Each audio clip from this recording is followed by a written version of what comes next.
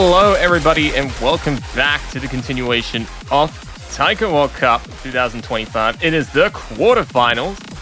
I am your commentator, Beat43210, and today we're going to be covering the exciting matchup between our current Osu Taiko champions, Japan, and Malaysia. Joining me today is going to be none other than N-Wolf. How you doing?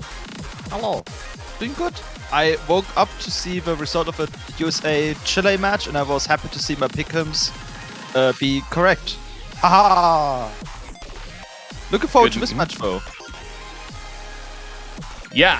Malaysia, off the back of a very well-hyped-up matchup last week against Australia, has won the right, or the curse, depending how you see it, to face Japan in the quarterfinals of Taiko World Cup. So they're going straight into it. We've missed the rolls. That's very unfortunate.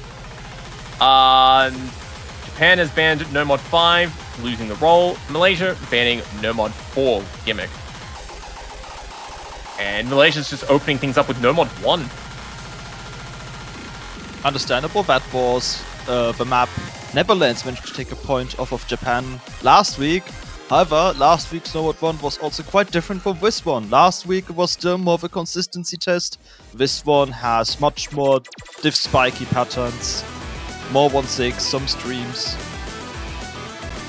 Yep, just all sorts of wonderful patterns to keep the players on their toes. We have seen some very spicy results in this map, and we expect more to continue, especially throughout the remaining matches this week.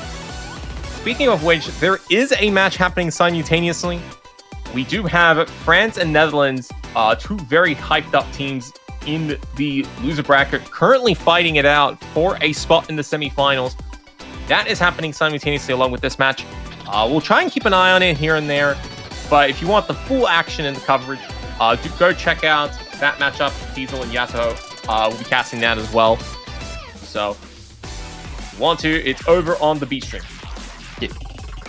Notable for them, they managed a huge upset each yesterday, winning on tiebreaker against Australia and Netherlands respectively.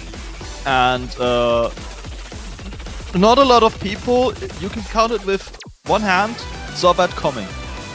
Literally nobody. Like, it's been actually crazy how many tiebreakers we saw in between those two matches. Not only the results, but then on top of that, just this week in general has been one of the craziest quarterfinals in all of Taiko World Cup history. Indeed. We've had at least 4 tiebreakers. Yep. At least. I think that's a record, at least for quarterfinals and larger. But we'll get a check on that once this weekend wraps up and we get the true number. But it'll be 5. It could be. But let's see. Can Malaysia add to that statistic? Oh. Okay. Jerry and Henny missed number 1-6.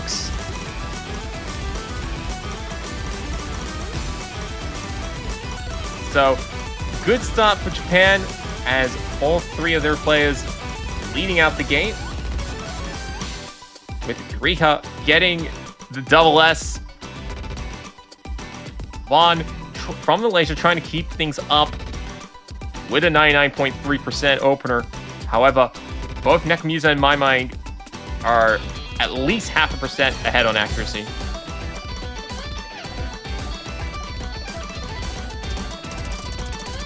Yeah, Malaysia had early drops, have another drop right now with Handit missing before the section, but Maimai also trading. And so far, Japan looking quite comfortable. But as the scroll speed speeds up, will anyone get caught off guard? No. That is... Yes. Yeah? Handit, Oh no, Henny once again found a miss. I think Henny got caught in the transition in between 2 sections of the song. A little unfortunate. But Japan's just continuing to show very strong dominance in this opening pick. Riha still on the double S. Vaughn catching up to Maimai. Over, actually equal on... Wait, no, Vaughn's actually ahead of my mind. Yeah, my mind missed. Yeah, my mind has missed. So that's combo difference. Letting Bond at least catch up to Japan's third player. However, there is a big choke there. That's going to allow Japan to just get away from Malaysia here. And he'd missing once again on the stream, leading out of his low BPM section. Ari Hartley, Kumusia do not care about anything the map throws at them. Jerry also holding a full combo. But no, it's not even a full combo. Jerry holding a reverse full combo. Missing very, very, very early the map. Yep. But Riha still on that double S, looking to show some dominance. But there's still plenty of time for a miss here.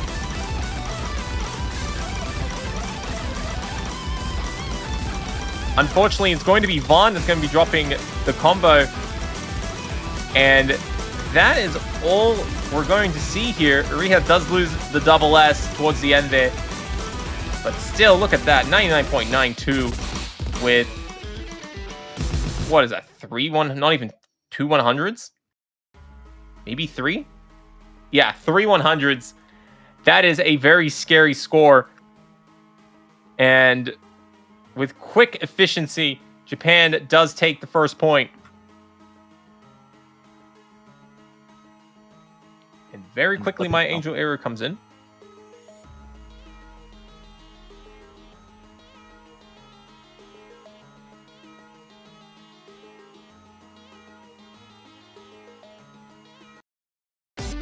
Nice, we're going with 3-1. Something they banned last week.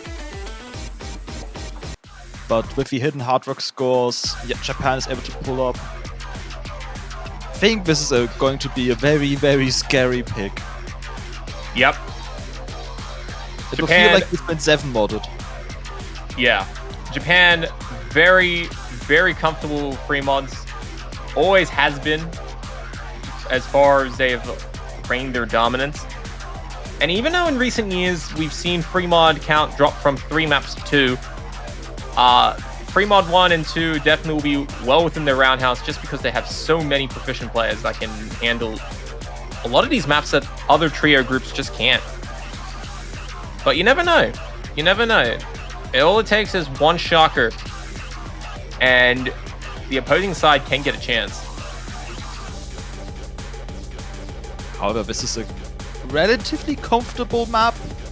It has some whack patterns, but other than that, it's not terribly difficult to read because it doesn't change the slider velocity ever.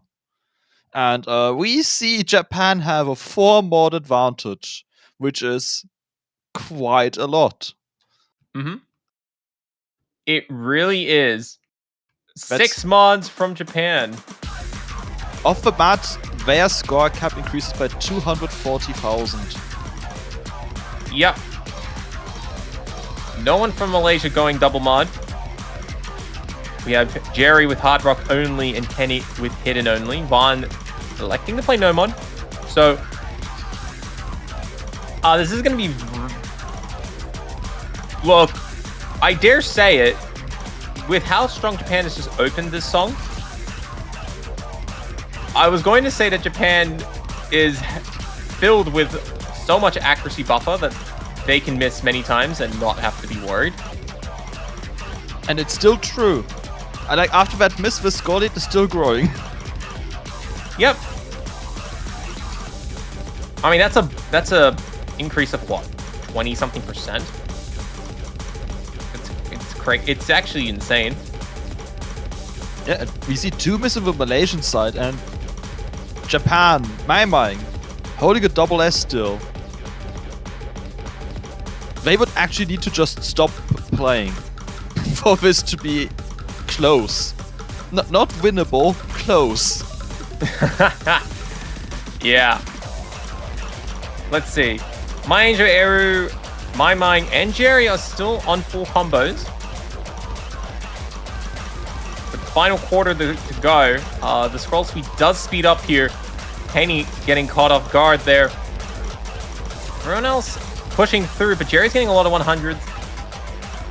Riha does drop a combo.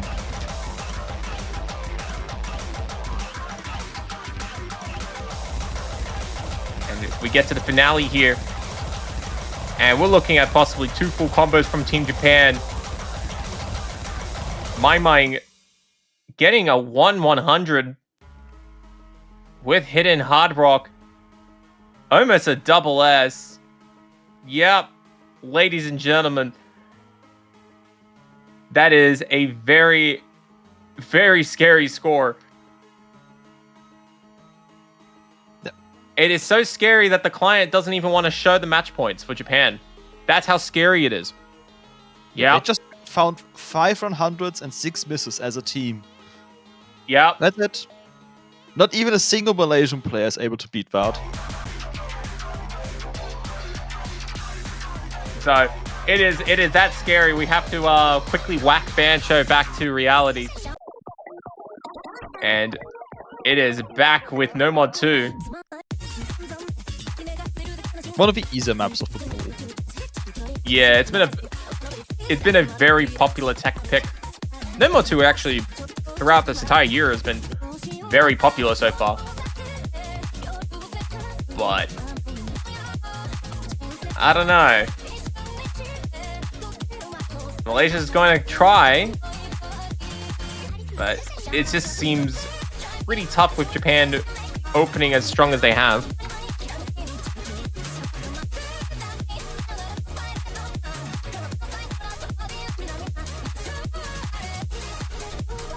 Malaysia just needs to hold strong and hope that Japan drops like they kind of did on No Mod 1 last week. To have an opening. All right. So, No Mod 2, 2 minutes in length, very short, very technically challenging. A lot of snap changes, a bit awkward positionings as well. Accuracy, very hard to maintain. Just because it's just hard to constantly be fluctuating in and out of the rhythm. So, we see Mai struggling out the gate. But the accuracy is shifting it back to Japan's side anyway. Ariha once again holding a double S. Nikomusia having 1 or 2 100s. Henid finding quite a few, dropping to 97%.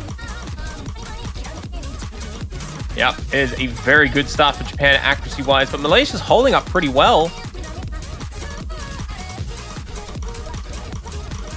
Henny will be the first player to drop, but Ariha also dropping back has been struggling a little bit for, consistency in this matchup.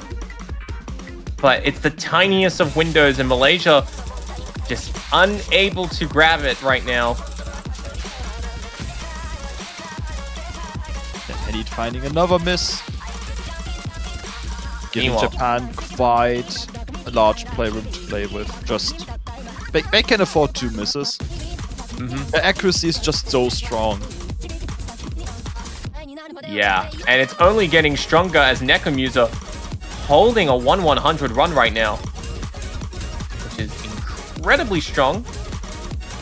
Mai supporting well behind with a 99.7% full combo.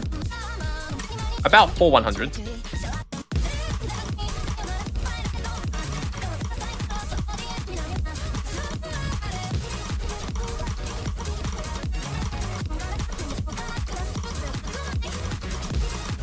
And yeah, the song is going to wrap up.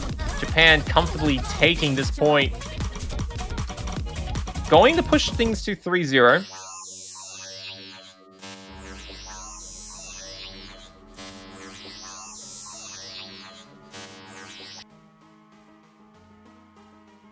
Yep, and it's back to Japan with a pick.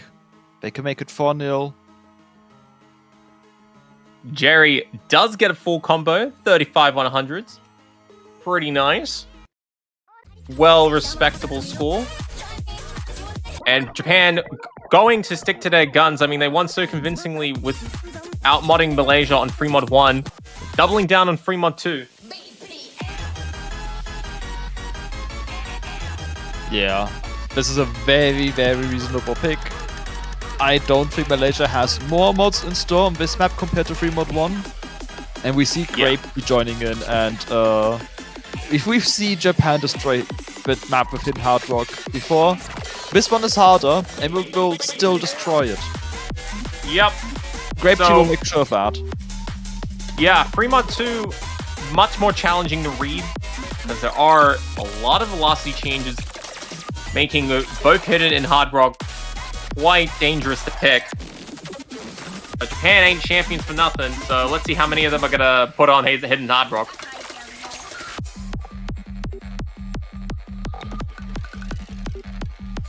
Might be all 3. It's very likely. Could be. Yep. Yep. Alright, we're seeing the exact same matchups in terms of the mod composition. The only difference is that Grape Tea is stepping in for Ariha. Fairly good choice, given that Ariha has been suffering a majority of the misses within the Japanese team. China, you know, fix the leaking holes, just in case.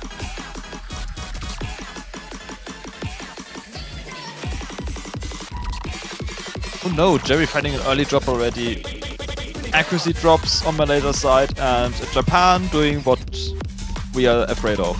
Yep, Japan. A double S. All 3 players in Japan opening this song with a double S. Little scary. Of course, it's not going to last for very long, but the fact that they almost made it through a quarter of the map with all 3 of them holding is scary enough in on itself. Yeah, finally, the slowdown claimed the final double S they had, but also it claimed Hadid's combo as well as Jerry's. 100%. Vaughn, the only player remaining on the Malaysian side with a full combo, however, playing on no mod, so even a high 99 is not going to mean much against 2 mods of similar accuracy.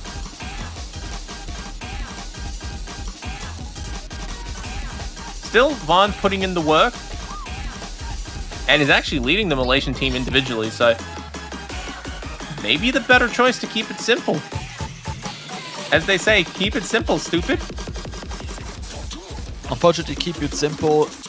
It doesn't work against Japan, don't get me wrong, but it does work for looking good.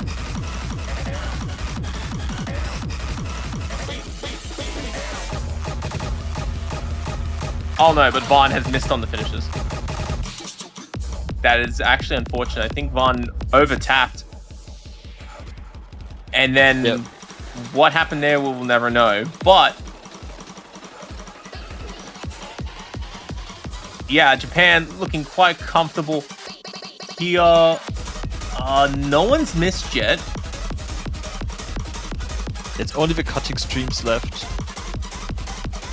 Yeah, and the second half is more intense than the first half. My mind will be the first player from Japan to drop this late in the song.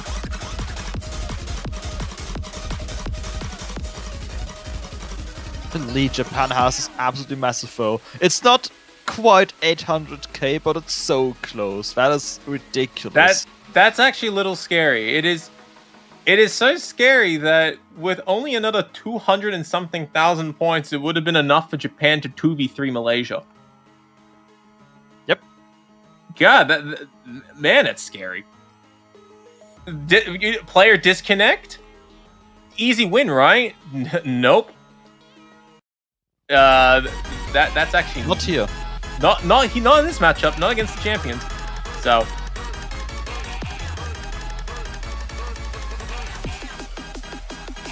It's just crazy, especially because how strong Japan is. You know, as long as they can comfortably play 6 mod, if the other team can't do it, you can just straight up just win by scoring 1 million points each. Oh. Alright, Malaysia going with the rolling strategy. Hold up, he rolled an 8. Why did he jump straight to DT2? Yeah, that's not correct. What fake counting is that? Everyone knows you That go is not from left to correct. right. This should be hard work too, but I guess they don't want that. Like, you know how sometimes when you can't decide between pizza or pasta, you make a coin flip, and if you're disappointed by the result, you know you should pick the other thing. You're so Maybe that's right. what they were doing. You're so right. Actually insane how correct you are.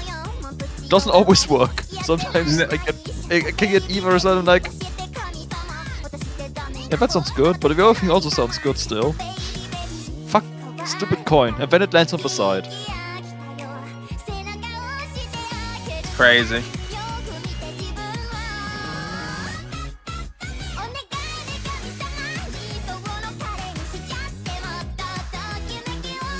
Meanwhile, in the other matchup between France and New Zealand, France has just won on No Mod 6. They won by a 250,000 score, so comfortable win. So they're only at 1-1 between the two of them. So if this matchup wraps up nice and early, you guys are not going to be missing out much in that other matchup. So good thing to see that this match is going quickly, that other match is going slowly. Yep. Gotta love it. See more player swaps on Japan's side. Can't Oh yeah. Yeah, can too. Just, you know, trying to get some airtime. Why not? They ain't gonna be touching no dead air in this week, like many other teams have so far with the tiebreaker maps. Yep.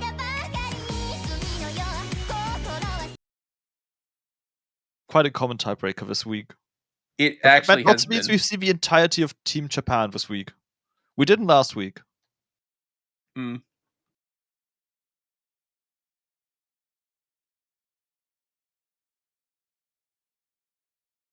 DT2, a Japan staple, since always. Since always.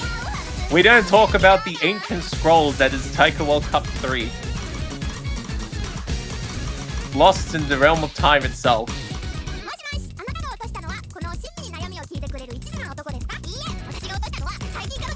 Cantu looking to make a showing and is doing so.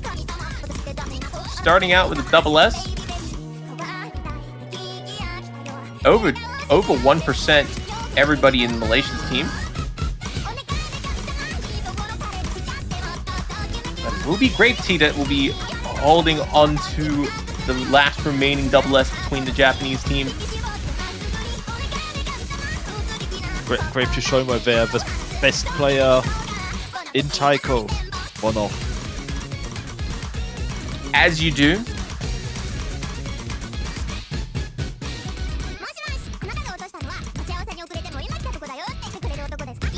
Jerry and Henny both still at the... Jerry still at 99% accuracy. Holding strong. Yeah. Malaysia only having one full combo remaining in the form of Jerry. Trying to represent.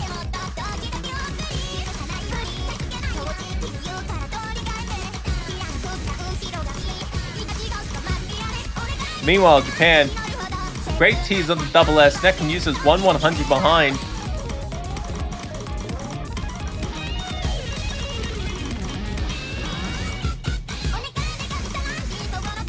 All the full combos are still intact. One found in the streams, but that's it.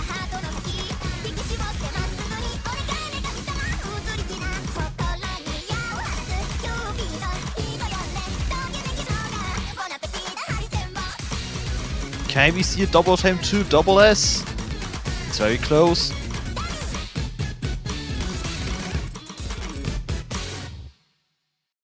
We do! Grape Tea getting the double S. Nekomusa, Kanto, and Jerry all finding a very strong full combo on their own. Yep. And keep in mind, with OD, the OD on double time maps are higher. So it is actually much tougher to get a double S because of that. And Grape Tea's done it. Nekamusa only 100 behind. And Cantu getting 8 100s. So, Japan 5-0, looking to try and take this down with one remaining map. Malaysia desperately trying to get on the board. It's not looking great, I'll be honest. You know, we have seen a few fruitful combos here and there between the Malaysian team, but not enough to collectively front an assault against the fortress. Sorry, not even the fortress, the citadel. That is the Japanese team in this week. So, don't worry, my mind will now play for Malaysia. Wait, what? Yeah, let them cook. Cook. They're playing D2-1. Let them cook. Okay. Great. We just have to trick my mind to play for the wrong team. Very easy.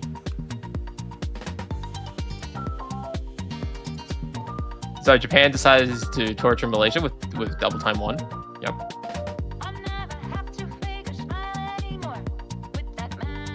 Not just as difficult as the couple last DT1s we've had, which were also not played a lot. This one has been a little bit more common as a pick.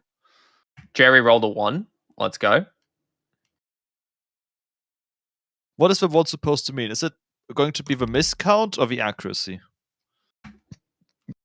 Why not both? Alright, let's go.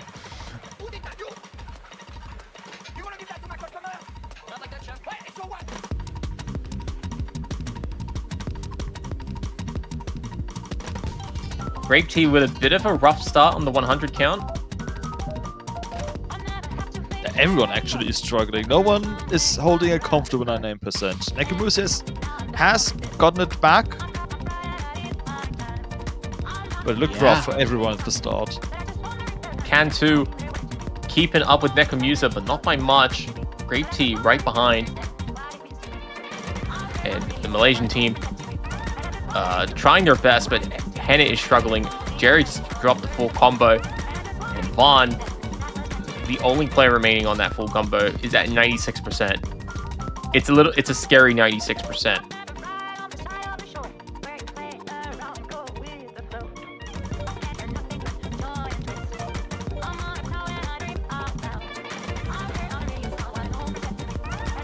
Cantu's trying to get to 99% accuracy as well, like the rest of his team managed. It is a little funny to see Japan struggling that much early on, relative to what we've been seeing throughout the entirety of the match. But they have recovered fairly quickly. Yeah, it doesn't surprise me too much on this song, because at the beginning you don't have a lot of music to go by that gets you in a stable rhythm. And it's not like the map warms you up to it either, so you know, you're either going to hit it or you're gonna snap and you're not. So it's a little bit of 2017's hidden legendary map Slit moment, where the intro just didn't give you anything to go by for accuracy, but destroyed you anyway. Yeah, good days, the good old days. Anyways, that's going to be the end of the match. Japan sweeping Malaysia quite comfortably 6-0 with 3 full combos on the Japanese side to wrap up DT1. Vaughn, for his efforts, does get a full combo. Very nice. So, not too surprising within the expected matchups. The pick'ems were wildly in Japan's favor, as it usually is. But, you know, I guess Japan really wanted to try and send a message after last week. They did suffer a shock drop on Nomod 1. So, they just wanted to restore the status quo, keep things in the usual scene of things. And they've won. So, Japan moving on to the semifinals, where... who are they facing? They're facing Taiwan. Yep, Taiwan. So Japan and Taiwan going to be playing next week. Asian-friendly matchup. Let's go. Malaysia, on the other hand, dropping to the losers bracket and facing the winner of United Kingdom versus Slovakia, which will we see later today. Yep. All right, so that's going to be it for now. We're going to keep things nice and quick because we do have the other matchup that's currently going on. So I'll hop on over to Netherlands and New Zealand as they're clashing it out. Currently at a 3-1 result as France is taking a lead. Will it hold? We'll find out momentarily as we move over to the B stream. And later today, we have Turkey, Indonesia, Russia, and Finland, and the UK against Slovakia to wrap up the weekend. So, Enwolf, do you want to say anything before we wrap things up? I'll see you all later. Yep. No worries. I'll do it later. Excellent. And that's going to be it, everybody. Thank you all for tuning into the Taiko World Cup quarterfinals matchup. And we'll see you all next time.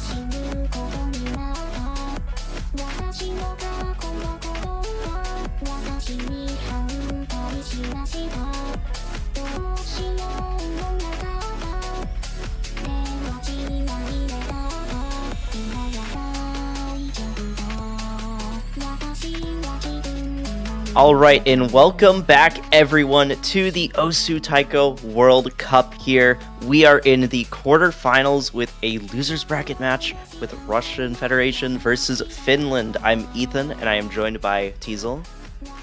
Hello. Once again, I feel like this is one of the matches that has a lot of potential to end up being quite close.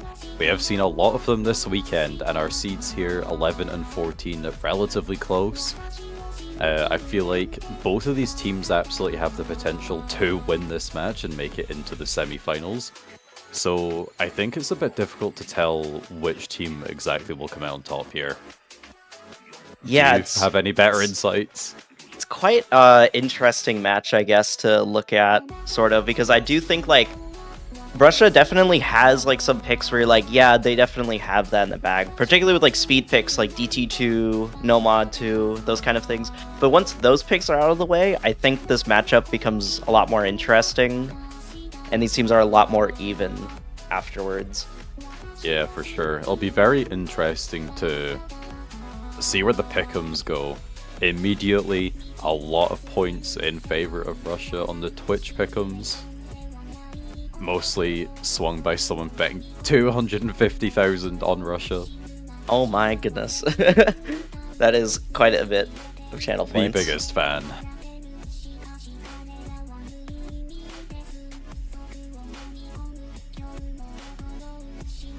Alright, looks like Finland is going to be the first team to ban here.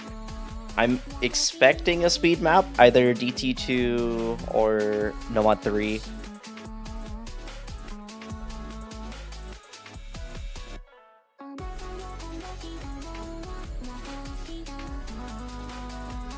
Yeah, it seems like they're taking their time to consider exactly what they want to ban. Double checking it is what they want to do.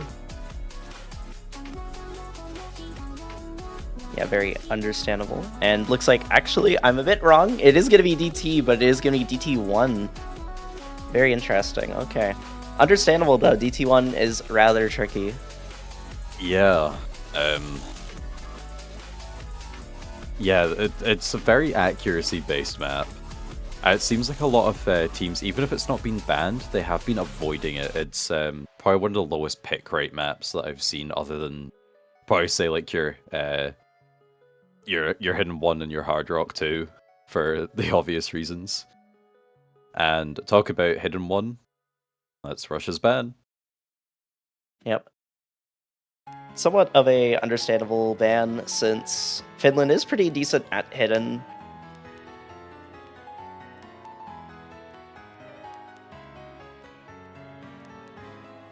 And now Russia picking first. Looks like they're going straight into Nomad 2 here.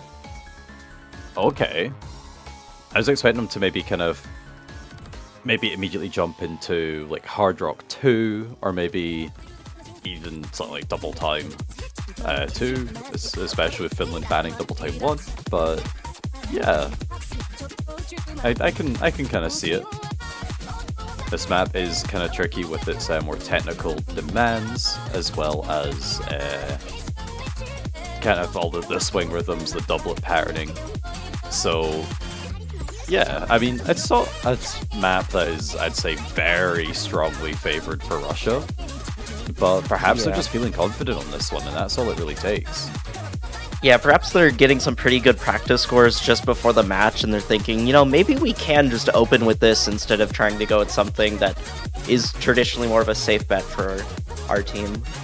And it can work out pretty well. If you can get like a really close pick just out of the way right away, it can make those later picks where things would usually be a lot more dicey and potentially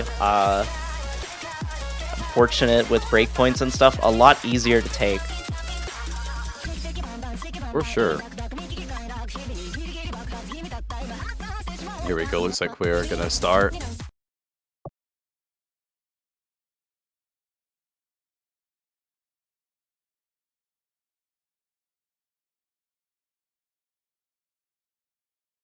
Right Alright. now, getting into Nomad 2, it is going to be Russia's first pick of this match here. It's a bit of a short map, only 2 minutes long, but quite a bit packed into it. Already a few 100s here from some of these early patterns. Russia does take the very early accuracy lead. Anti with a miss. And It's an Dusty unfortunate dropping miss. the accuracy down into the mid 97s. Yeah, this is looking Bit of pretty lessons. good. Let's see if they can keep up this accuracy and these combos. So far, it's looking really good for Russia. Yeah, as long as they don't find any significant kind of mistakes themselves. They just need to hold on to the FCs, keep the accuracy high, and it'll be very difficult for Finland to catch up.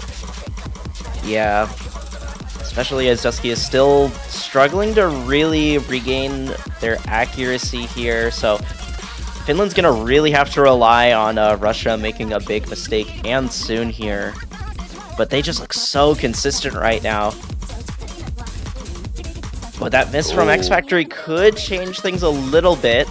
It was only one miss, though, unfortunately, for the side of Finland. So if they're hoping for a breakpoint, Russia's going to have to miss a lot more or have a severe accuracy drop.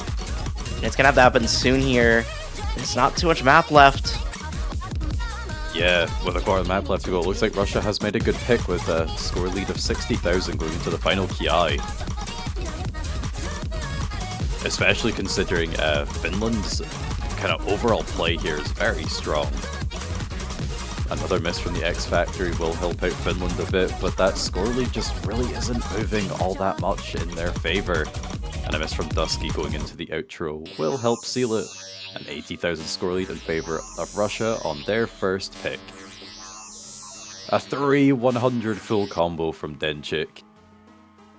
Wow, very impressive 7-100 score there. FC from Taiko Shilla, 21 from Gamer's Decision on the full combo. And the most misses being 3 by the X Factory. Yeah, overall, not a lot of misses from both teams, really. It came down to just mostly accuracy really determining that.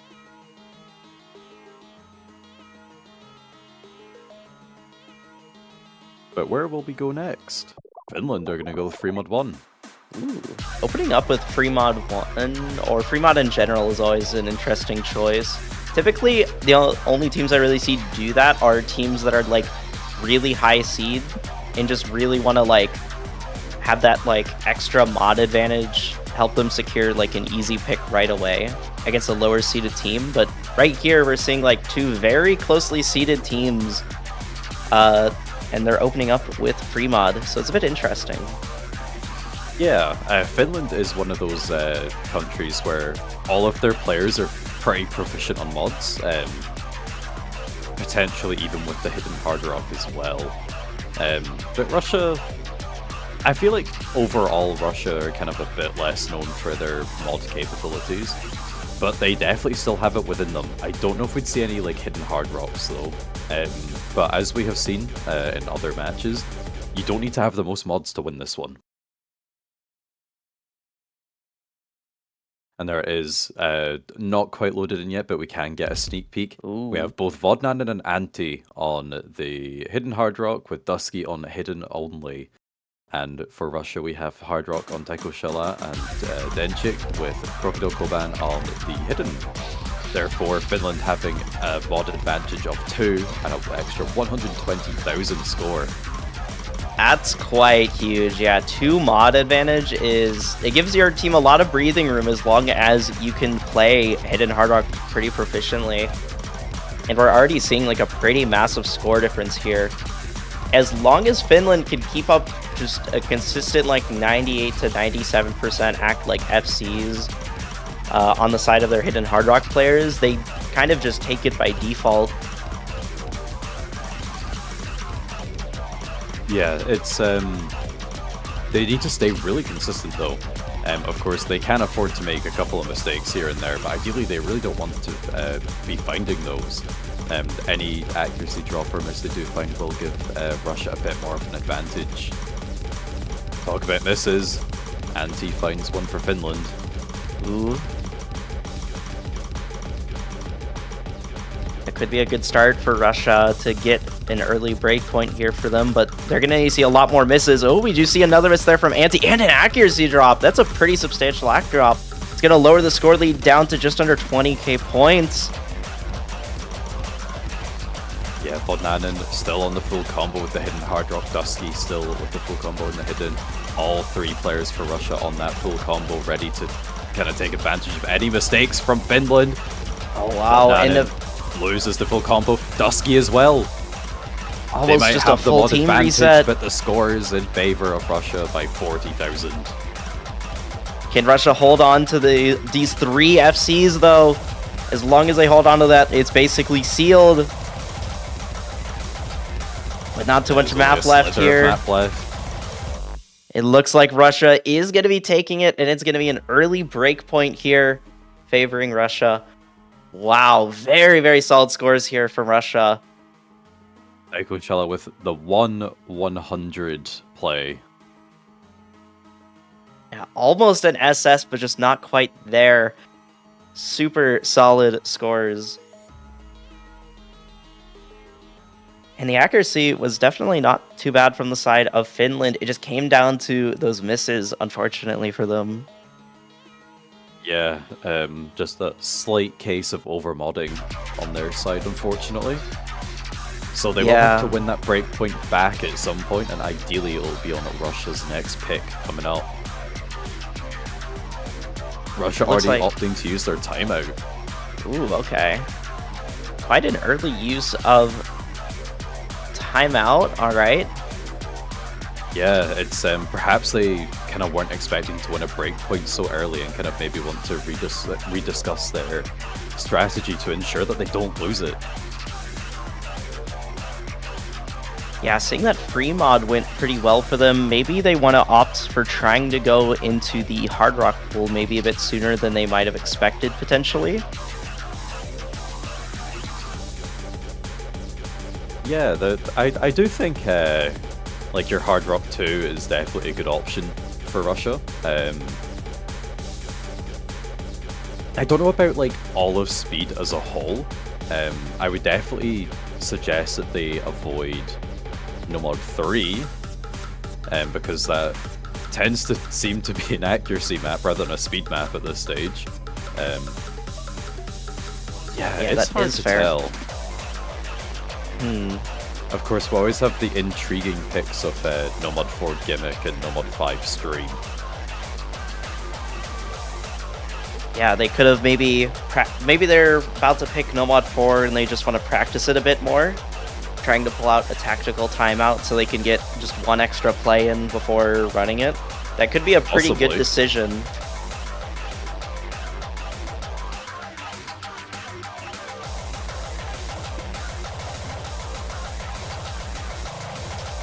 Yeah, I feel like Russia probably want to avoid the free mod 2 here, just in case Finland manage to stack on extra mods and don't miss. Yeah. So I'd say that's off the table. Double time 2. I don't know. I will say Finland did get a pretty good score on DT2. Russia, I believe, yeah, they got a 3-way FC last time they played it. So it is a good pick for them, but Finland also had some pretty good scores lined up on their end. So it can be a bit risky. There is also Hidden 2 open, which I feel like would potentially favor Finland more, because the players on the side of Russia tend to lean more towards hard rock over Hidden. It is 250 BPM though, so Hidden doesn't have as much of a reading effect generally. But they've decided to go with Nomad 6. Okay. The kind of speed tech map. A little bit interesting, but definitely I could see why Russia would pick this map. after Nomad 2 going pretty well for them.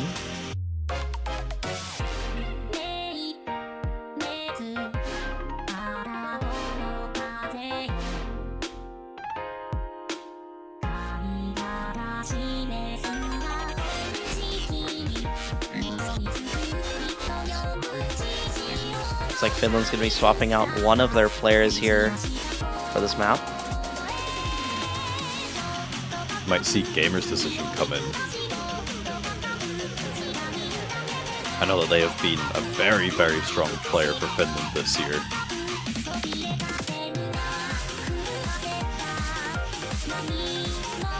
Yeah, they were in on Nomad 2, and they did get the best score out of everyone on the side of Finland on that pick in particular. So definitely a very capable player on these kind of maps, and looks like we will be seeing them again.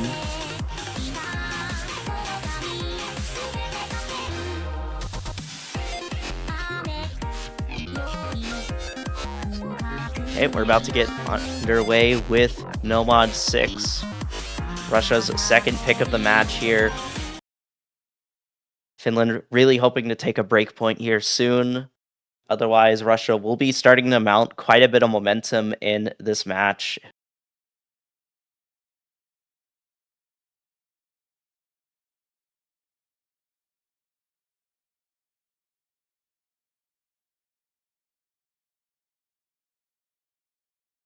Yeah, ideally Finland would win a breakpoint on this map. It doesn't have to be the map that they win the breakpoint on, but they do have to get it at some point. Yeah, it has happened at some point, so definitely better to do it sooner rather than later. Ooh, an early miss there from Denchik.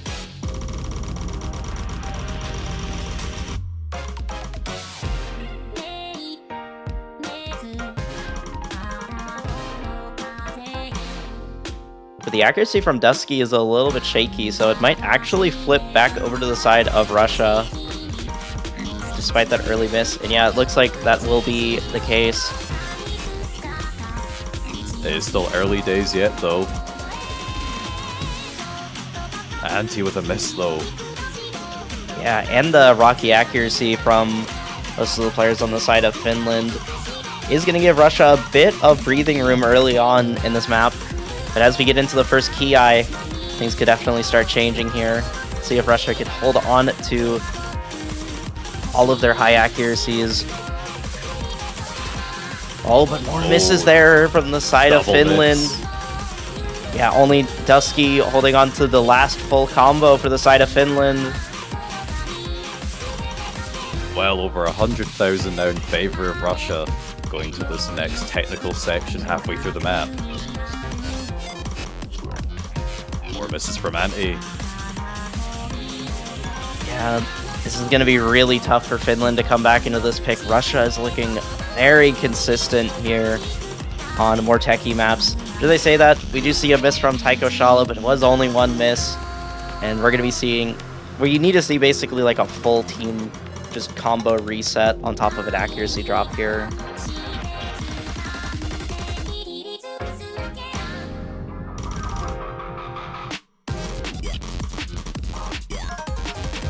Here we go, last section of the map. Double miss from Finland, Gamer's Decision and Anti going down, resetting that combo.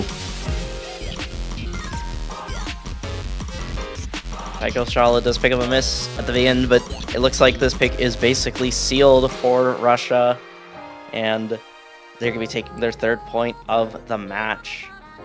We have a full combo from Crocodile Koban and Denchik with the 2 miss. I believe actually being a reverse choke. Very similar to Dusky as well.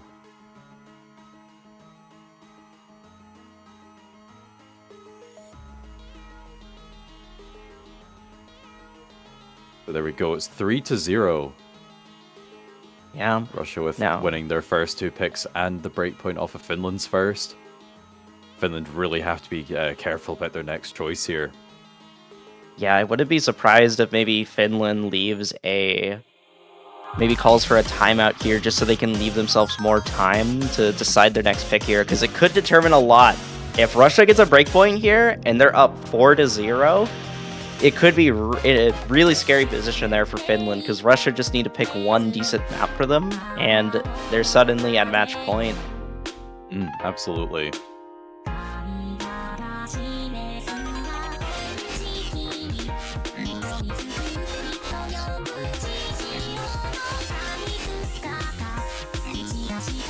It looks like we'll be seeing Hidden 2, a map that I definitely think favors Finland, but I wouldn't count Russia out completely, since the map is a bit faster, so it is a little bit easier to read with Hidden. I think they're just going to try anything that they can, though. Yeah, it's not easier to read with it, but it's definitely a bit easier than if it was a lot slower of a map. Yeah, we have Dusky swapping out for BFKB 113 PPK, and it looks like Septify MK is coming in for Russia for the first time this match as well.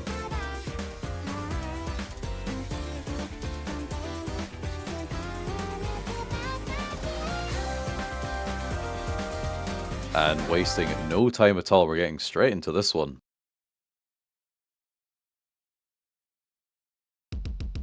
Yep. Finland need to take this pick here. Quite a lot of pressure on them here, but this is their second pick of the match, so they have to be feeling pretty confident on it.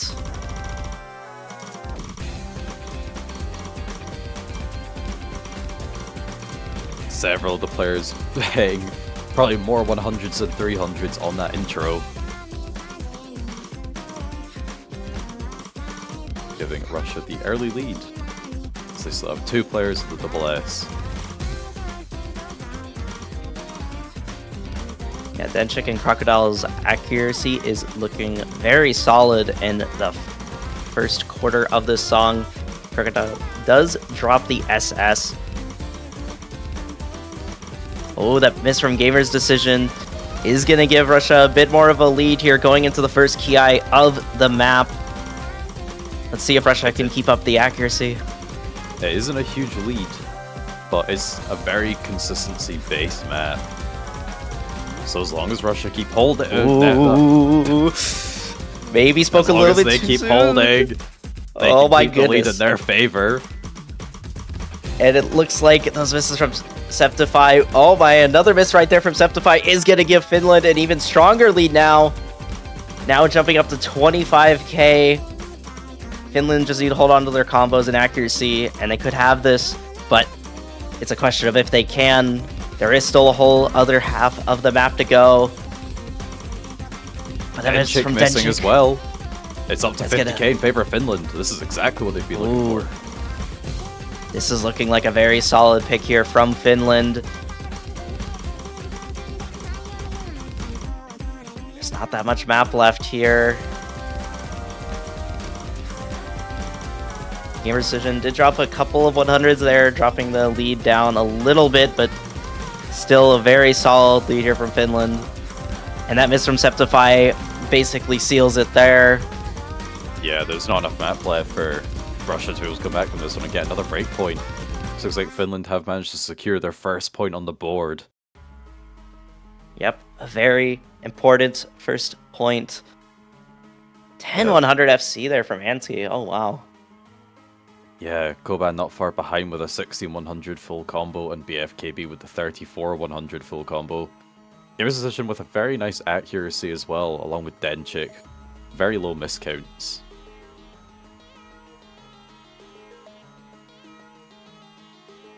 Like Denchik only 20 points lower than BFKB despite 4 misses. Oh, wow. That is pretty crazy.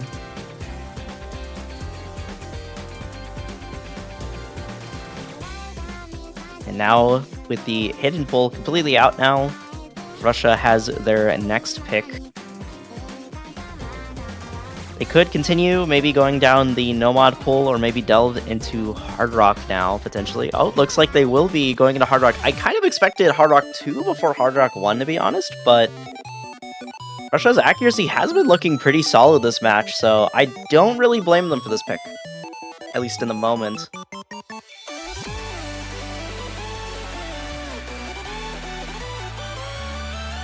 Yeah, this one is I feel like it makes sense to see Russia go this one. I'm surprised they decided to go for Hard Rock 2 instead of Hard Rock 1. Because this is kind of a speedy style map as well, just the way that the snappings work out. It's definitely not 160 BPM, that's for sure. Definitely doesn't feel that way with how it plays.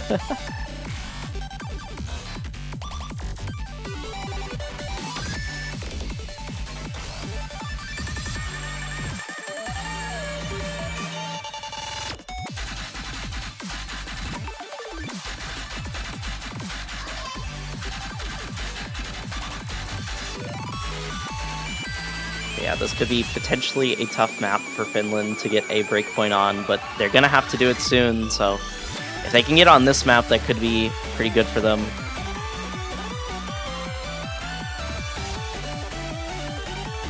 Yeah, I mean, I definitely think Finland have a good chance of this one as well. Seeing seeing Gamer's Decision, Andy, and Vodnanen there, all three in the lobby, is a good sign, especially for Hard Rock. But pairing that against Crocodile Koban, Denchik, and Taiko Shala, it's a tough matchup here.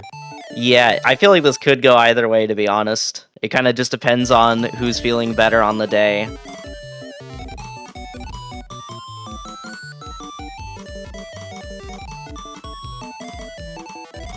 Yeah, of course, the intro accuracy is going in favor of Finland, but the real story will begin once we get into the speed up section.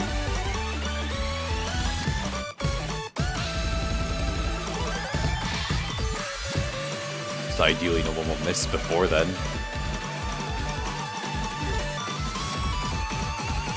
Alright, the build up.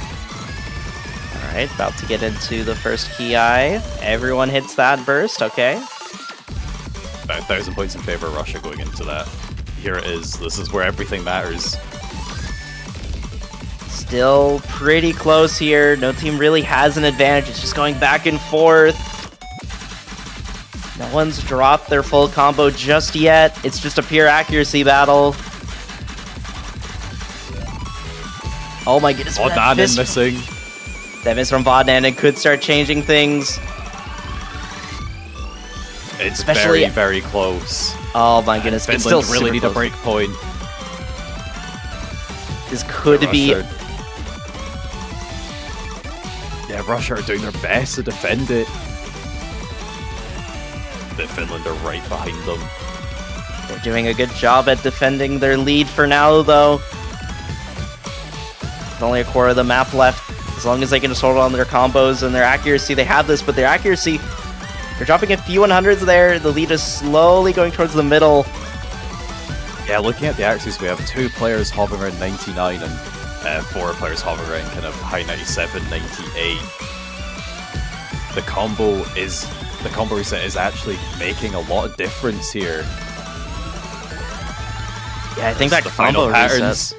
Oh, Taiko Shala misses. Oh, but it's not enough. If that miss was towards like the middle instead of on the last like 4 notes, that could have mattered a lot more there. But I think the combo difference might have really came in handy there for Russia on that pick. Yeah. Well, looking at it now, the 100 count is a bit higher for Finland, but it's really not by much. It's just like a few 100 difference. Like outside of the misses, like it was incredibly close there. Potentially, because of those misses at the end from Taiko Shala, if Vodnanen didn't miss at the middle of the map, maybe they could have just barely taken it. Possibly. It would have been unbelievably close. I would have to like actually do the numbers in my head to like really see if that would have mattered or not, because it's like the last 4 notes of the song. But yeah, potentially, man, that's a really unfortunate attempt there, because if Finland got that breakpoint right there, that definitely could have helped their momentum shift a lot in this match here, winning 2 maps in a row.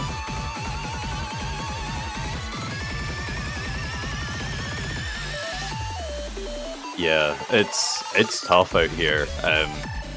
Of course, we're back over to Finland. They absolutely cannot afford to give up another breakpoint, because that would give Russia match point, which would force Finland into a tiebreaker if they want to win. But if anything, with what we've seen this weekend, that would probably favor them. As it is, all 4 tiebreakers have resulted in the lower seeded team winning. Yeah. And looks like we're going into Nomad 3, which, even though it is the speed map of the pool, we have seen a lot of teams put up some pretty good scores, and it's mostly coming down to accuracy, it seems like, which is quite interesting. Yeah, it's difficult to, like, I don't know why it's the case. I think it could just be that it's a very comfortable map, but I'm just surprised at how many teams have managed to get 3 players on that can get high accuracy full combos on this. Yeah, but perhaps it's pretty impressive. I think it could perhaps kind of be a product of the recent meta being very speed oriented. I'm noticing that in the past, a lot of like the new quickly rising up players were ones that could just spam lots of 1-6. And now it seems to more be the case that they can just spam unbelievable speeds. Yeah, it's kind of interesting to see that sort of shift in the player base, I feel like. I feel like almost everyone was sort of trying to get a lot better at tech and stuff. But now we're seeing more of a rise in everyone trying to get really good at speed, just due to the overall meta, I guess, of getting high PP scores and such.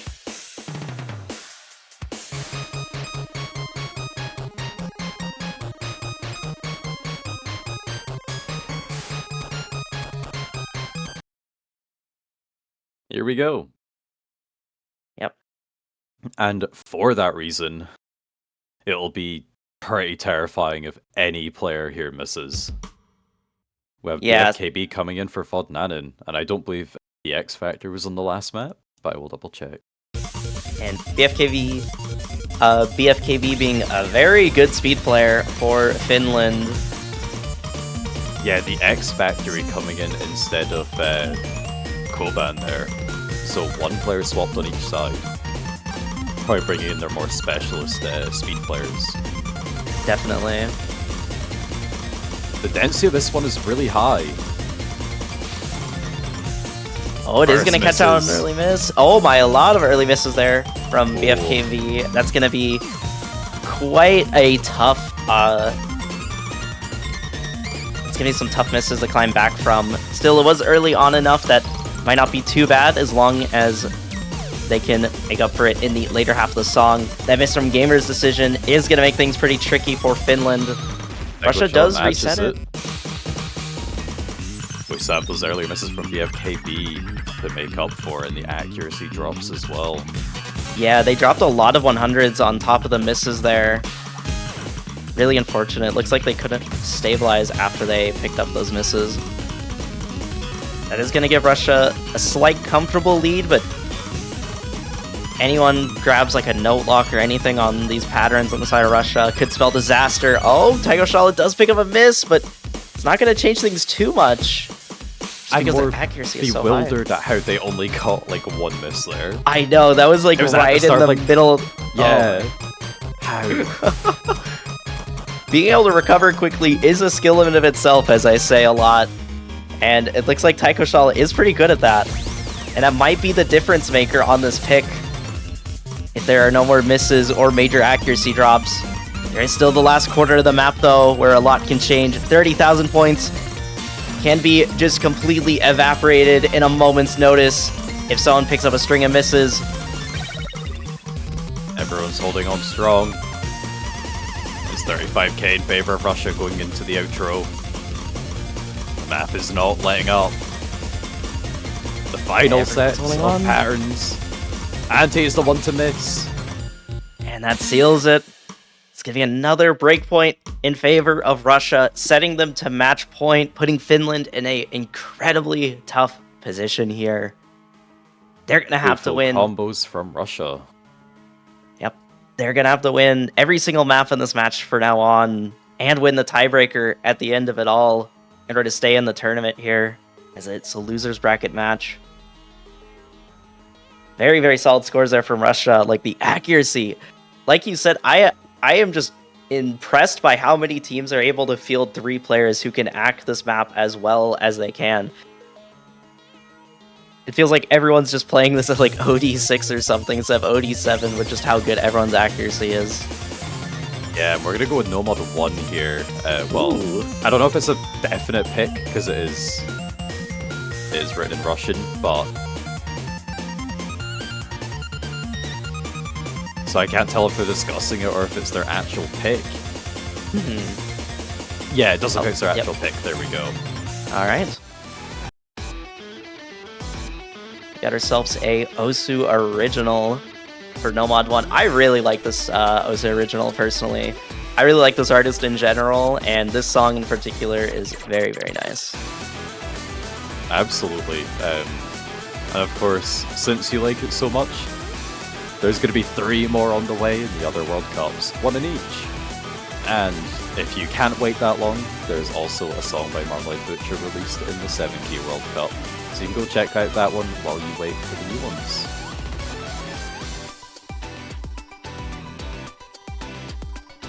Yeah, definitely make sure to check that out if you have the time.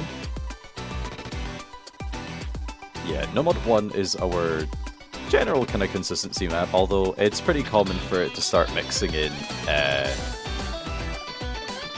kind of 1-3, kind of some more denser 1-6 and that. It just has like a very minor amount of everything. Towards the end of the map, we start seeing some streams as well, so... And particularly in the middle, there's some pretty fast streams. It's there's a BPM drop, but then it goes up to 1-6. Just to catch the players out with the decreasing SP as well, making it difficult to read. It's got a little bit of everything for the most part, which is kind of what you see out of Nomad 1 picks typically nowadays, especially in the later stages of the tournament.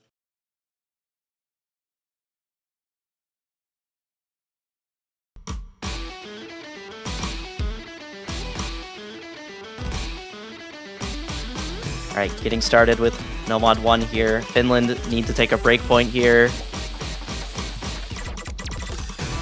Lots of pressure on them. Let's see if they can keep up their composure and mount a momentous comeback, or if Russia will shut them down and move on to the semifinals. Early breaks from Ante. Yeah, that's not going to be a good sign here, but there is still quite a bit of map left. It's one of the longer maps in the pool at a little over 3 minutes. Definitely lots of time to catch up. Yeah, Finland gonna have to win the next 4 maps in a row, 2 of them being Russia's picks. Winning back those breakpoints as well as winning 2 of their own to take it to a tiebreaker. A miss from Dusky is gonna give Russia even more of an advantage here. Ooh, but almost. That was a huge drop actually from Russia. Both Crocodile and X Factory with pretty substantial drops there is gonna help try to give Finland the advantage. Although the accuracy drops from the side of Finland, Pretty Dusky dropped a lot of 100s after they missed, is gonna make things hard. And the node lock. Oh my goodness. Crazy no lock from Gamer's decision, unfortunately for Finland. The Russia fans will be cheering though as they have a score lead of 40,000 once again. Yeah, just as things were looking a bit up for Finland there, that node lock is going to make things incredibly tricky for them to come back in on the second half of this map, as now they have to climb up from a nearly 50,000 point deficit.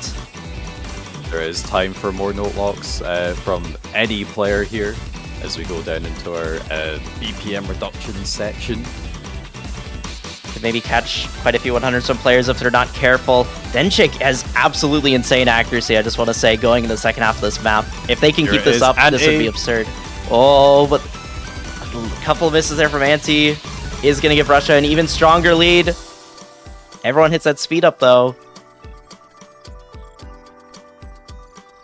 And the score lead is now climbing up to above 90,000 points, almost 100k. And it's looking grim for Finland here. There is still a chance at a comeback into this map, but it's going to require quite a bit. And that miss from Dusky is going to make things a bit more challenging. Yeah, it's very rare that you see a score difference of over 100,000 made up for, but it is possible. We still have some more streams coming up in this higher SV section, the end of the map. The pressure will be higher.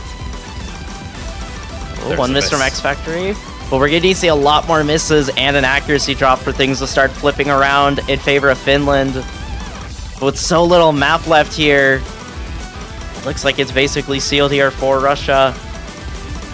They're determined to take the victory, advance on into the semi-finals. All they have to do is keep pushing hard for the last couple seconds. And the final patterns of the map. And it looks like it will be sealed. Finland will be knocked out of the tournament, unfortunately, but Russia will be advancing on into the semi-finals, where they will have, honestly, quite a scary match. They'll be playing against Singapore, the 4th seed of the tournament. A team that went to tiebreaker against Taiwan, the 5th seed of the tournament, and they did end up losing, so they did drop down to the lower bracket, but quite a scary matchup going into the semifinals for Russia. But Absolutely. with the accuracy consistency we have seen from Russia today, I wouldn't count them out completely. I would agree. I definitely think with the players that they have, you know, they're not one of those teams that you would name as like the #1 scaling team. But they're not a team that's going to fall off too quickly, especially at semi-finals. Like, if it was going into finals, quite possibly. But into semi-finals, I still think they have a lot of potential there. And as long as they practice really hard, I think they have a shot. But of course, this was a losers bracket match, so it does mean saying goodbye to Finland for this year.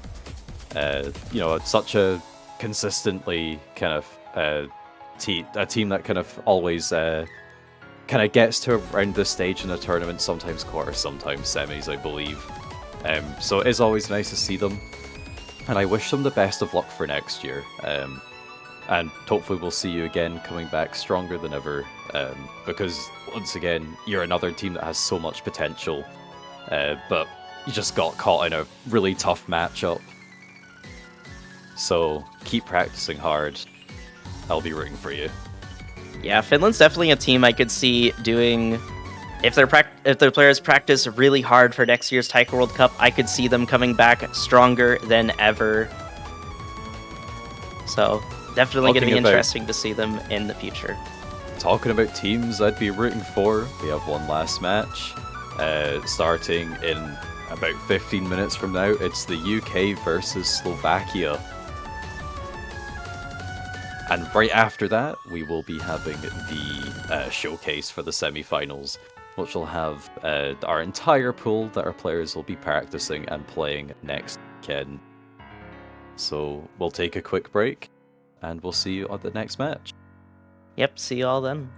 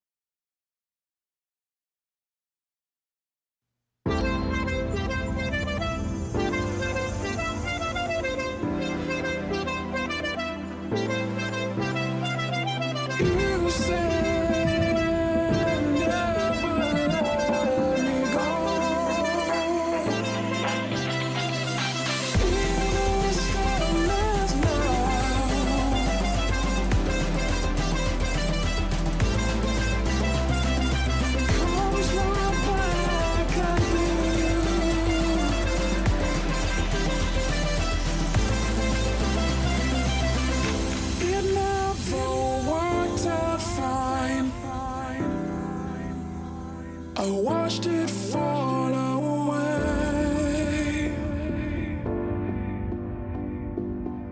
It slipped right through my fingers.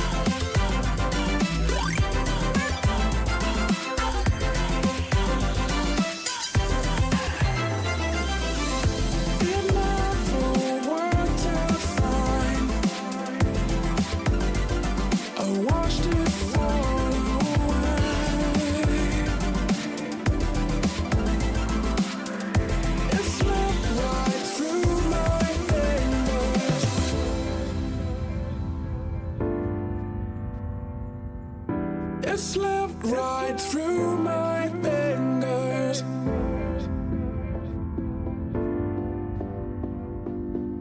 It slipped right through my fingers.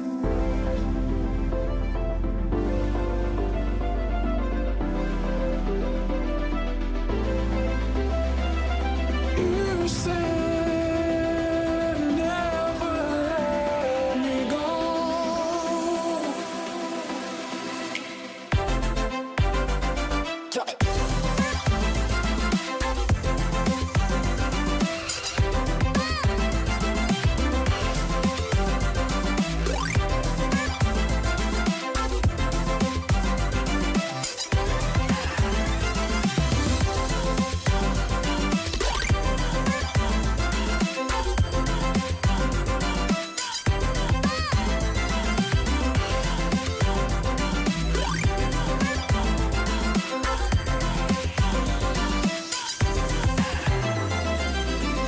It never worked out fine.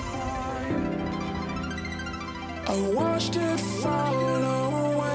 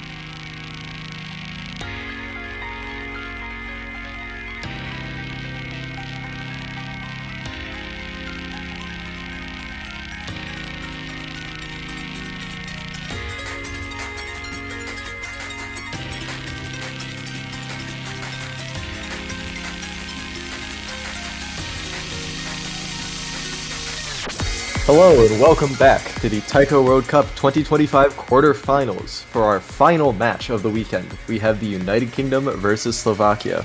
I'm Dryad X and I'm joined by Bronze Crank for our final match. Hello, hello, hello!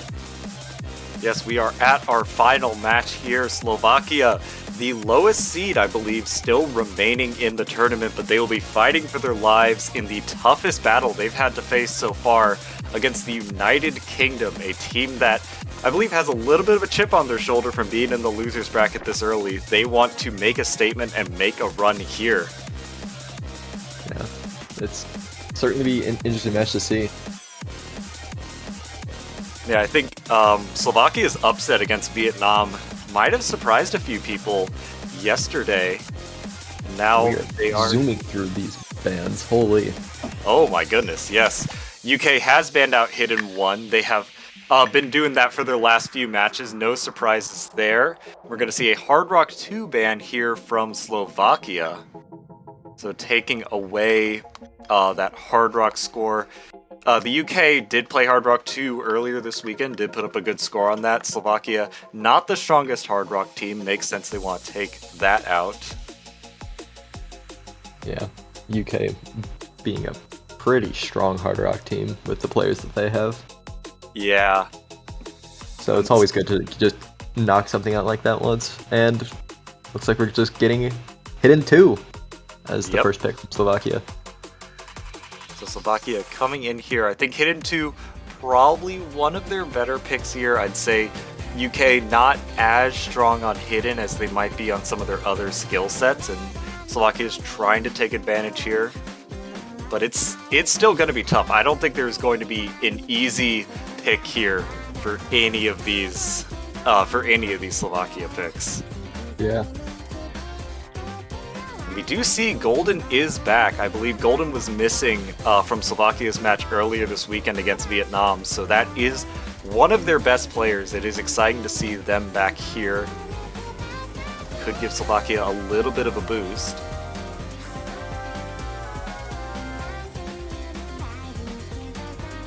Let's see.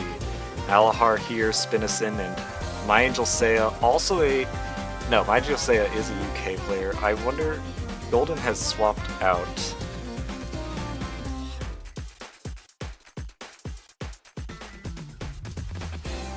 And we'll have to see Yeah. who the last player will be. I'm surprised we aren't seeing Never in here as well. Possibly Slovakia's best player. And has been in pretty much every map for Slovakia this tourney. I mean, we know Never is here. Never was the one that made the pick.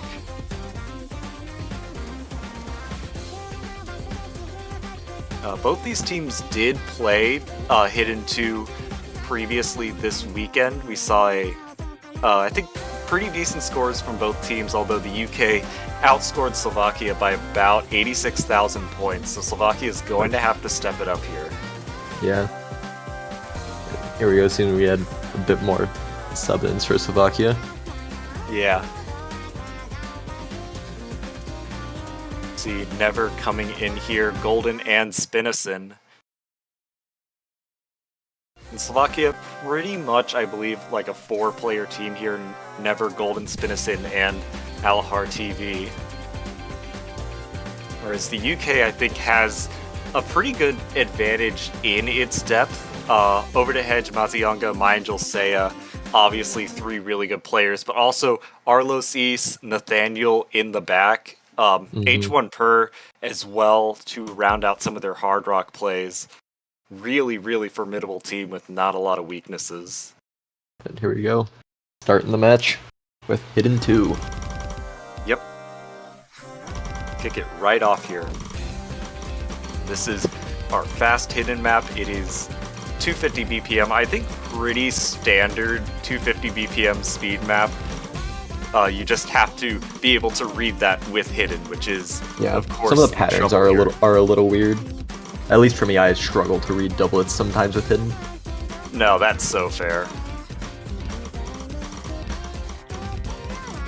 Yeah, I think there's also like some random 1/3s thrown in that can throw you off if you're locking yourself into just hitting 1/4. And Mazionga actually going to find the first miss here for the UK. Accuracy advantage was keeping the lead in the UK's favor, but flickered over to Slovakia there for a second. My Angel Seiya also finding a break. So now 2 FCs in advantage for Slovakia. They have a little bit of a lead here. The accuracy, though, still putting it in the UK's favor. But Spinasun really struggling to hit some of these patterns, hitting a lot of 100s, but still holding on to combo.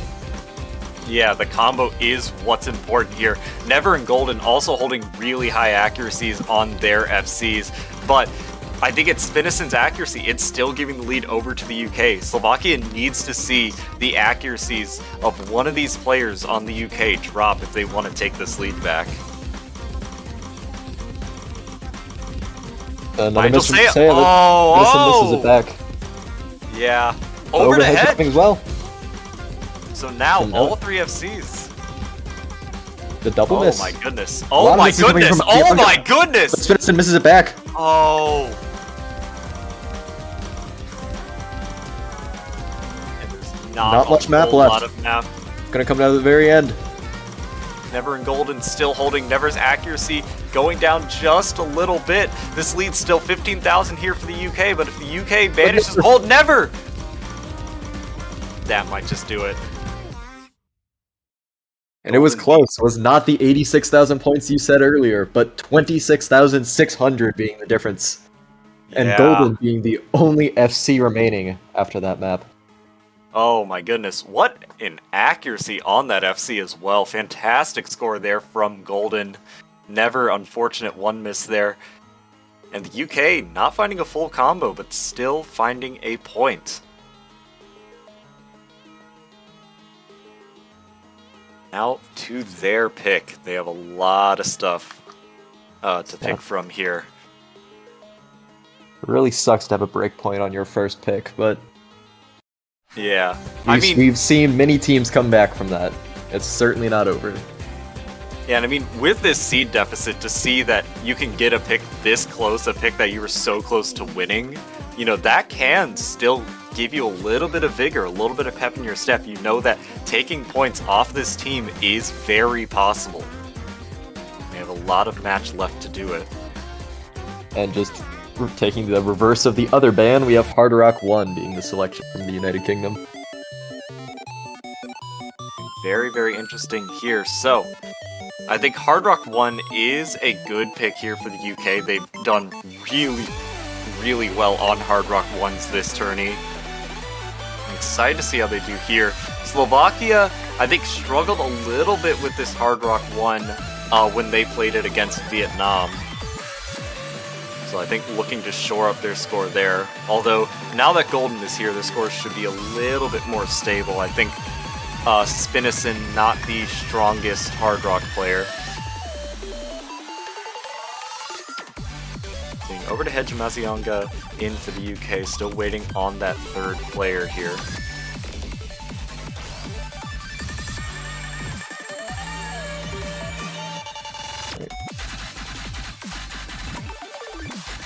Seeing maybe a couple possible subs out here. We're seeing Nathaniel come in here for the UK. Slovakia, I think, still deciding on player order, possibly. I'll have to see who they bring in.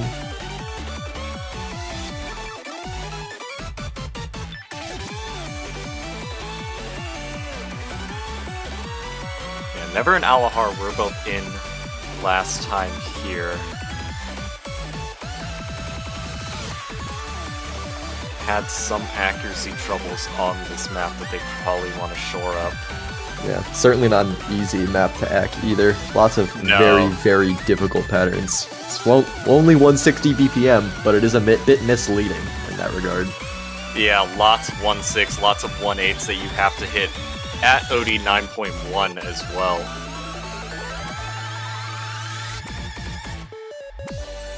Aliar. Alright, bet. And Golden and Never are coming back in here for Slovakia. And we are getting started with our second map of the match. Alright. Here we go. The UK's first pick. Yep. Let's see how they perform here. They have been a little bit scary on this Hard Rock 1. We'll see if that continues to be the case.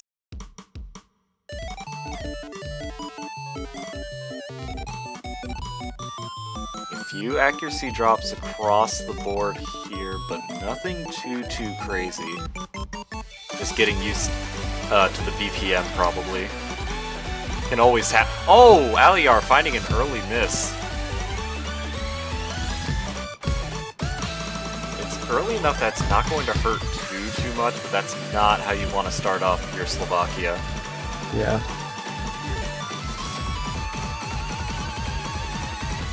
Now we are going to get into this map proper here. We're really going to see what these teams are made of on this Hard Rock 1.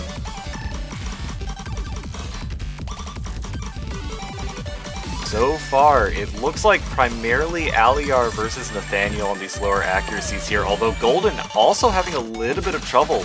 Never still holding really good accuracy here for Slovakia, but over to But hedge Nathaniel matching. finds miss. Ooh, so that does match the break from Aliar. Golden, though, going to trade it. That is certainly trouble for Slovakia. Two players now both struggling around the 98 accuracy mark compared to just one for the UK. Never still holding, but the accuracy is also dropping a little bit. Mazionga and Over to Hedge still over 99. Yeah, with about 30% of the chart left. 80,000 points is a pretty big difference to overcome. Yeah. I mean, it can certainly happen, but the UK would need to find a big collapse, and that's just not happening. Nathaniel on that recovery combo, well above that 400 combo mark. Slovakia needs to find something here. I don't think the UK is going to let them. Into this final pattern here. The UK Indeed. does take it. Yeah. It's not too surprising to see a performance like that after they banned Hard Rock 2. Yeah. Even still, never with 23-100 FC. Still very solid score. Yeah, Never and Aliar both outscoring their performance from earlier this weekend by quite a fair margin, but it just isn't enough against two monster FCs there from the UK. Mhm.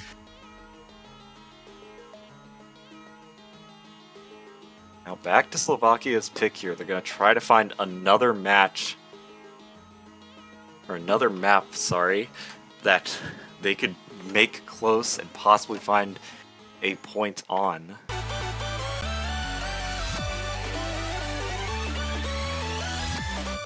Lots of stuff left. The entire Nomad pool, the DTs, the free mods. I'm probably expecting Slovakia to head into the Nomad pool next. I agree. The UK is a team that I would be a little afraid to pick free mod against. Yeah, and Slovakia I think is a team that does struggle with the free mods. I don't think they really have a player that's comfortable on Hidden Hard Rock, especially at this level.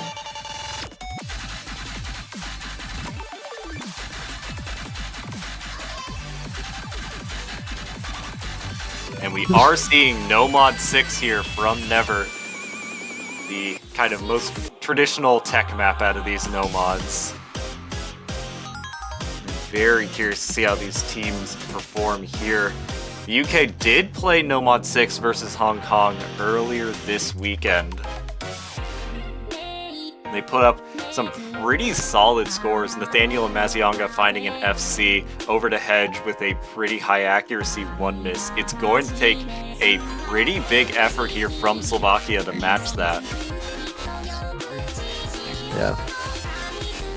This is certainly a chart that you can just, that if you mess up once, you can just absolutely tank a score.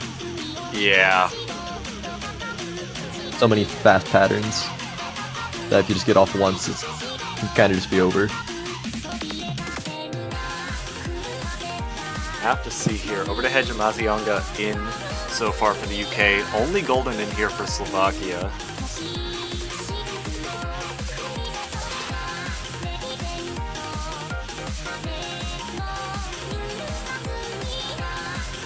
Nathaniel is coming in here for the UK, so I believe same lineup as earlier this weekend.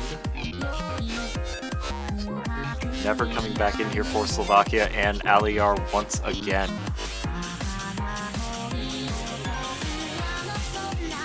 Very similar players from most of these shirts.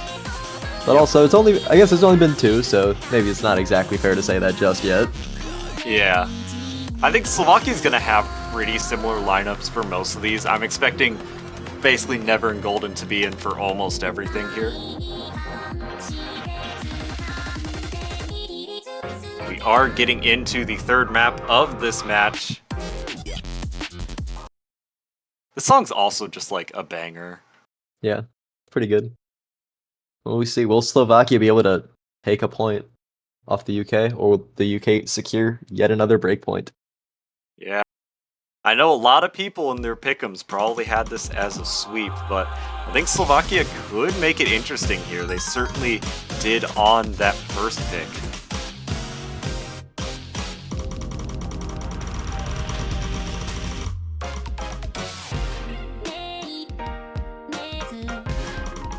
Slight accuracy advantage for the UK early on here, but nothing too crazy so far.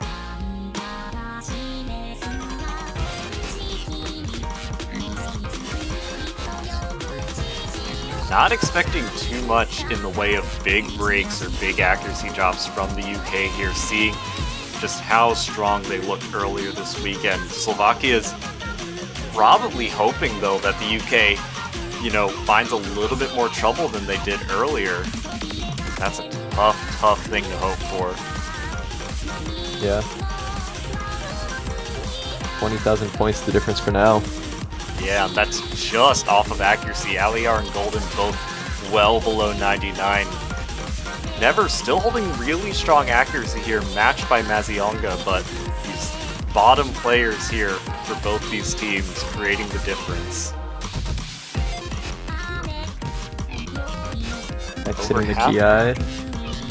Yeah, over halfway through, still no breaks yet. Not a single miss to be found, but plenty of 100s, especially on Slovakia's side.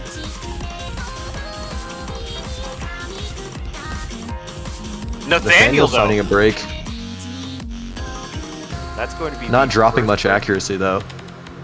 Yeah, so 31,000 points being the difference.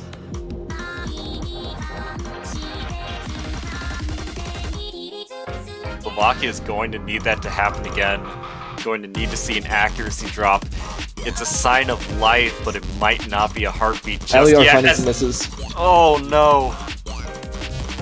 Never and Golden still holding. Never still with that ridiculous accuracy. But that is going to hurt for Slovakia. 50,000 points is the lead for the UK. Over to Hedge. Finding a miss at the very end of the chart, but still too little, too late for Slovakia. Yeah. The accuracies on Mazionga and Never absolutely crazy. 5 100s, 6 100s. Mazionga outdoing the 9 100 FC that they got last match. Very impressive scores. Pretty ridiculous there from the UK, taking that third point in style. Although Never and Golden still holding those FCs. And I think Slovakia is still looking for that pick that could get them a point. Possibly only one pick remaining for them, though.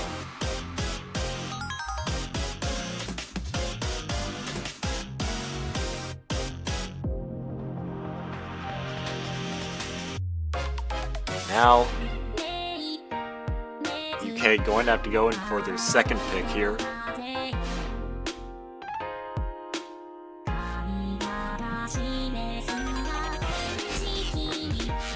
I'm curious here. We still have the Fremonts open, the DTs open. I think both those are very strong for the UK.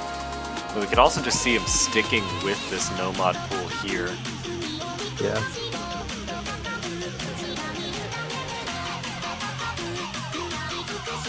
So I kind of feel like I could see the UK moving to the free mod pool, though. Yeah, UK is such a nice free strong mod team. 1. Free mod 2, I was close. Ooh. So the tougher of the free mods here. Should be quite fun. Also a banger. This song is so good. We have a pretty standard, I think, anti-mod free mod 2 here. Lots of funny SVs. You know, gets very slow, gets very fast. Will challenge you whether you put on Hard Rock or Hidden here. Slovakia likely going to go with Hard Rock Hidden. That's what they've been pushing out for their free mod picks so far this tourney. UK, though, I think has the opportunity to overmod here. Yeah.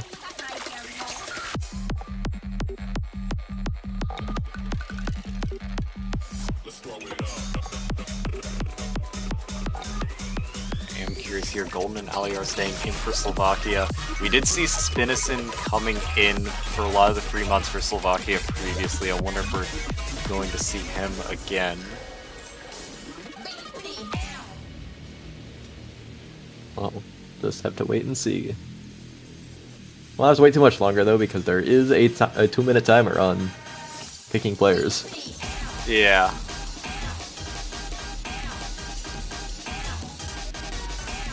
And it is going to be Never coming back in here. Over to Hedge Mazionga and My Angel Seiya here. Slovakia did play this map earlier this weekend.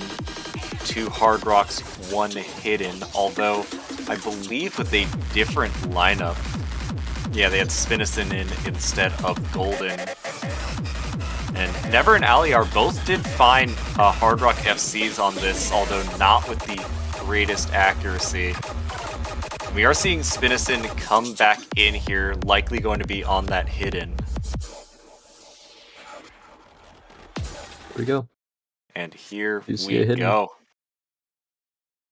We do see an overmod from the UK. Hidden Hard Rock coming in for Over to Hedge. That's the only 2 mod on either team. Yeah, So this map- 60,000 points, roughly 2% accuracy being the built-in advantage for the United Kingdom.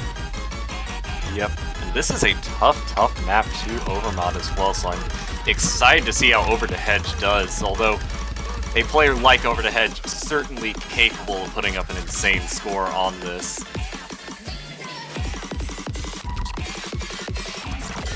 Venison already dropping a fair amount of accuracy on that Hidden, but Over to Hedge and Seiya, or no, just Over the Hedge, finding a break there as well. So lead isn't going to be too great for the UK. Miss.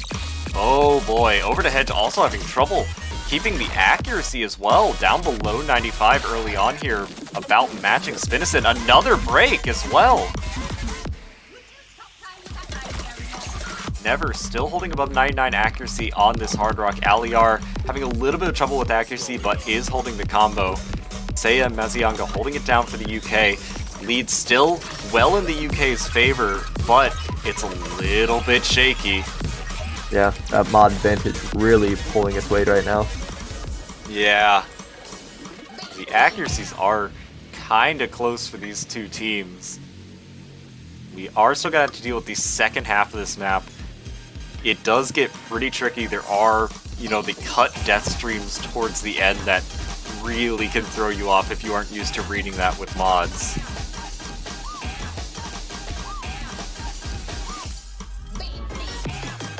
Hidden players making it through that slow section there, but there's a couple more speed downs they have to deal with.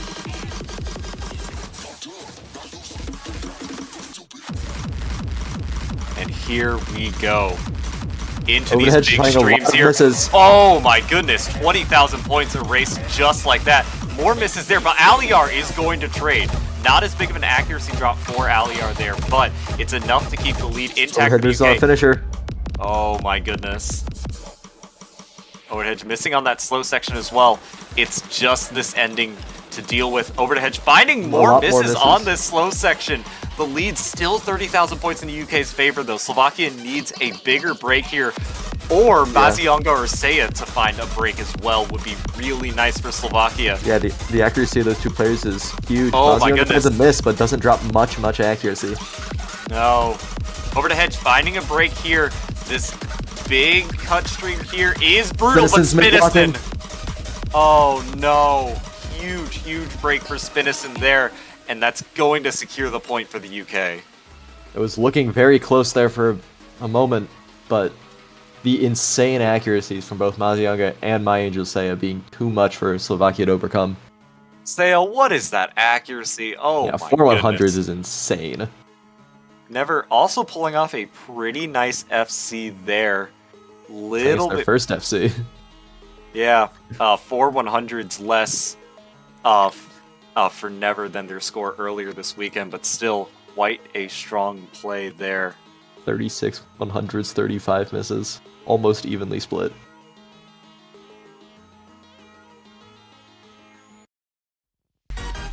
Yeah. The anti-mod proving to be very anti-mod. Yep. Now back to Slovakia's pick, possibly their last pick of their match, their last pick of the tournament. What do they want to go for here?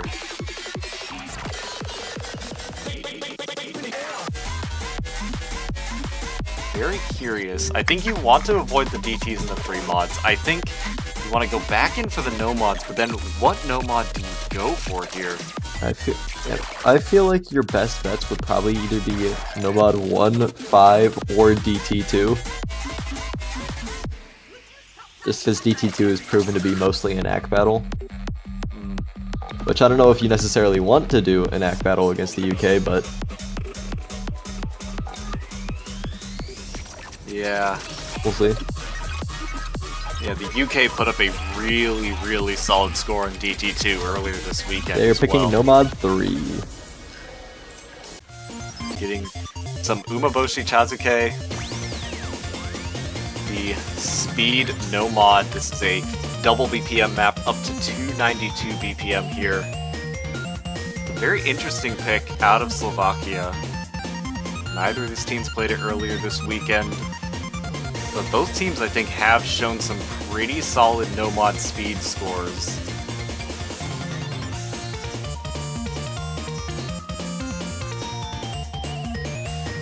This is Slovakia's pick for Yes. the Speed Nomad 3.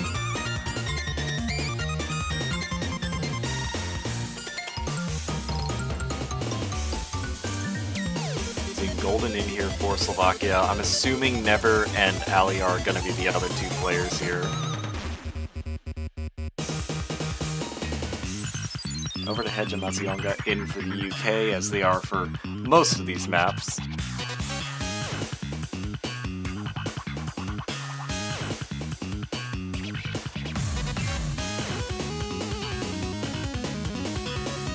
This is an interesting, I think, Nomad 3, because it's a double BPM map, I think it has just a different feel than your traditional speed maps. Yeah, I think most speed maps tend to be very high in their SV. Well, this map drops quite low very often. Yeah. Mostly because of that Really? 146 BPM instead of 292. Yeah, and that as a result can really throw you off as you're trying to read the map. Especially if you're used to the more traditional speed maps. I think this map also has kind of a like off-on kind of flow to it. Like you just have these longer sections of not much happening, then all of a sudden the key eyes hit and you're having to hit these like dense 292 patterns. It can be really tricky if you're not locked in. We do see the players locked in here. Nathaniel coming into the UK, Never and Ali are indeed being the final two for Slovakia. 5th map of the match. Let's get it started.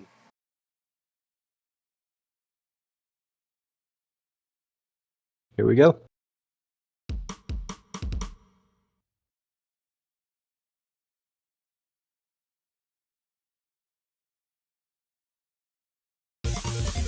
There we go.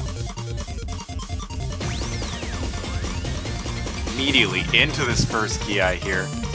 But no breaks, not even really any major accuracy drops. Aliar found some accuracy trouble, I think, on the very intro. Yeah. But that should short itself up momentarily. both teams looking pretty comfortable at this speed, honestly. The UK finding their first accuracy drops there on that Ki, but it's not much. Slovakia's gonna have to hope for some bigger drops here from the UK, but Never and Golden both holding really strong accuracies as well. Golden finds a miss, but Oh, another no. follows it up right after. Oh, That's really no. bad for Slovakia. Yeah. With how solid the UK is looking on this pick, you don't want to be finding misses, because I don't know if you can hope that the UK is going to follow. There's one. Over to Hedge. On this slower section too. But Mazionga and Nathaniel still holding strong.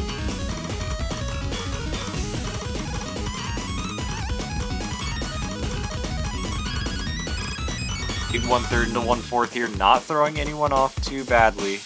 Mazionga does finally drop the SS here, but still holding ridiculous accuracy.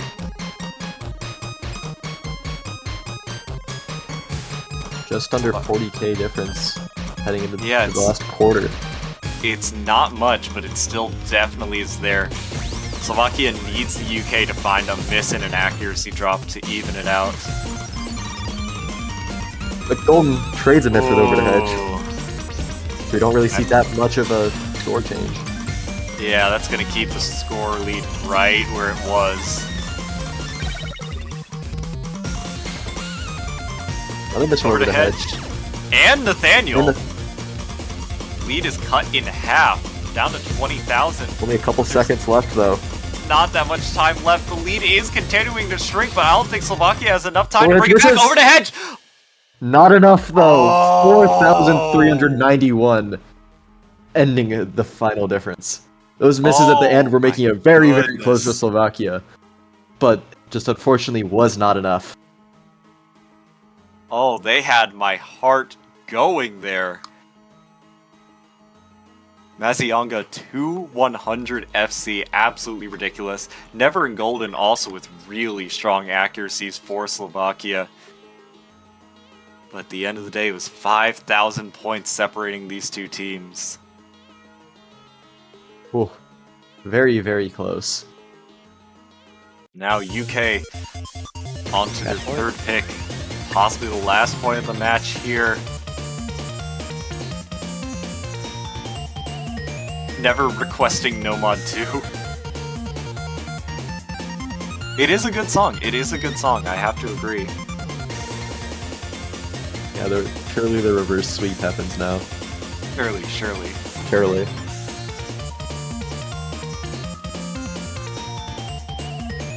Or, you know, they could just, like, go DT1 or Fremont 1.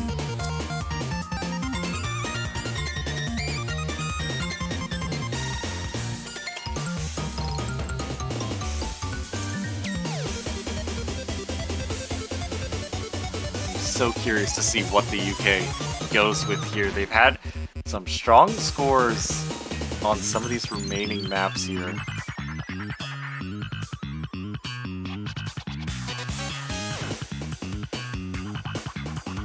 Come on, we're all waiting with bated breath, and we are gonna see the Nomad 2. The request has come true. Any Suisse enjoyers in chat, please sound off.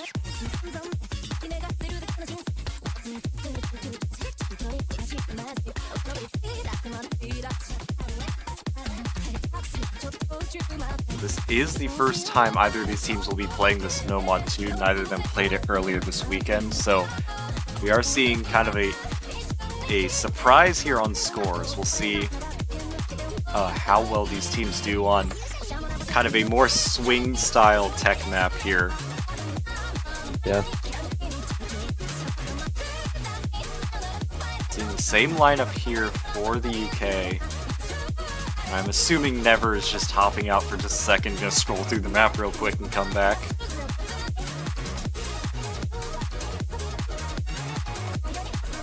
So I don't want to speak too early, but this might be the UK throwing for content.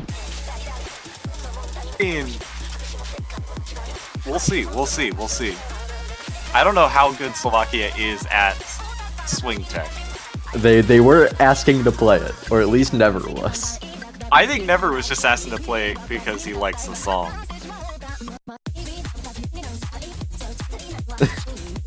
UK asking for a pick back in case they lose.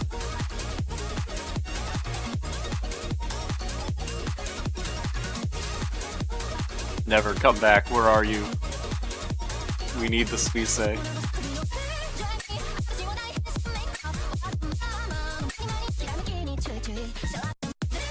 Tiebreaker time. True, true.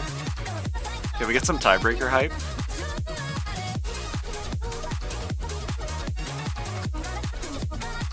Alright, Never's back. You're here for the 6th map of the match. Slovakia fighting to fight off the sweep here. UK seeing if they can get a clean 6-0 to head them into next weekend. Yeah, this is now do or die for Slovakia. Have to win 6 maps in a row if they wish to continue on to next week. Doable? Doable.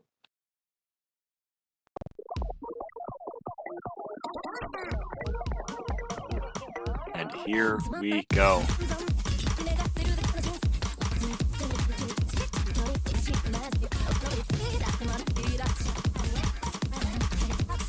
A little bit of an early accuracy lead here for the UK. Aliar having a little bit of trouble here, also finding a break as well. Nathaniel trades it back though. Yeah, along with a kind of sizable accuracy drop, so the lead remains close between these two teams. This is not a very long map, just over 2 minutes. Golden and Never holding really strong accuracies here, but Mazionga and Over to Hedge are as well.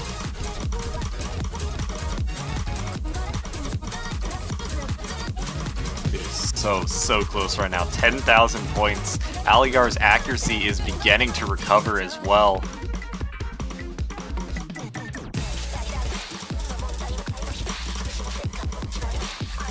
This section can be brutal.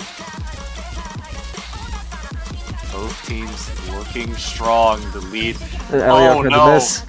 That's an extra 10,000 points immediately onto the UK's lead, and it's going to grow as Aliar finds another break here. And the lead grows to 60,000. Yeah. Swing could just be so brutal like that. Mazionga and Over to Hedge still holding on to those full combos. Nathaniel with a very big recovery combo as well.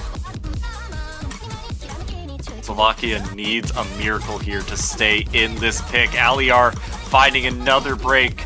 Never and Golden continuing to hold with these high accuracy FCs, but everyone in the UK also has ridiculous accuracy right now. We're into the final seconds of the match. There's not that much time, and it looks like the UK is going to secure the sweep here with a monster win on Nomad 2. 10 100s from both Mazionga and Over to Hedge. 8 and 16 from Never and Golden. Yeah, very well fought match there from Slovakia. And they will unfortunately be eliminated from the Taiko World Cup. They can be eliminated with their heads held high though. Lots of great performances from their players here. And their best ever placement in a Taiko World Cup. They will be 13th through 16th place here as the UK moves on to next weekend. They will face Malaysia, the 9 seed, next weekend. So very exciting match there between our 10 and 9 seeds.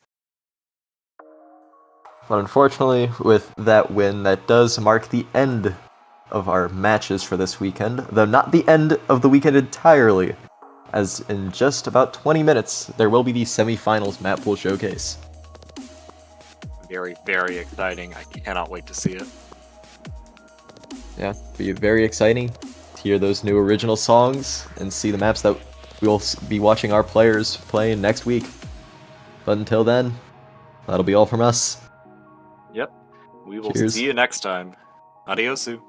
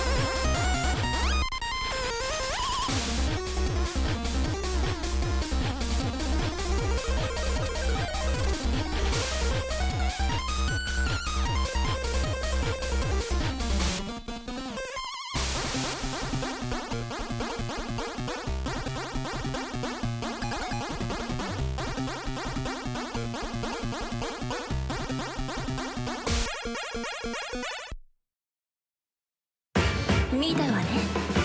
見られたからには死んでもらう。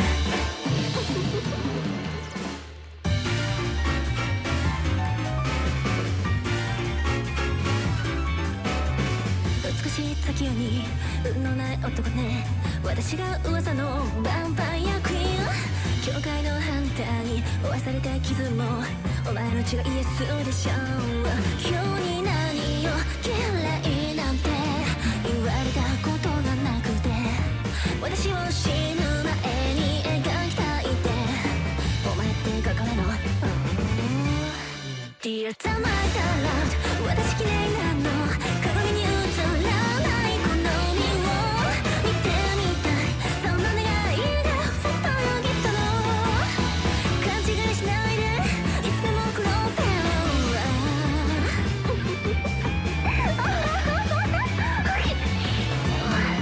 モデルってじっとしてなきゃダメ？くしゃみくらいはしてもいいのよね。ねえ私変な格好してない？流行りの服とかよくわかんないんだけどお前が買ったこれちゃんと私に似合ってるんでしょうね。ああ寝癖？ダメよ寝癖は描かなくていいわ。高貴なヴァンパイアクイーンに寝癖はいらない。何笑ってんのよ。学童の日々は悪くはなかったわ。そんな自分に戸惑って完成した絵みたいでも完成してほしくない過ぎ去る日に見出されて人と怪物だってことを時々忘れそうで一人でこれまでもこれからも私が許さまよう Dear the night I loved 私強いの闇をした影の力でどうして振りほどけないの触らないで勘違いしないでデスククローゼルよく描けているが罪深い絵だ。我々は神の意向を称える芸術以外認めていない。モデルとなった吸血鬼の居場所答えてもらう。教会の拷問にあった傷だらけのお前を抱く私を売れば命くらいダサかったはず勘違違いしないで。私はお前を殺すつもりだった。勘違いさせないで。こんな綺麗じゃない。お前が残した絵の中で弱らに少女笑う。これがそうなら涙で崩れた私は何をまた強くない。お前が描いたこの感情を窓から夜明けの照らし遠く隔て勘違いじゃなかった。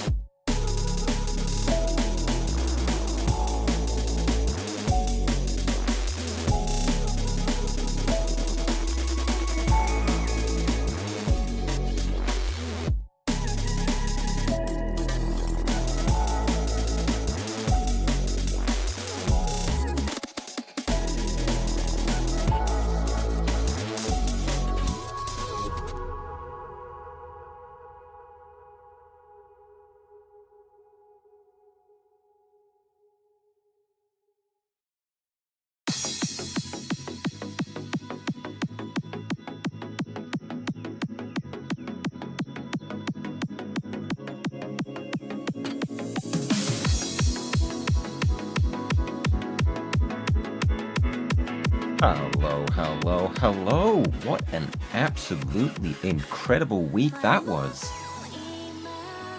Whole bunch of matches, whole bunch of tiebreakers, which is very rare and very exciting to see every single time.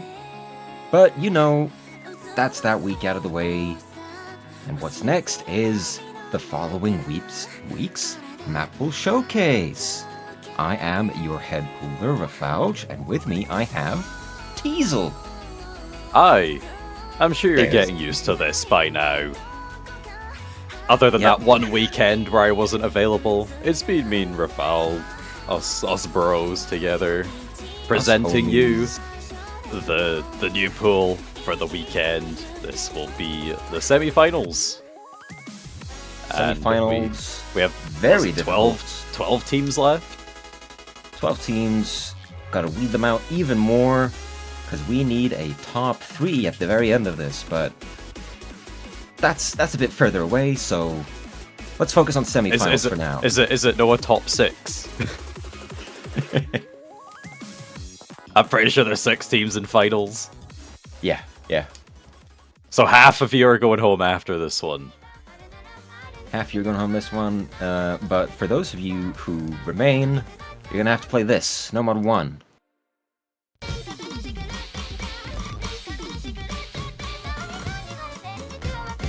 I think I recognize this song. Yeah, it's a very popular ranked map by Skidooski, our ET1 map from last week. But this is, as you can see, very different. Yeah. It's definitely a bit faster from what I can tell. It's much faster, more burst focused this time. And of course, it has a lot more finishers. It's a kind of different kind of consistency overall. Oh, interesting overlap. Yeah, you have to be very much awake when playing this, because the mapping is fairly simple. I mean, obviously there's a whole bunch of bursts, but they're all very comfortable. What isn't comfortable is the SV, because as you can see, it's very fast, very slow, overlapping nodes all over the place.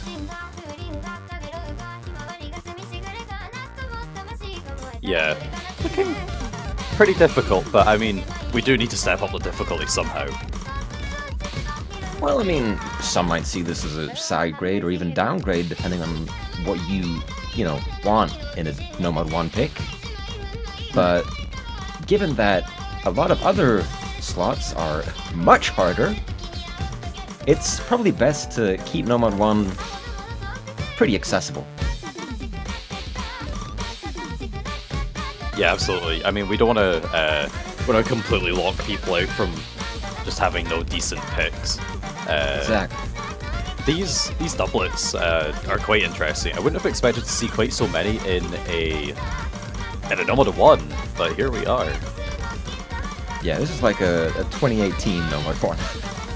Yeah. You we like have a your very doublets. entertaining video to watch in the background as well.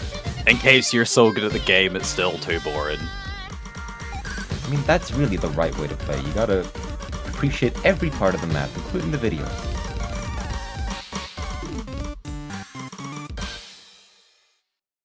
And there we go, closing out with a ninja finisher at the very end. Very, very end. Now, I did say that a lot of other slots are going to be a lot harder this week. Might you guess which one of them is? Oh, this is the tech map. This is the tech map, and it is quite something. As you can see, the BPM is quite similar to last week, but it is far from swing. Yeah, taking a very different approach. I know some players weren't necessarily a fan of the more swingy technical stuff. I feel like it maybe wasn't technical enough. So perhaps they'll be happier to see this. Well, they'll be happier to see it if they can play it, because this is very, very difficult. As you can see you got a whole bunch of 1-6 and even 1-6 without a 1-4 note in between. Yeah, and especially when you have some kind of color bleeding between the 1-4 and the 1-6, it can make their reading a bit more difficult as well. Particularly if you're kind of used to leading into 1-6 in particular ways. Especially this long stream starting up right now, it's going to put your focus to the test, because unless you play DDKK, you're going to have to think very hard about which hand to use for each of these patterns. And it's very, very easy to just get lost and miss the entire thing. Saw some of the 1-6 leading into a 1-8 triplet there, ending and starting on the same color. Not very friendly at all. That one right there, it's a DKKD, DKDD. Who in their right mind would map this? I think we're gonna have to fire them. Yeah, very different style of map. So, I would say quite an increase in difficulty there. But it seems like we needed it. You know what else is an increase in difficulty? What could that be? Nomad 3? A third one. Third Nomad, and we're finally here. 300 beats per minute. Where can we go from here? It is. I see the mapper name, and I'm thinking you might have the wrong map here. Yeah, they're definitely not the first name that comes to mind when you think of speed maps, but this is very nice. To be fair, there are some.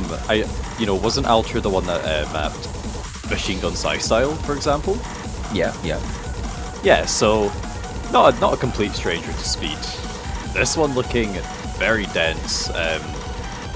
Caching is easy, but the density lasts for a lot longer than it has previously. Mm-hmm. And of course, the obligatory Kantan section. Well, I mean, after that, you need a bit of a break.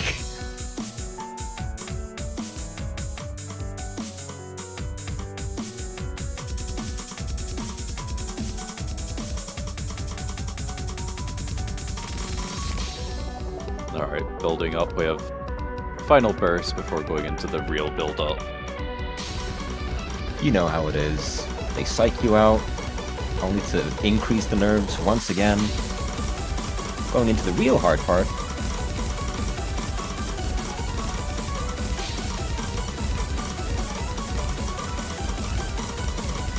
Yeah, no hard patterning as of yet. As of yet. I imagine probably not getting too crazy in the final third, but you never know. You never know. I mean, it is fast, but like you said, they're very standard patterns. If you do have the speed, you should be managing just fine on this.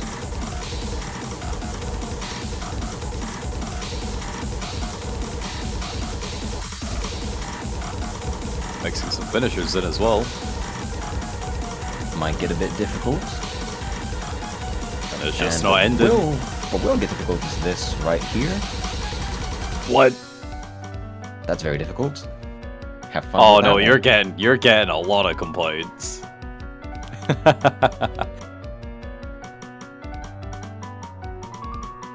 Definitely gonna be really difficult for a lot of players, I think. Oh yeah. Just one is, it's something, but like the same pattern, the DDK finisher, multiple times in a row, that's gonna catch out a lot of players. So if we have like an accuracy battle, that is the part to look out for at the very end. And it looked like our replayer kind of struggled to hit the very ending last stream as well, picking up quite a lot of 100s on it. So yeah, it's that right at the end of an absolute hellish ki section. So speed gets torn to its limits. So we're gonna go to Nomad 4. Nomad 4, this might be similar to Nomad 1 in the sense that it is the or at least one of the more accessible maps this week. It's just what the doctor ordered. More Daria core. Indeed, it takes a bit of a step back in reading difficulty and just ups the physical demands instead. That's not to say it's easy though, because it gets a little wacky. Oh no. Oh, those cats. Those cats, those 1-8. Those cats are not cool.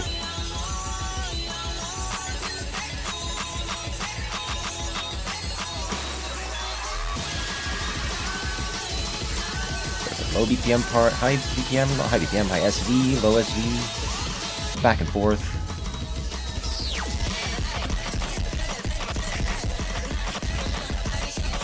Seeing all 1-8 triplets sprinkled in as well.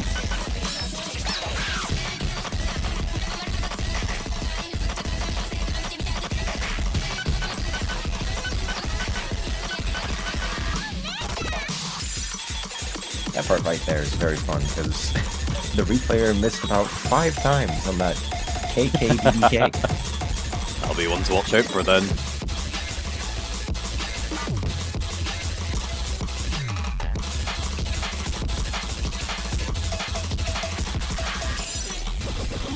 Oh, the SV, it's wonky enough that like it looks like it should be fine. But it's just like from first sight, it kind of threw off my reading of what the patterning was. Oh yeah. Which is the point, so that's nice. Very nice. Great stuff. Right. Great stuff. Gimmick done.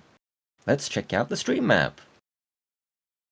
宝物を忘れたまま息をしてる気がしたんだ本当の闇を知らないから君を星に託す Right.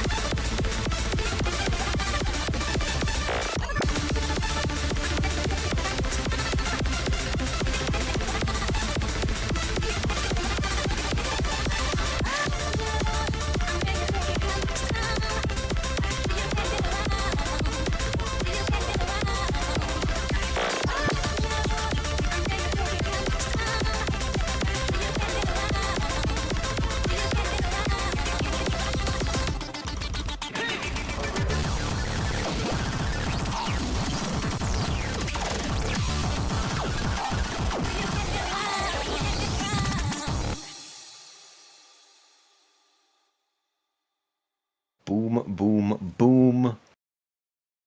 Quirky Hyper Psy 2K. Absolute banger. Thank you very much. As usual, Quirky. Also thank you to the illustrators, Altrum and Raybean. Graphics designers, Boommaster Flex and Mokasan. Design quality assurance, Red XCA and Alex Dunk. Video design coordinator, Sakura06. Map is a Terra. Replay, Mibu. There you have it. What do you think? Looks a lot harder than last week. I think the pullers have decided that you guys were too good at the 1-4 stuff, so we had to spice it up, throwing in some other snappings, as well as just making it quite a bit faster. So Yeah, hopefully you're all up to the challenge. Decided to pull out all the stops and get resident Psytrance mapper Zatera to come back out of retirement to deliver an absolute banger. Yeah, definitely has a lot of potential for chain missing and chokes. Exactly what we want to see in our No Mod 5. You know it, you know it. So, let's see what we want to see in No Mod 6. I mean, hopefully. I don't know what you want to see. This is what I want to see anyways. You even mapped it yourself. I did map it myself, but I got the lovely Skull Kid to make an edit version for me because it was a little bit too hard. This one should be a little easier.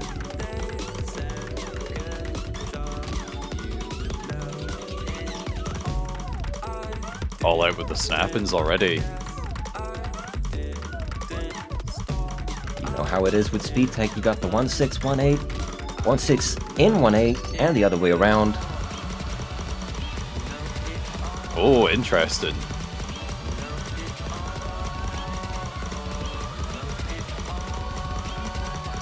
Yep, interesting is one way to put it. Yeah, not the approach I expected the song to take, but pretty cool. So, the higher SV should potentially make the reading a bit easier for players. But the density is very consistent.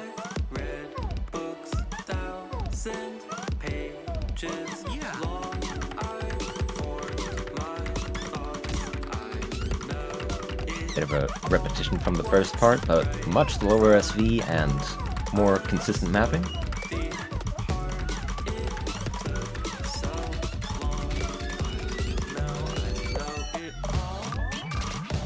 And of course the doublets.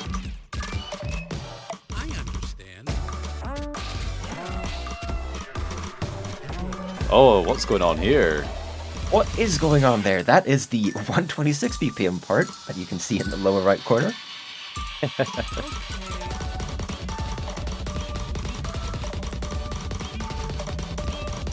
And then some more speedy goodness.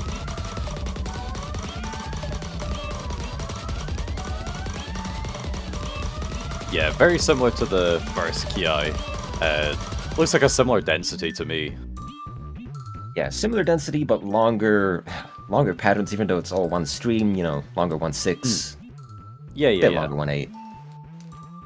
Good stuff. There you have it. No Mod 6, end of the No Mod poll in its entirety. Moving on to Hidden 1.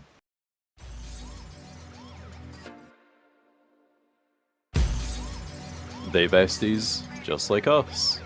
They besties, we all besties here. Last week we had Reeler, this week we have Cluey, continuing the Daria Core trend.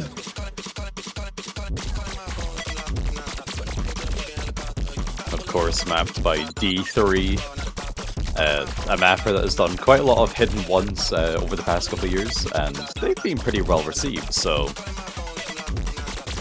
Yeah, since it's semifinals now, we figured let's let D3 unleash his wrath upon the players and just go all out with this one.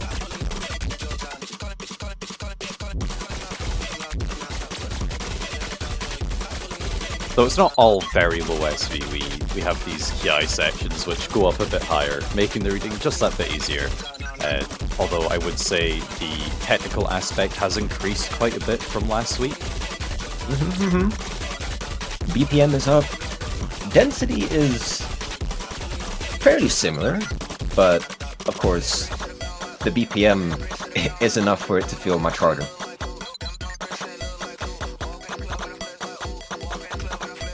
slowdown section.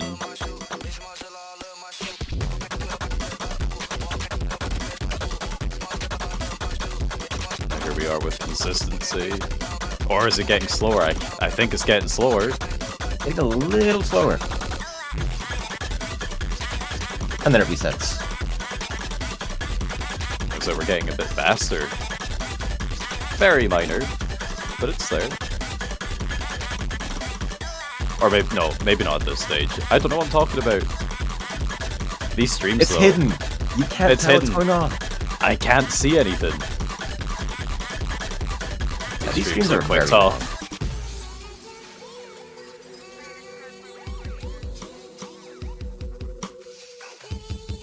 A bit of a break so you can compare your scores with everyone else. Don't worry, you'll be on the top. Of course. Nothing to worry about. Alternatively, you can close your eyes. Just don't forget to open them again.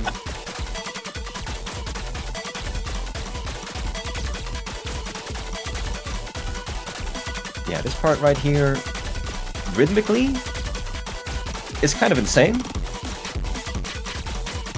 It's so simple, but very effective. I mean, it's sort of hard to tell, but in the middle of these streams are 1/6 5-puts and 2-puts. Yeah, this one is going to be very difficult, but I think, especially now that we're getting to the semi-finals, I think it's entirely possible that we may see less bans on slow hidden, so we may kind of see it getting played a couple of times in matches. Very likely, very likely. Can the same be said for Hidden 2, though? Any veterans of this game will know this song immediately. The And be Ghost of very afraid. 3.13. Forgotten. Forgotten. Actually remembered this time. Because we're bringing back the classics. D3 joined by Ender in the hidden pool. We've seen this before, and it led to a very strong hidden pool. So why not do it again? Indeed, indeed. And to contrast the extremely techy and reading heavy Hidden 1, this is going to be a pure stamina map. And of course, coming in at almost 3 minutes, it's not going to be easy. These bursts already looking pretty brutal, and it's 250 BPM the whole way. There's this wee break. Anyone who knows. Oh, never mind, that's not the break. It just keeps going. Yeah. Here's the break, so to say. Yeah, this is all you get.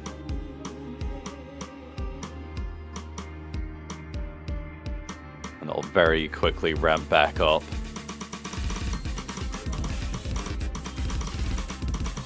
Right back into it. 1-4, 1-6, 1-8 doublets. Similar to No on 1, but higher BPM and with hidden here.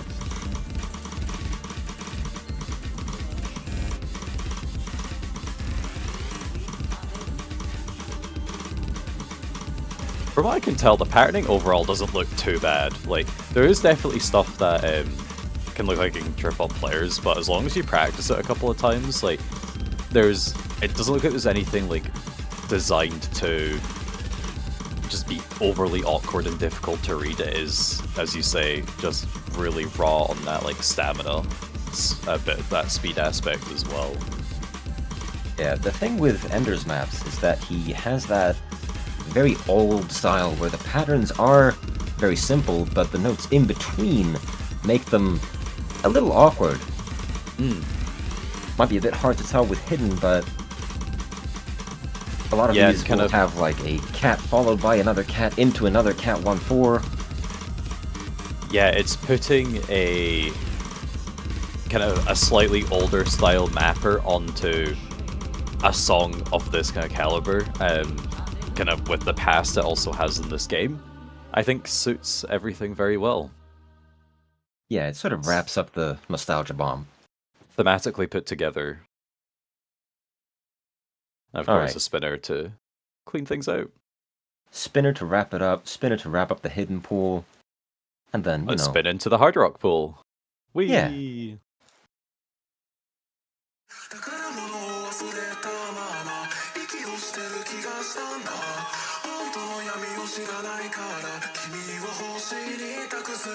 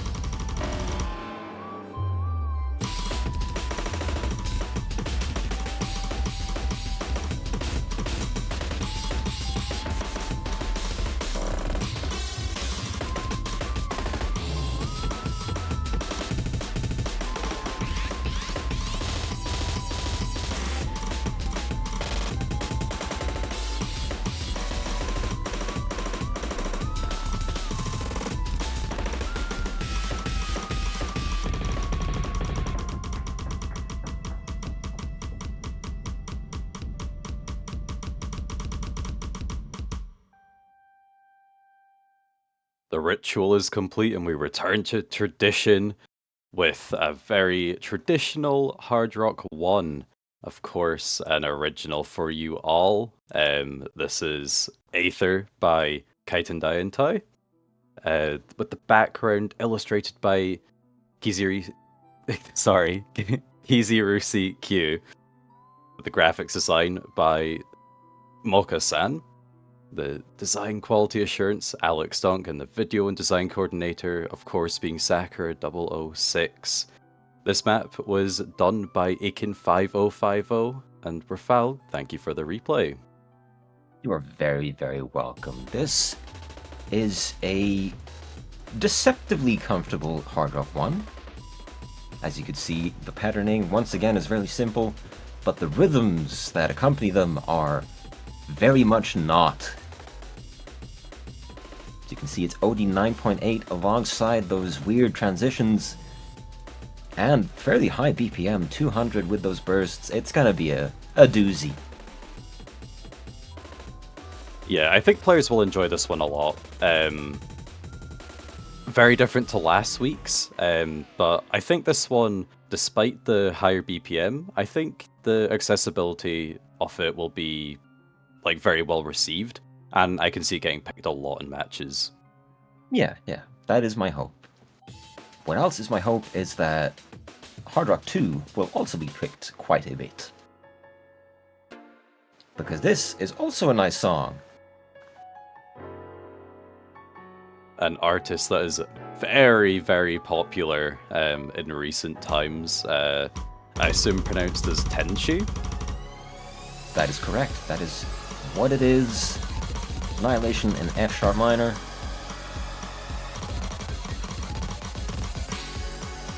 Not a huge step up in BPM from last week, but obviously the density will be alongside some crazier SV. Yeah, because we do play into the reading as well. We don't want to just make both Hidden 2 and Hard Rock 2 like speed maps. We want to try strike a good balance between it all.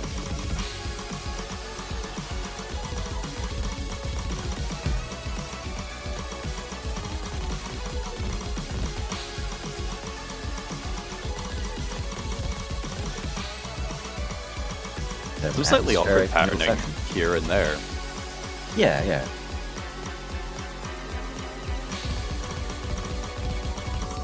Moving into a fake out, not Ki, this is just another normal section. But it is building up to what you're after.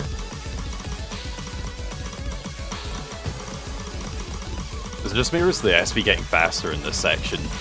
It is indeed, and there you go. There's the peak of it. All I see is just like 50 notes on the screen at once. Everything's just blending together. That's pretty much it.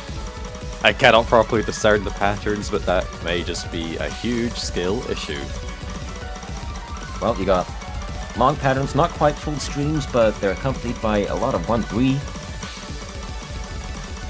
And a couple of higher SV finishers.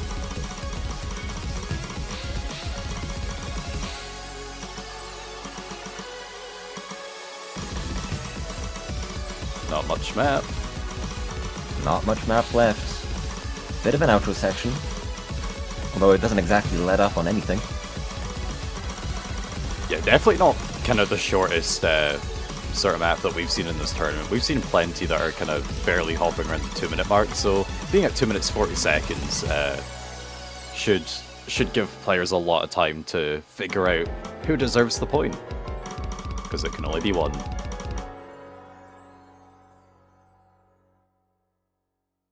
There it is.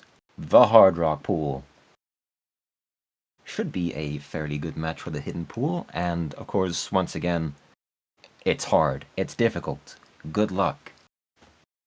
But is it as difficult as Double Time 1? Probably not. I don't think so. Double Time 1 is very hard.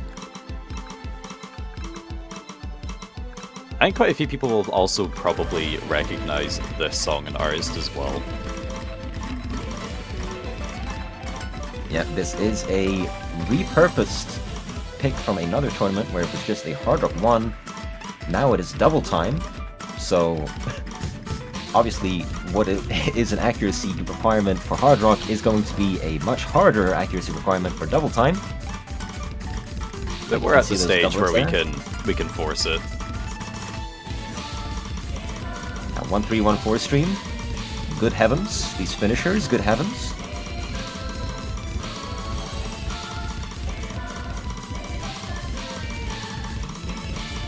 These streams look kind of brutal.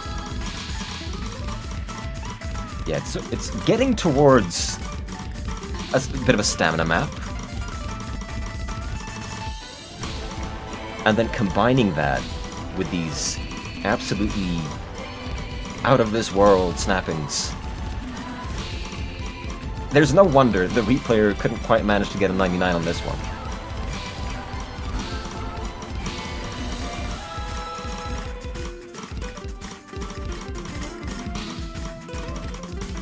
Of course, we have a bit of a 1-3 section. Yeah, those 1-3s But these patterns are not easy. Yeah, they're hard. Especially because those 1-3s, even the earlier ones, they mix 1-4 for just a couple of notes. I'm sure there are plenty of players that will debate you with a lot of evidence on whether Hard Rock 2 or Double Time 1 is more difficult. Oh, I don't think there's any debate needed.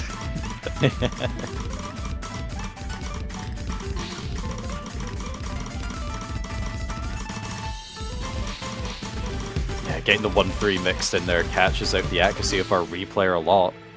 So it's probably going to require a lot of practice. You know what doesn't catch out the accuracy of a replayer? The Double Time 2! We do still recommend you practice it a lot, though. Oh my goodness. This is old, right?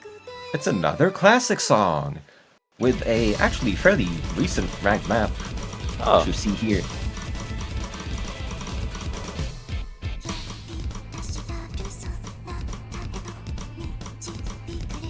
Seems like there's very much a mix of old and new when it comes to the song selections this week. Yeah, definitely.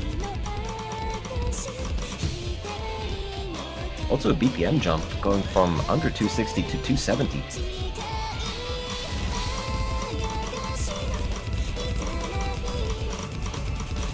Not only is it a BPM jump, but it's also an OD jump. Last week was just OD6, but now we're at 6.5. Looks like our patterns are longer as well. Yeah, it's Gaston, so he's gonna make comfortable maps, but they will still be draining. It's 2 minutes 50 seconds as well.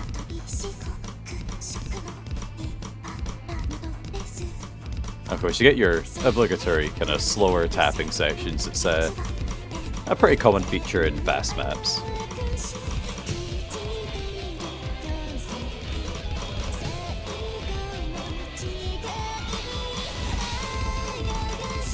Go another Ki.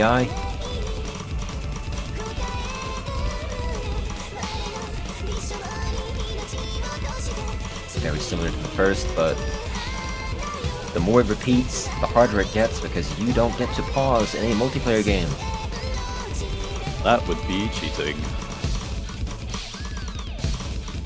Uh-oh. Do you hear that? Sounds like a guitar solo. Uh-oh. No, make it stop. Please. Our players, they can't handle it. They're poor hearts. Textbook DT map, textbook anime song. It's gotta have a guitar solo.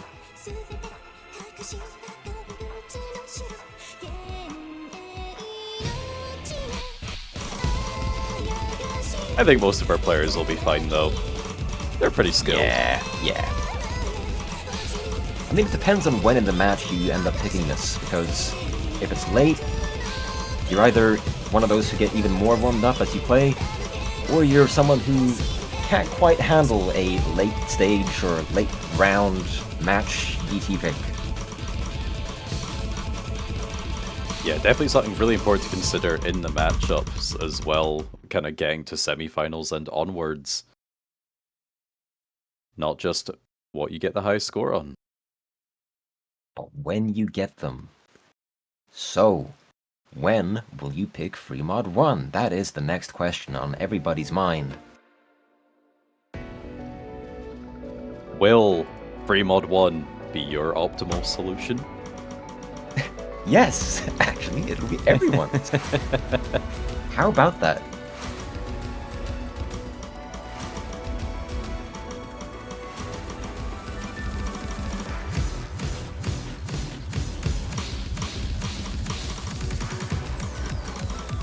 This is, of course, going to be the free mod that is generally a bit more accessible to each mod, but it is the semi-finals now after all, so it's not going to be super easy.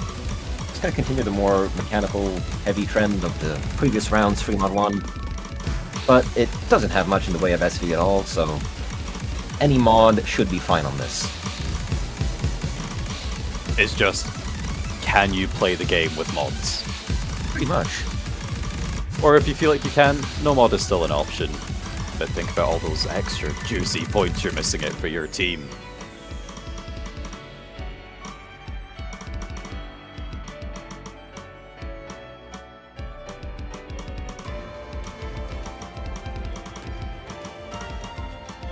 Gotta be careful with your tapping here. Careful not to play the 1-3 as 1-4. Yeah, it can be difficult to read on the hard rock. The spacing can easily throw you off.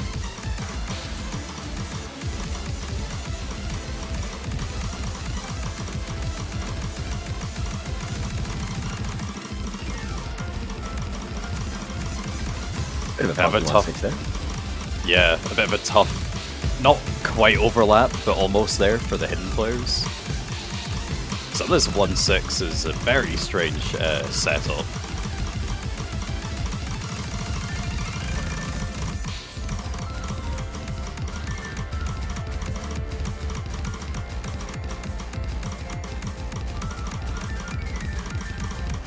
Very pattern heavy map, but it is moving towards the end.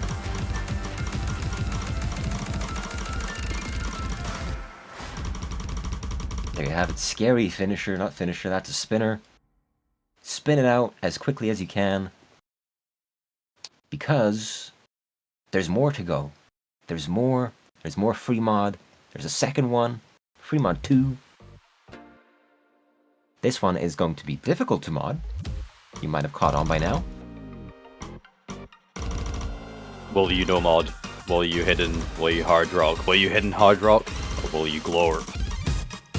I will glorp, personally. I choose glorp. The secret third mod with a 2x multiplier. What? Tell us more about this map that we can glorp on. Well, physical demands are going to be fairly easy. It's only 6.1 stars, but as you can tell, the SV is anything but easy. This looks pretty easy for hard rock, but maybe I shouldn't have spoken too soon. Yeah, you can't have hard parts everywhere for every mod at the same time. You gotta mix them up, so here's a hard part for hidden. And that's it. Hard part done. The Never rest of mind, the here map it is is again. free. Aww.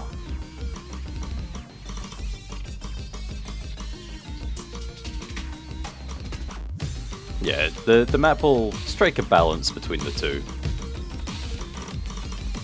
It's pretty funny. It's actually fairly evenly split between hidden difficulty and hard art difficulty. Since That's ideal. we're past the halfway point now, so the rest is going to be mainly difficult for hard rock.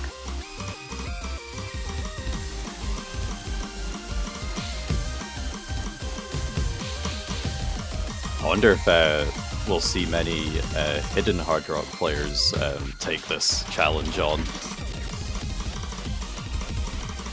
I mean, it's difficult, but I'd say it's still within the realm of possibility.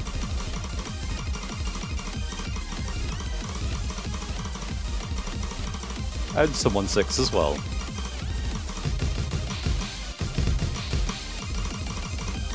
Keeping up the finisher trend from last week. Looks a wee bit easier this time.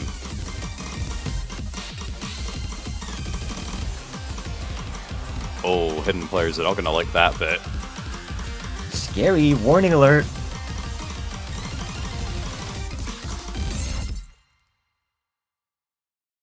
And a funny little drum roll right at the end.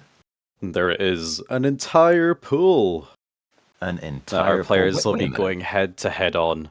First I to think- 6 wins, but what do we do if both players, both Yeah, I teams think you're getting ahead are of yourself. 5-5?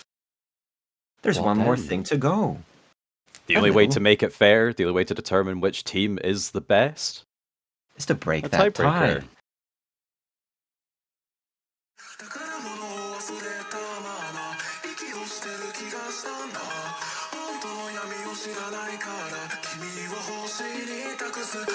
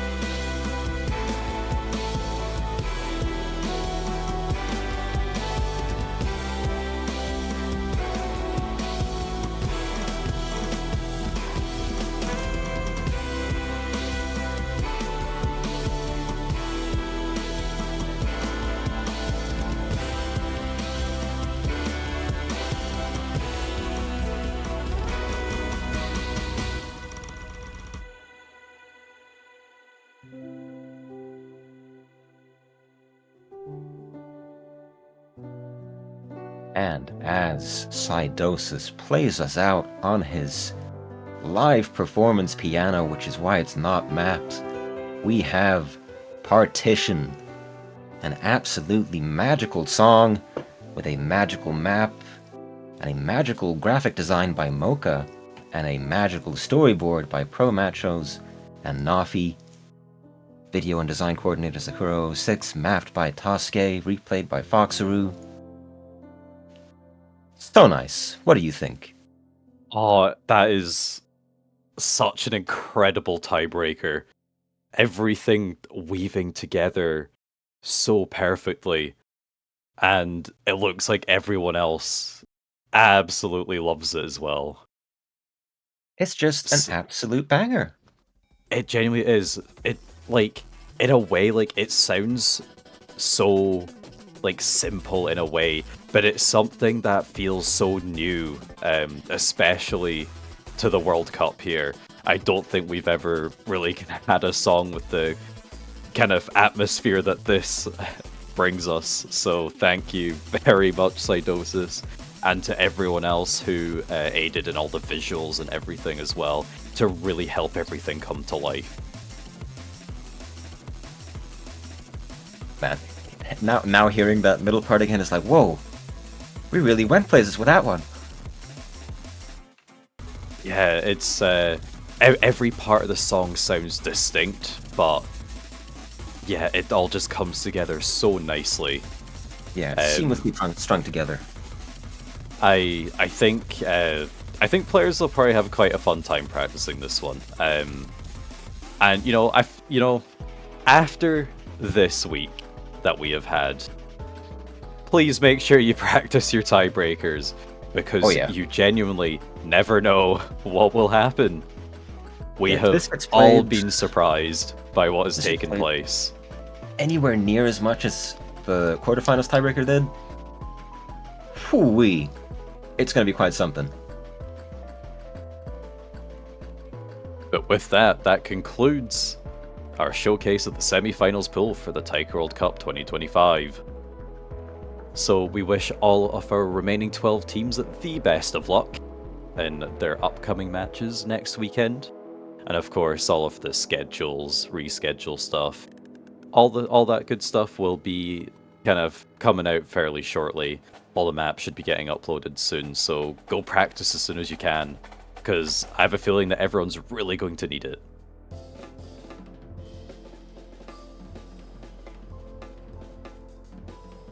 And of course, we will be seeing you next weekend for the start of the matches. No idea where we'll start, but I can guarantee you it's going to be a good one. So until then, goodbye all. Goodbye.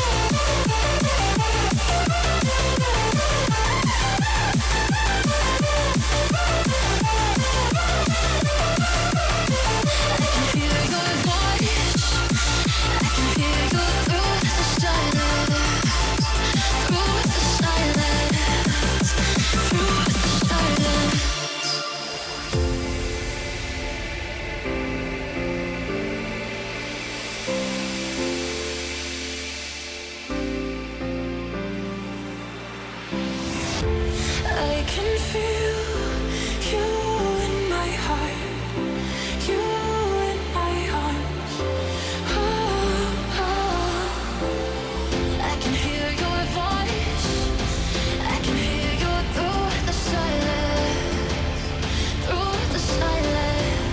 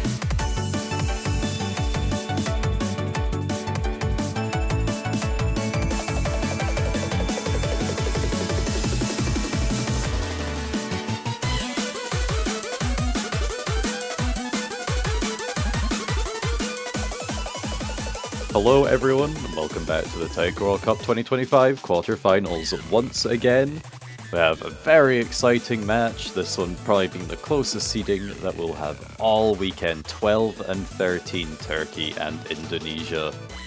I am Teasel, joined by Enwolf. Hello. Hello! I'm very excited for this match. It's going to be insane. Like, we've had so many close matches this weekend. 4 tiebreakers, I think 1 denial. And this match might just add on that. Yeah, I mean, theoretically, if any match is going to go to tiebreaker, it should be this one, right? Yeah, seed 12 versus seed 13. 1 seed apart. And basically, the pool's on the similar difficulty to what the qualifiers were, just with a larger pool. Yeah, different maps overall though. We are seeing Indonesia ban no mod 5. We don't want to. They don't want to take a chance on the the stream pick. Has been catching out so many people, and Turkey going to be banning slow hidden 1, Xai has been banned. and immediately going for the complete opposite Hard Rock 2.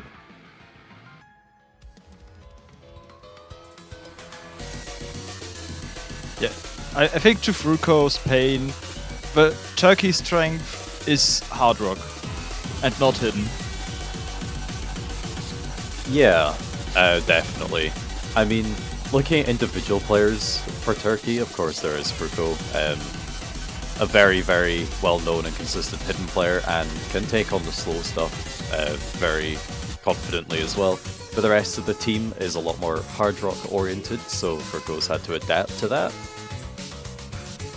And for Indonesia, I feel like they're kind of good at both.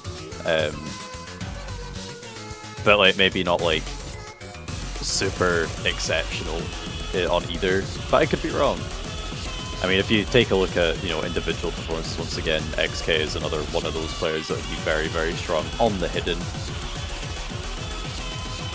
So that's perhaps why they kind of intended to leave it open. Let me just have that extra pool of players to also play alongside them. Interestingly, yesterday this was one of Indonesia's picks against Canada. It backfired a little bit, but I think we also have a player swap from that map. I'm Crow used to be on that map. Now we see Sarah. I see. So it goes better.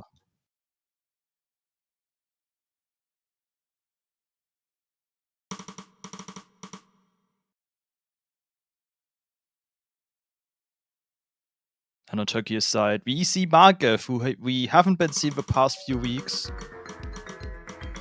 Nice to see him back.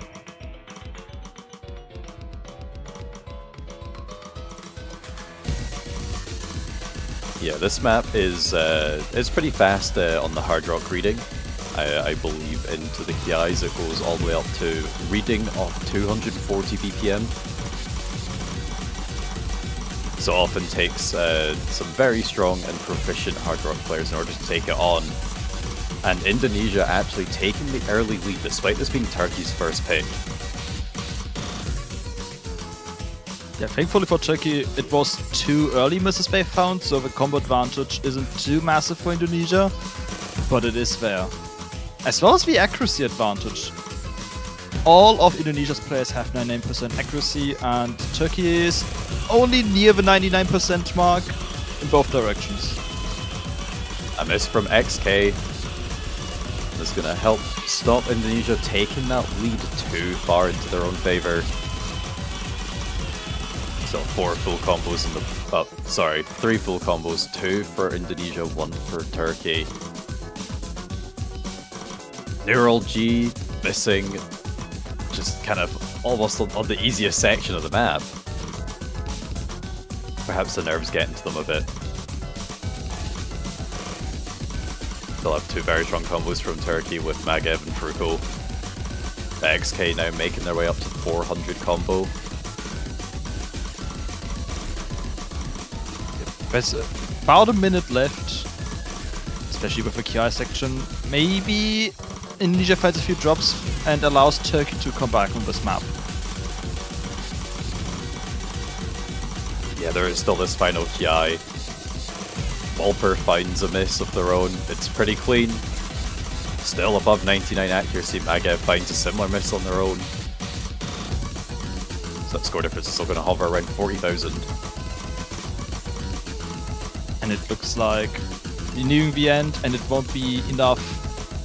Indonesia is going to take the first break point unless something dramatic happens, but I don't think there's map. Yeah, there's not map. We have one full combo from Sarah on Indonesia, 25 100s. and for both XK and Walpurgis, one singular miss. But for Turkey as well, 2 misses from Magev and Fruko, and 4 miss from Neural G. Fruko actually gets to the top score of the lobby. Yeah, despite the misses, which is quite strange. I think, yeah, just the very early miss.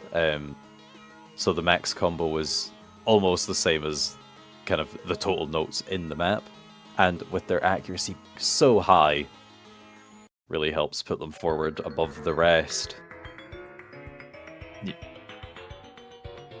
But Indonesia takes a breakpoint off of Turkey's first pick. It's an incredibly strong position to be in, and Indonesia are immediately going to go and respond with Nomad 4. You think Indonesia were probably practicing this map a lot just before this match started and want to play it while it's still all fresh in their minds. This is the gimmick map. And this year we're just sticking to reading and slider velocity gimmicks. But they are very difficult in their own right. Yeah, there's some parts of this map especially that require memorization. Because sight reading this is getting impossible. Yeah, fortunately I don't think you need to completely memorize it, like for example the hidden section, or the very slow section on last week's tiebreak with hidden, for example. There are multiple players now floating around that can tell you the exact patterning of that section on command. I can't believe, when I saw that, I can't believe that is possible. Yeah. I don't know how they do it. So fortunately this map isn't quite to that level, and I think that's the reason why they've decided to take this approach, because they don't want Nomad 4 to become you have to sit down and study it for 10 hours kind of map. They still want it to be kind of accessible to learn, and perhaps kind of, well, easier to kind of follow for viewers, but also just easier to get more people into map them as well, and give more people opportunities to kind of express these different kind of styles of maps in the tournament.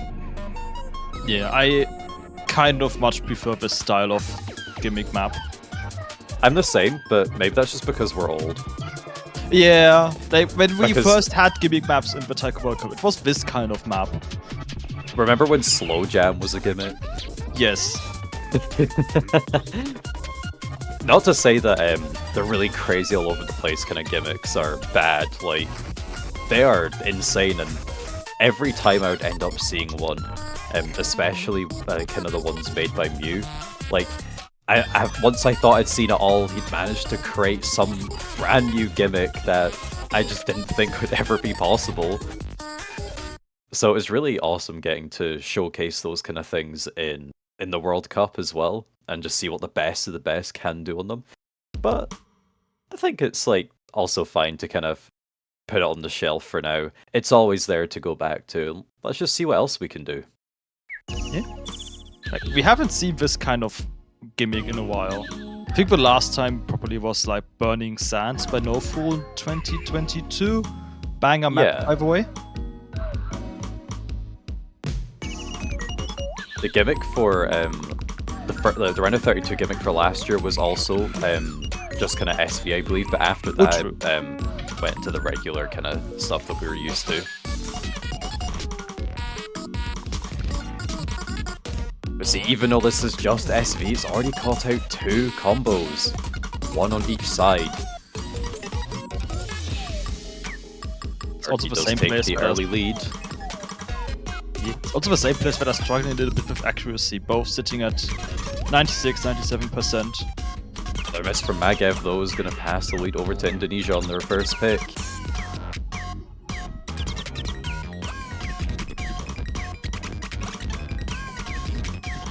Walpurgis misses Magev matching it, though. They keep being neck and neck. Ray missing, though. And the accuracy dropping quite a bit. Flicker missing, losing that full combo as well. It's Fruko versus XK. They hold a ridiculously high accuracy as well. Both sitting at the same accuracy, actually. Yeah, Flicker really helping out Turkey with the extra 2%. We get a section that has quite a bit higher SV going on. It will shift a bit towards Indonesia's side after Magev found a miss. For a second I thought Fruko did, but no. Imagining things.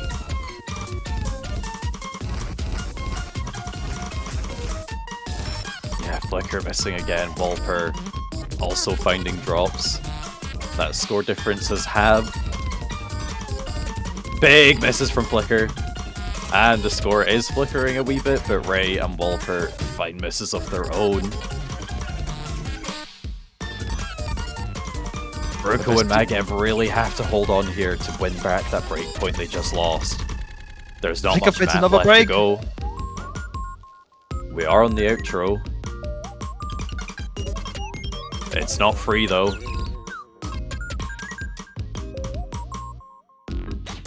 $10,000 score difference. 3 low combos in the lobby right now. But the 100 count could lead to misses. But it's the end. Breakpoint regained. 18,000 in favor of Turkey. 2 breakpoints in a row. And 2 full combos, XK and Fruko. Both with 10 100s. But due to, I don't know, just perhaps wherever those 100s were picked up, Fruko is going to be the MVP. Maybe an unplayed finisher. Entirely possible, yeah. Yep, it's tied up again. Turkey gets the next pick. Not a sweep. Which would have Not a sweep. been interesting in this matchup. And unexpected. Do we call it already? I would love to, but maybe we should wait a few maps. Alright, alright. I mean, we've had our hype and excitement so far this weekend.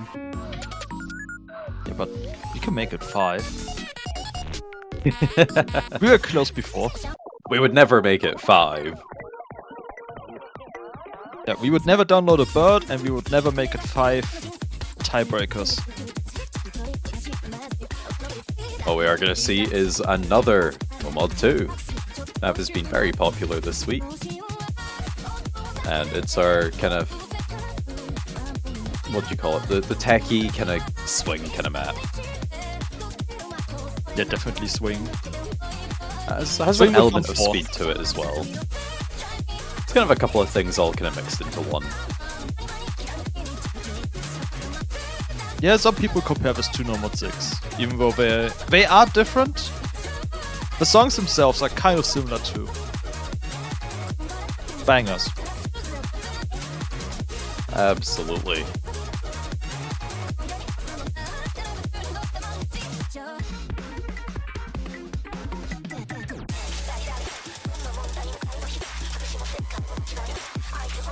Looks like Indonesia's gonna swap out Sarah for Kames. Kames, that's it. And Eurog coming back for Turkey. Oh no, sorry, it was Ray that played that last map. I'm getting confused. Yeah, that slot keeps changing. It's been 3 players now. X-Campbell Perkus. Be the core for Indonesia right now. Fruko Yudakol and Magev for Turkey.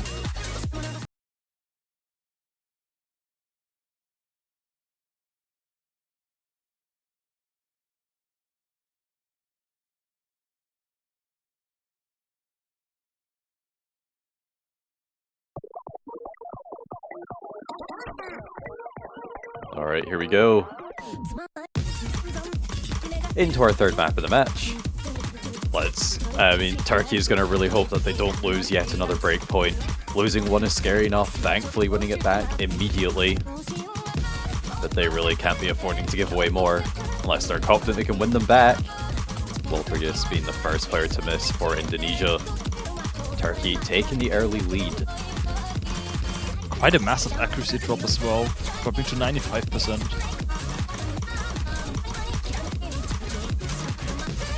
That's one of the things with swing and a lot of doublet rhythms is it's easy to kind of fall out of the rhythm, or just find it difficult to get into it, especially towards the beginning of the map. Yeah. So perhaps that's where Wolper has struggled, but Kames also finds misses of their own. Still 3 full combos for Turkey. XK being the only full combo left for Indonesia, but Fruko misses. And again. Still keeping the accuracy higher than Kames and Wolpergus, but resetting that combo is still going to help Indonesia. Cam straight.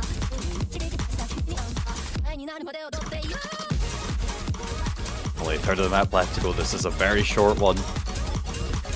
40k in favor of Turkey. Things are looking good for them.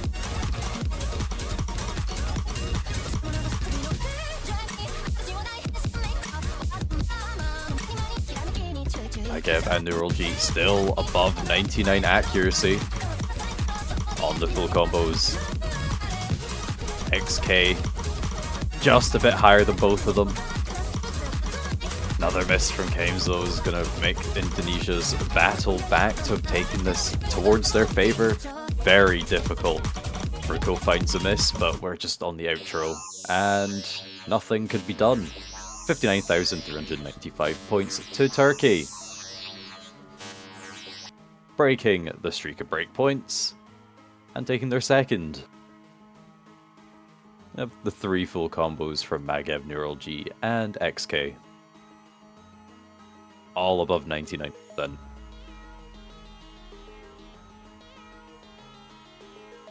Now it's Indonesia's time to pick again.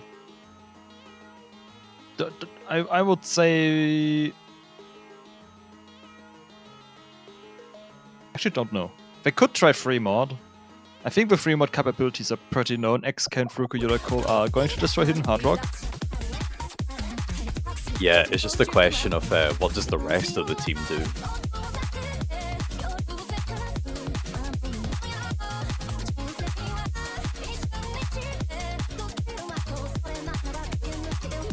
Because Indonesia did manage to come out on top with the Hard Rock 2.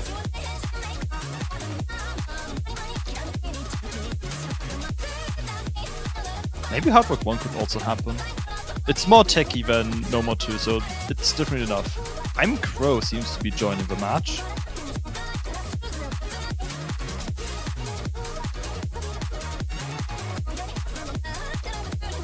Yeah, Could be Hard Rock. Possibly. I think I'm Crow is quite a fast player, so we could potentially have like a speed pick coming in, but I'm not too confident.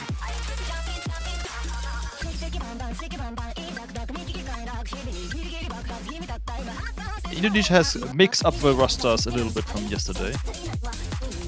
And they're already choosing to utilize their timeout. Each team gets 1 2-minute timeout per match. So it looks like they're really not sure where to go here. There is a lot of option. The Boris Open we have No Mod 1, 3, 6, Hidden 2, Hard Rock 1, Double Time 1 and 2, and Free Mod 1 and 2. But when it is such a close matchup, especially look at those seeds 12 and 13, it's so difficult to tell exactly where to go. Because it's not really a case of this team is really good at X and the other team is really good at X and at Y rather, and they can just kind of pick their own things. It's the kind of match where there's like, you know, the skill sets and the ideas of what they want to do are a lot more muddied, and they've already lost a breakpoint, they've won a breakpoint.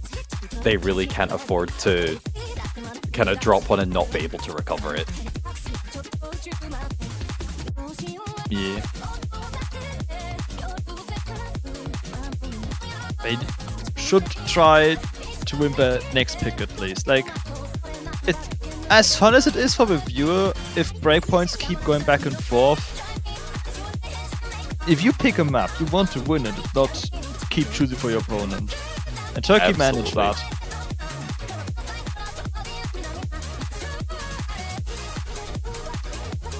You know what is a good use of time during the timeout?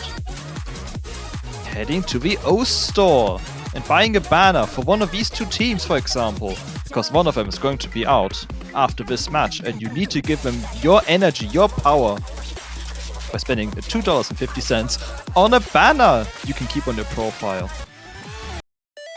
It's true. And if you pick the banner of the winning team, you can choose a banner for all 32 teams that qualified, even if they're already out. If you pick the one team that wins, you get to keep your banner for a whole year until the next World Cup. Yes, and they are very cool design-wise this year. Love the new style the World Cups are going for. Absolutely. And I'm loving the style of Indonesia going with Hard Rock 1. It does make sense they managed to win on Hard Rock 2. Hard Rock 1 makes sense, however, personally, I would also fear that, if Turkey are willing to pick Hard Rock 2, surely it'd also be good in Hard Rock 1. Yeah, normally this is not really reading challenge, but the cell velocity on this map is higher than you would expect for 160 BPM throughout the entire map. So it's not super easy to read either. Some people would argue though that this makes it a speed map. Yeah, absolutely. Kind of depends on the sort of player that you are. Thinking of no one particular, Smile. People that single tap 300 BPM. Oh, maybe not 300, but like no mod 5 gets to be single tapped, and that is not okay. Here we go. Will Indonesia manage to tie it up once again? 2-2, or will Turkey manage to take yet another break point?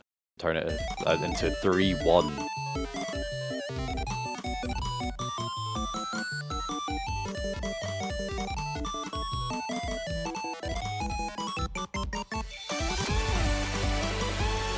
Early accuracy advantage for Turkey right now. But we're also only 100 nodes in, that's like 1000.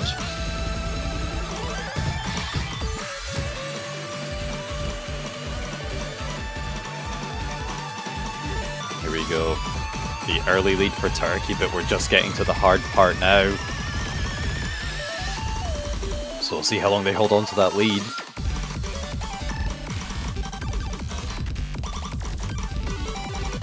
No one immediately collapsing coming into the section. All full combo still intact. Ruko's the first to drop, but the accuracy is going to keep Turkey in the lead just for now. Does reduce that score lead though. Down at 15k. Sarah missing on as well. It was a single miss at the end of the pattern, but it is a combo reset.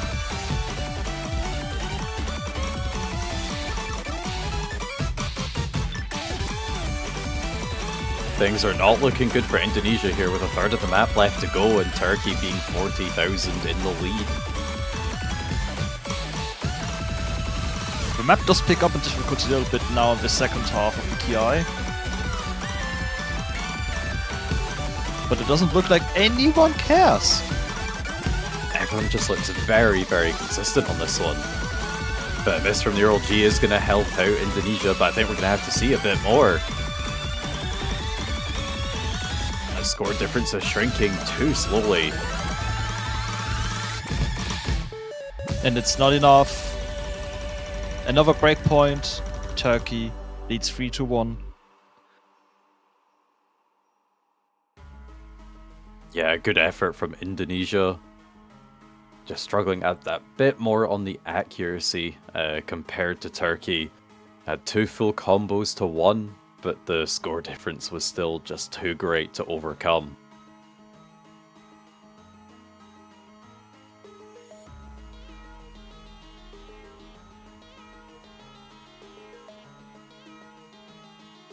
Now it's back over to Turkey in a very advantageous position here.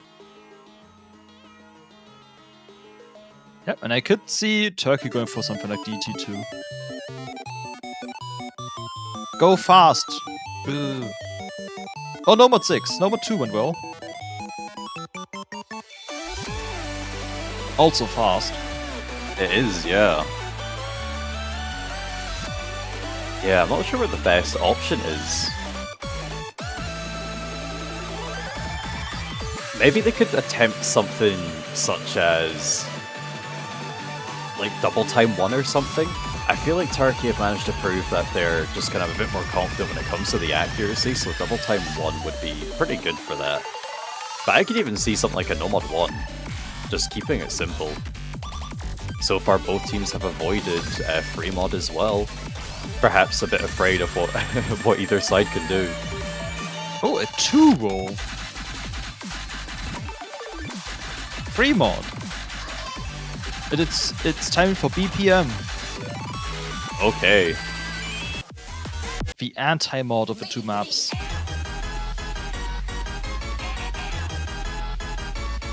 But we don't know what Turkey would do because unfortunately their match was a win by default. We do know Indonesia had a hidden hard rock on this and 2 single hard rocks. 4 mods, quite good. Yeah, Fruko probably hidden hard rocks this, and I would expect probably Magev and Neural G to both pick up on the hard rock as well. Yeah.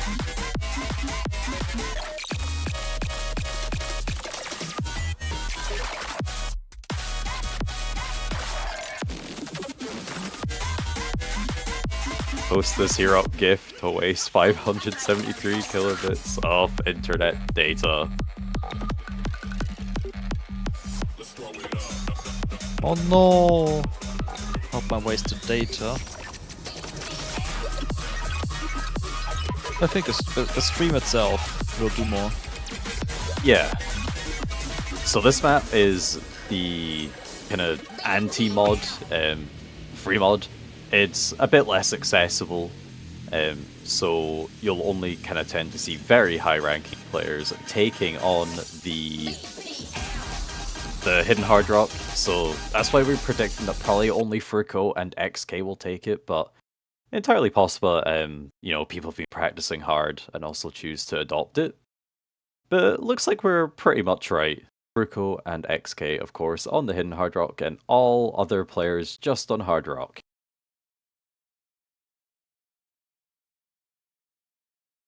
So there is no mod advantage. It's mirrored. Thankfully, the players also the correct positions. Yeah. I believe in the Catch World Cup for multi-mod, which is their version of free mod. They do actually enforce specific slots for who's playing what. Well, that sounds quite good. Things are not going well for Indonesia in the start of this one, though. 2 of their players finding significant breaks. But it's Turkey who are really looking to win this point. It's their pick after all. They must be feeling pretty confident in their abilities. The session designed to be more difficult for hidden, but of course we have no single hidden mod players here. So it's pretty free for everyone.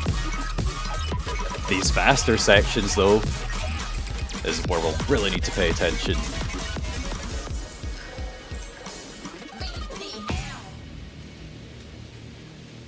$68k in favor of Turkey. Things are looking good for them. Yep. There's still a bit of map left. Also very funny finishers, very funny offbeat rhythms. With the high OD it is easy to drop on them, but will anyone drop on them? plenty could still go wrong. Especially as we will have faster sections to catch out all of our players on Hard Rock. Here it is, the streams. Not the comfiest patterns in the world, but everyone hitting the first one. And the second, we have the finishers.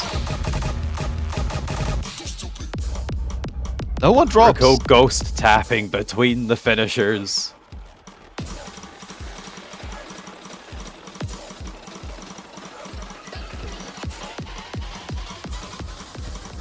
There's only one thing left. It's the cutting SV streams.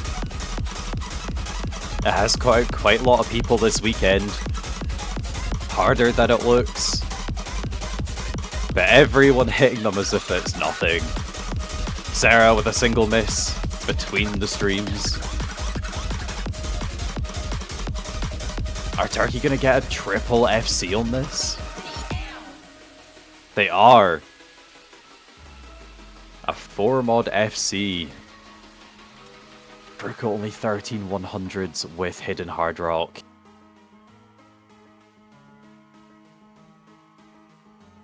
Very, very well picked.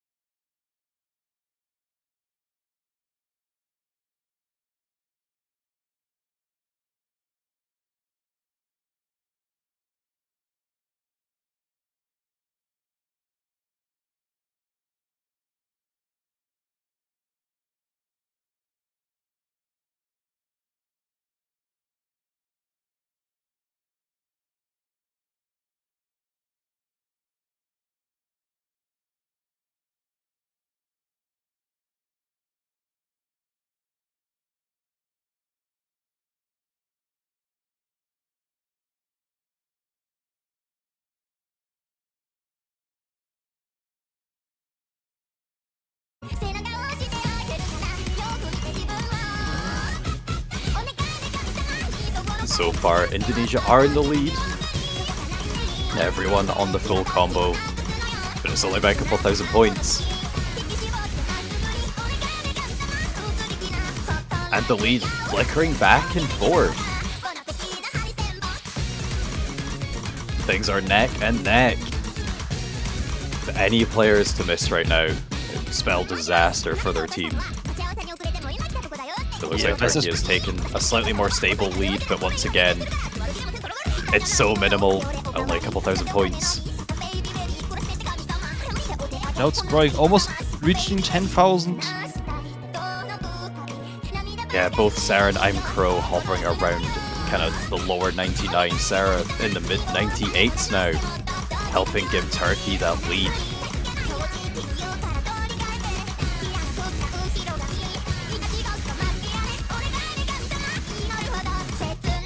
As the stamina is very important for this one.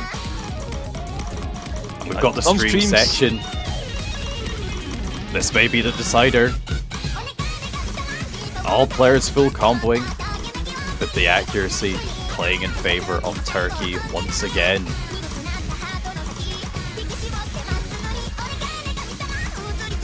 We've still got 6 full combos on the board. There's not very much map left to go. Looks like Turkey might be getting another breakpoint. And misses from Sarah at the very end confirm it. Team score of 3,300,000. Both Magev and Neural G tying score with Furko with only 5 100s. XK not far behind on a 7-100 FC, and I'm Crow on the 19-100 FC. Just unfortunately, Sarah couldn't quite keep up with the speed and the accuracy, but getting only a 1 misplay themselves is very, very good. It's just the accuracy that Turkey overall is doing a bit better on. And might give them the 6-1 finish. If they get this map correct. Could just be 3-1. 3-2 went quite well.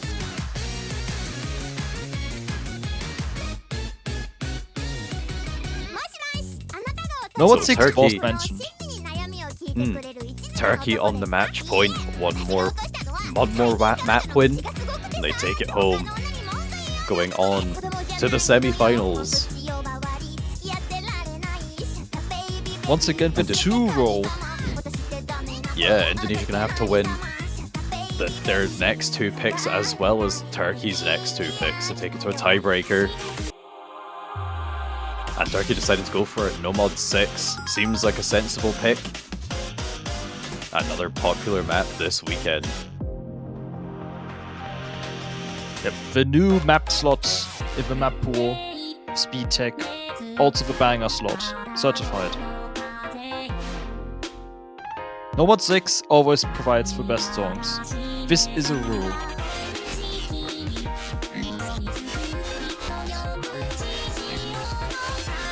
So lots of 1.8, lots of 1.6 in this map. Very high slider velocity.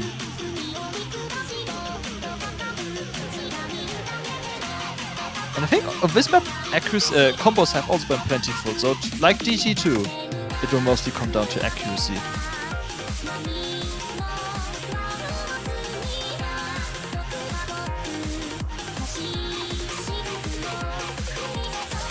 Yeah, I'm not sure how this one will go. Once again, it's one of those maps where I feel like it could go either way. Potentially just purely based off of the last map, we could probably see Turkey take a bit of an advantage since it is on the faster side. But we're seeing some roster swaps for Indonesia with Ray and Kames coming back in.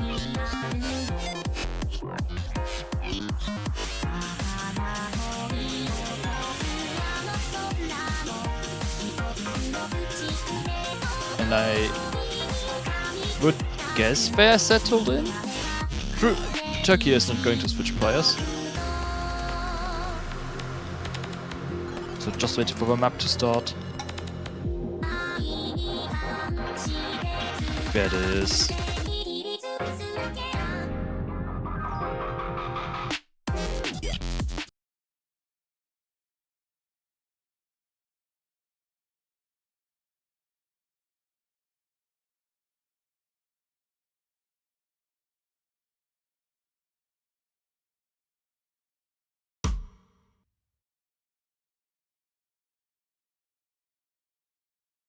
Just waiting for the players to load in. Here we go. will potentially be the final map of this match.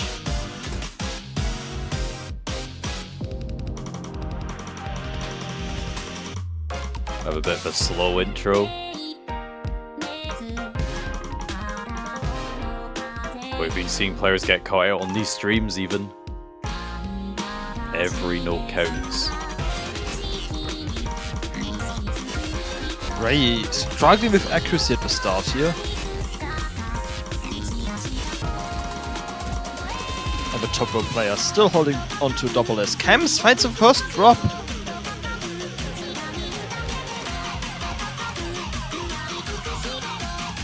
Big lead for Turkey right now with accuracy and combo on their side.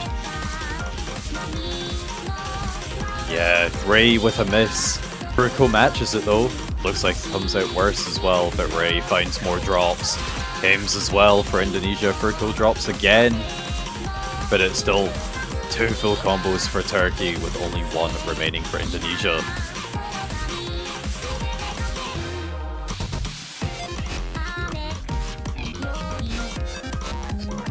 $70K rising. More misses from Fruko though. But I think if Indonesia are going to want to be able to take back this one, take back their first break point here, we're going to have to see more drops from Magev and Neural G. Both still on the full combo. Never mind. I am doing my job well. Magev drops the combo. But the accuracy is still firmly on Turkey's side. So that needs to change for Indonesia to be able to take a breakpoint. Miss from Fruko. There's not much map left to go though. And Indonesia themselves can't afford to make any mistakes. Miss from Neural G. That score lead is not shrinking fast enough for Indonesia. And a miss from XK. The final full combo. Giving Turkey the win with 40,000 points. A's across the board.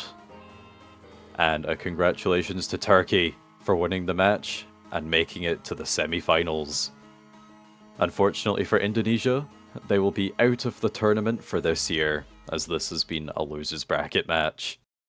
But it's always great to see them. Again, one of those teams that ended up peaking, getting 3rd place in the World Cup quite a few years ago. And then sort of a lot of their kind of high-level players sort of taking a step back. And then a newer generation is coming in, with a bit of a mixture of old as well, such as XK. But we'll be looking forward to seeing Turkey next week on the semi-finals pool against some even stronger opponents that have also made it through into the semi-finals. Indeed. So this is going to be the first time Turkey has made it to the semi-finals. Unfortunately for them, their first semi-finals opponent is the number 3 seed, United States, after they got upset by Chile last night. That is a very tough start, but that's the stage of the competition we're at. We're really trying to narrow down the best of the best. And Turkey will do their best to prove that they belong in that slot. We have a couple more matches this weekend to fill out the rest of who we will be seeing in the semi-finals. We have Russia versus Finland at 16 UTC, followed up by the United Kingdom and Slovakia at 17 UTC. And straight after that match, we will also have the map pool showcase to show off to everyone what we will actually be seeing and playing in the semi-finals. So we'll take a quick break and we'll be back about an hour and 15 minutes for Russia versus Finland. We'll see you there.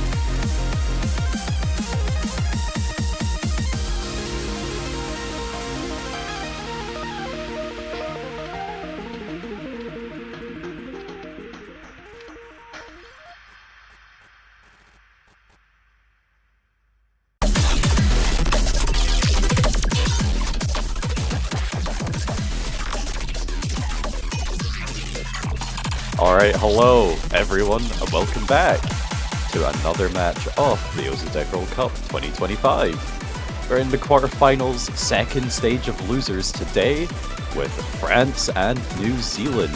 Both of these players getting here on a tiebreaker against a higher seeded opponent. So I'm very excited to see what happens when we put two teams that theoretically shouldn't be here together. And I am not going to be alone with this one, because I also have Yasuo with me this morning. How are you? Hello, good morning. I'm doing great. I'm looking forward to this match. As you said, tiebreaker teams. Can we take it to another tiebreaker, you think? Is it possible? Oh, I hope so. I really hope so. I don't think has been. Exactly. Like, I don't think you could summarize the weekend in any other way. And getting two tiebreaker teams into another tiebreaker would just be absolutely incredible. Is there any other situation where that's happened in a World Cup before? If it has, I would genuinely be very surprised. We are like on our fourth or fifth tiebreaker now, so this weekend has been absolutely insane when it comes to tiebreakers. So let's see what they're pulling off now.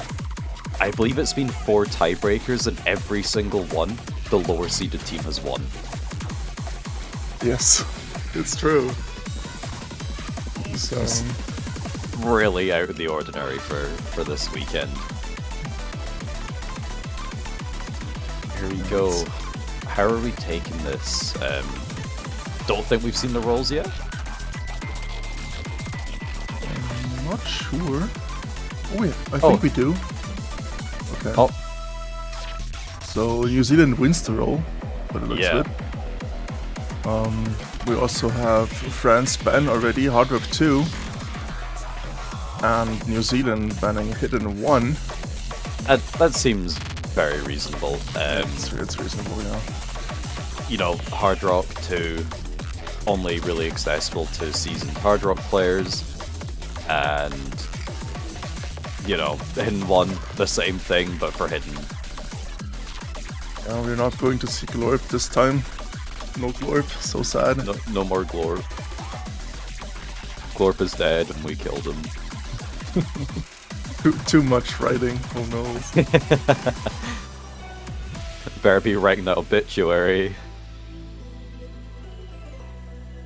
Oh yes, of course. As well. Yeah, just to say, we also have another match going on the main channel of the winners between Japan and Malaysia. So if you want to check out that one, feel free to head over there. But you could also just have both on your screen. I wouldn't recommend having the audio one for both at the same time, but I'm not here to tell you what to do. Could get confusing quite a bit. Yes, we have our first pick of the match, which is going to be Nomad 1. Yeah, this pick by New Zealand, Spark, Zadox, and IDK 156 taking the stand. With France looking like they're going to be going with Nethin, Yanni, and Ranchi. Since both of these teams have gone to tiebreaker already on this pool, we probably have a wealth of information to kind of pull from and see what these teams may be scoring. But that also means that these teams also know each other's scores very well. Yeah, it's going to be interesting what they're going to pick against each other, considering they have played the same pool before. And won the same pool before. Both on a tiebreaker. Taking a look at the scores from yesterday, New Zealand has a higher score than France on this by around 20,000. So it's already looking like it could be a close matchup. A double break, Nethin and IDK, 1 per side. The score is very minimal. Does seem to favour France slightly out the gate. Still 2, or like 1 double S for each team on the board right now. Oh, as I said, Ranchi loses it. The dog's keeping it though. Accuracy's overall still doing pretty well.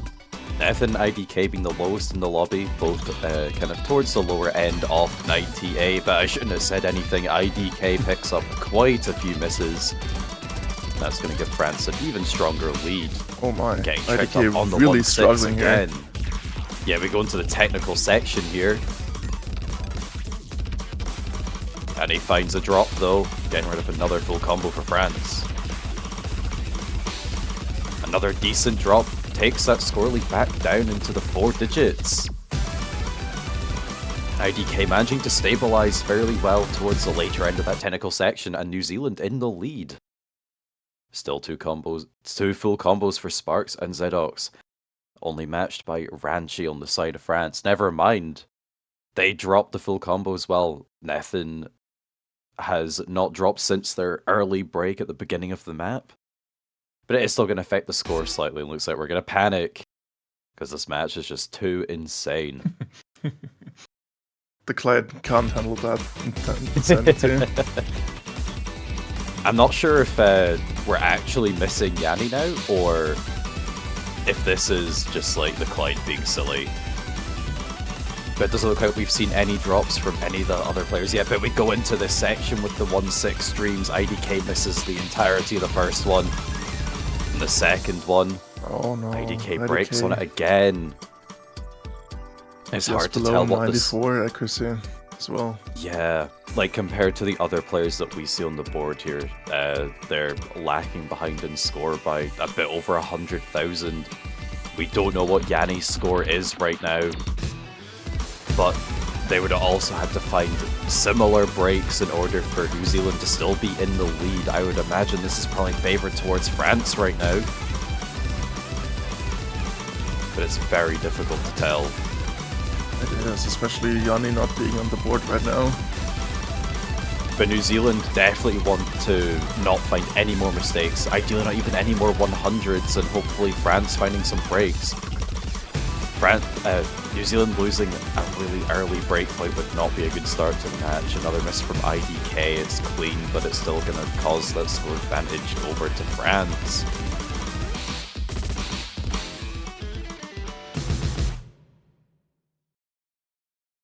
New Zealand with quite a bit of a lower total score than yesterday. May have to take a look at the match thing. Let me see. Where is it? It's still saying the match. It's still saying the match isn't over. Ref doesn't have a score. The lobby itself doesn't have a score. Stream doesn't have a score. It's entirely possible that Yanni may have been completely cut out. I have a forwarded message that apparently the electricity was cut from Yanni, so there's no score at all submitted, because their PC probably would have died if the electricity was cut. Yes, unfortunately. Which would give New Zealand the point in this case. Alright, it looks like the referee has decided to grant the point to New Zealand. There is no registered score for Yanni, as they ended up leaving during the map being played, according to them being caused by a mini power cut. Very unfortunate for Yanni in this case. Or the French team in general. Yes. The score difference being 845,000. Yanni did look like they were on par to beat that, but you never know what will happen. So we just have to kind of follow the rules and the ruling of the referee. But it's not too bad for France. That was New Zealand's first pick, and they looked fairly confident in beating them there as well. So France will decide what to go with now. Maybe wait a wee bit to make sure that they get their player back in.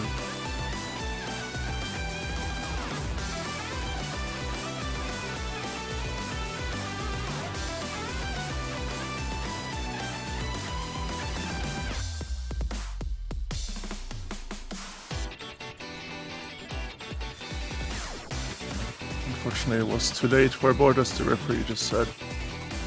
Yeah, the ruling on aborting the map and restarting it is it has to be within the first 30 seconds. Yeah, I think that was way, But we were way above. Way after that, yeah.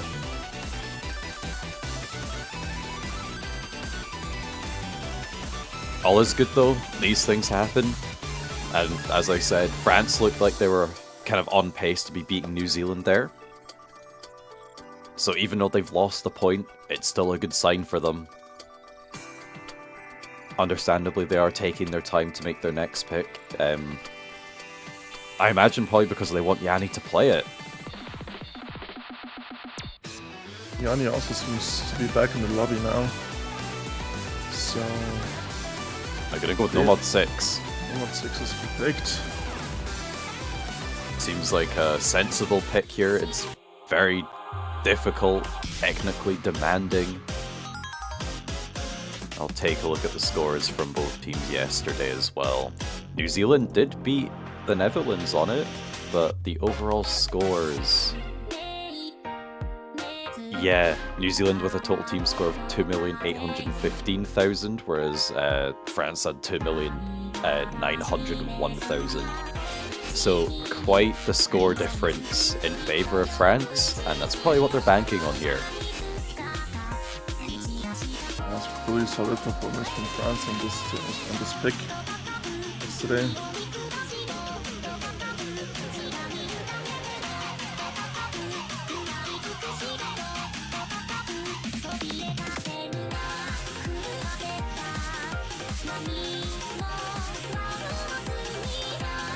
Something in the lobby seems to be broken right now. Referee is trying to fix this while we are waiting for them to start.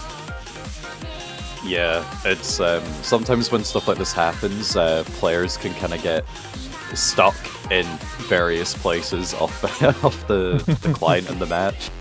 And of course, when it is the World Cup as well, when everything is so important, it can, sometimes you don't want to try fix things because you don't want to accidentally mess everything up. Yeah, so it looks like IDK was kind of stuck at the end of the map, perhaps wasn't able to get out.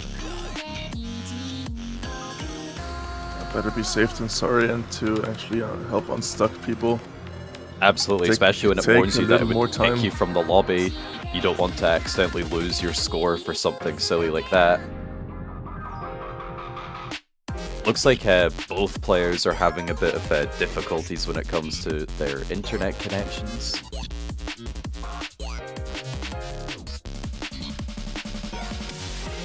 IDK seems to also be on his hotspot right now, so hope this doesn't cut out randomly during the match.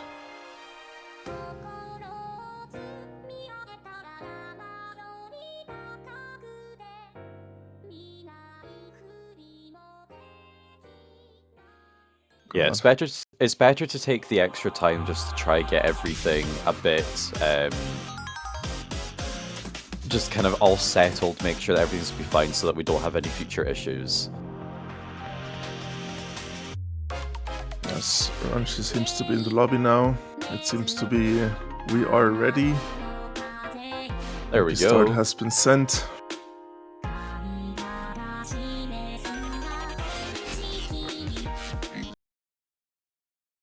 Alright, and we are getting into the map now.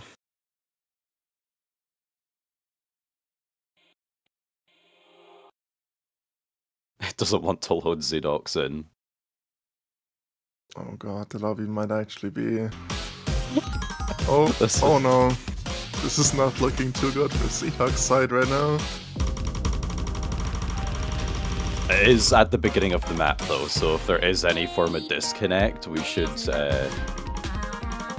see the map get bored. Or it's entirely possible that they're there and it's just kind of the client on our side for refusing to load it in correctly. Oh no. After another panic, we still not see Seahawks on the board. This is interesting. There's nothing on the the MP link indicating that Zedox is missing, but it does look like we have aborted the map. Okay.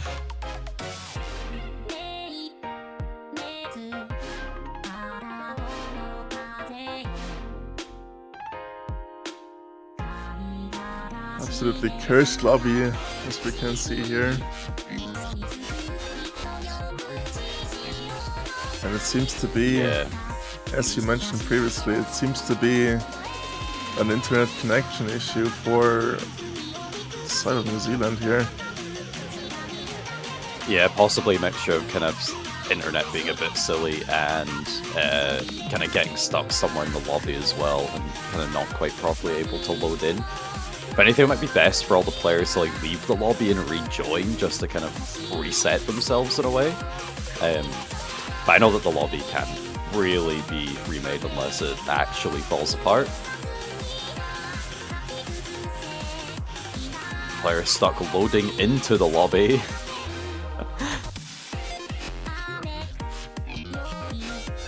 What a nightmare. Especially after nerves already pretty high, I assume, in this match for both teams, and now this happens. So it's a little more nerve-wracking for both teams on this intense match already.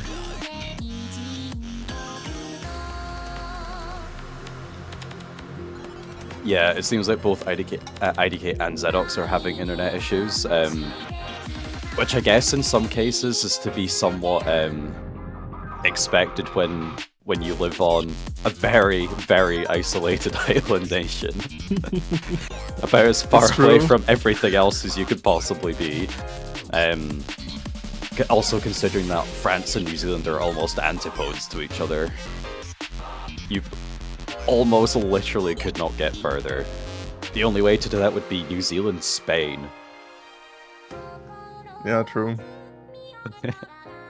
Or alternatively, we have the better explanation from Necromancy. Bancho can't handle the aura of these teams. It must and be after the what aura. after what we saw yesterday, I do truly believe it. Absolutely.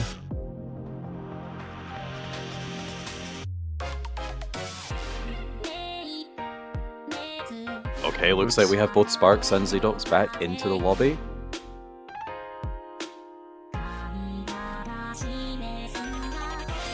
For everyone to ready up just to confirm that they are connected. Uh-oh.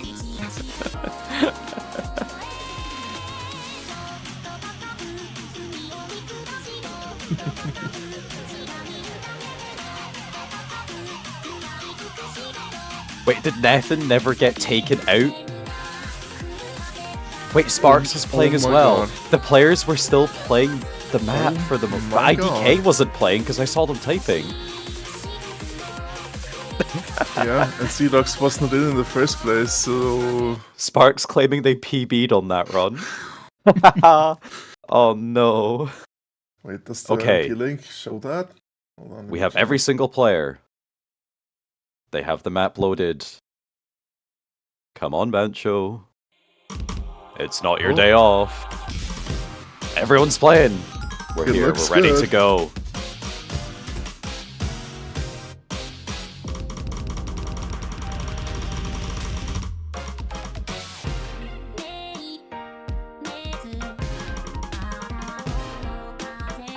An early break from Yanni on the intro.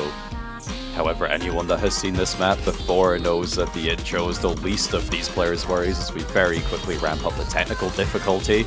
Sparks with an early miss of their own. Come on, Badger, don't do this.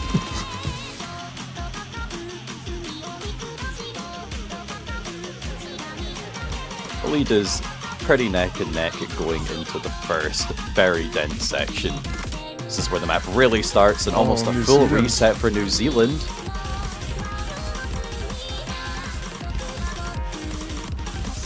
Sparks dropping as well, IDK finding a couple of misses. It's already over 100k in favor of France.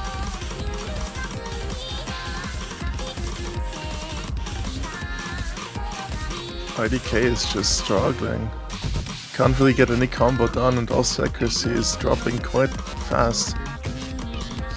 Yeah, unfortunately, this was also a map.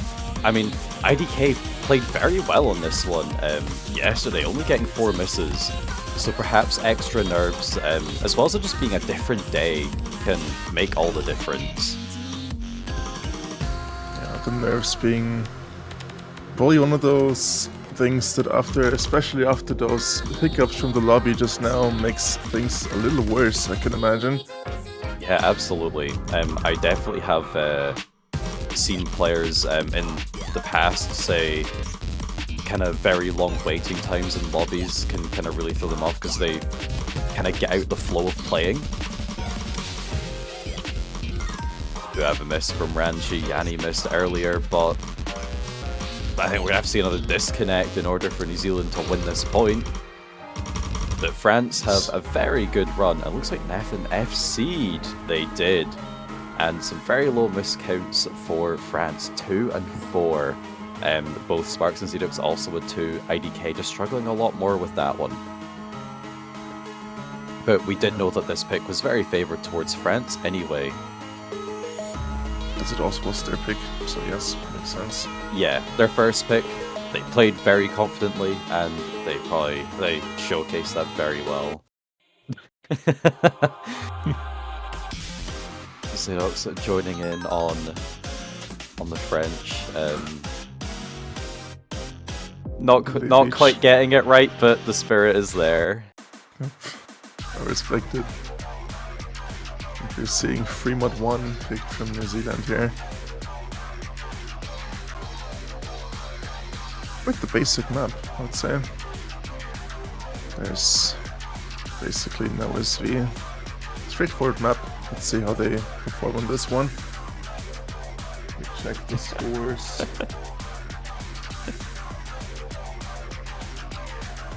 I think it's interesting that friend is one of the words that the one word that Zedux doesn't know here.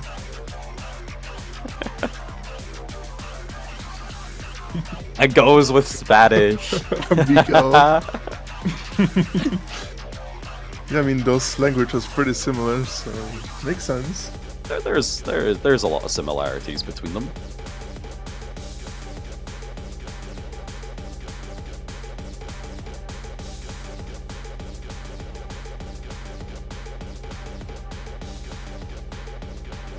Just checking scores from the last match. Seems like France lost this pick to Australia in the last match. It was pretty They are close. deciding to pick it now.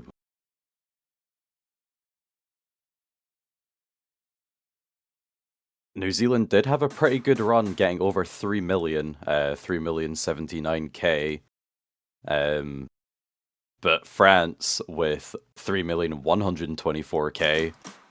So once again, it is favoured towards them. They do have that extra mod as well. It doesn't look like we're seeing any changes there from either side. So France does have the extra 60k score advantage, but well, the extra nerves cause them to be, will they kind of overmod in this sense, pick up too many extra 100s and a couple of misses as well. This is New Zealand's pick. They are fairly confident on their configuration here. Absolutely. We have 2 hidden hard rocks on the France side, and just 1 from Sea-Dogs from New Zealand. So New Zealand do know that France have a higher score than them on this, so they're potentially kind of banking on France making a mistake or two. But New Zealand IDK are going to be the first ones to find a drop. Sparks picks up a decent drop there as well. It's looking like a break point for France already, over 70k score lead. Yeah, half the map already gone. But they do need to keep holding on. Oh, Yanni finding some drops themselves in the 1-3 section, and quite a lot. That score lead has gone from 80,000 to 25. New Zealand are not out of this. Double miss, Yanni and Ranchi. The score difference is not changing that much off of it, but New Zealand are still within reach of this point. There's not much map left to go, but if France make another mistake or two, it could finally pass it over. We have these 1-6 patterns coming in, everyone hitting them. It's basically Sea Dogs versus Gundam right now. Pretty much lined up accuracy. Still have seeing. Here we go, the outro of the map. The score lead is still going up in favor of France due to the extra mods. Yeah, that seals it. France gets the break point. Things were looking a bit shaky for France after they got all of their misses there. And we have 2 full combos from Zedox on the Hidden Hard Rock and Gundam on the Hidden. Both IDK and Ranchi with 1 miss each. And France are looking to take this away with Nomad 3, the speed map.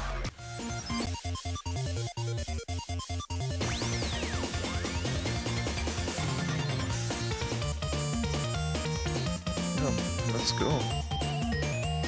Time for some speed maps.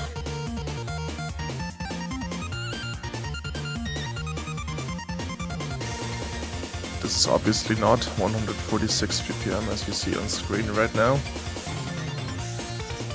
It's effectively double that, so 292 bpm. Like,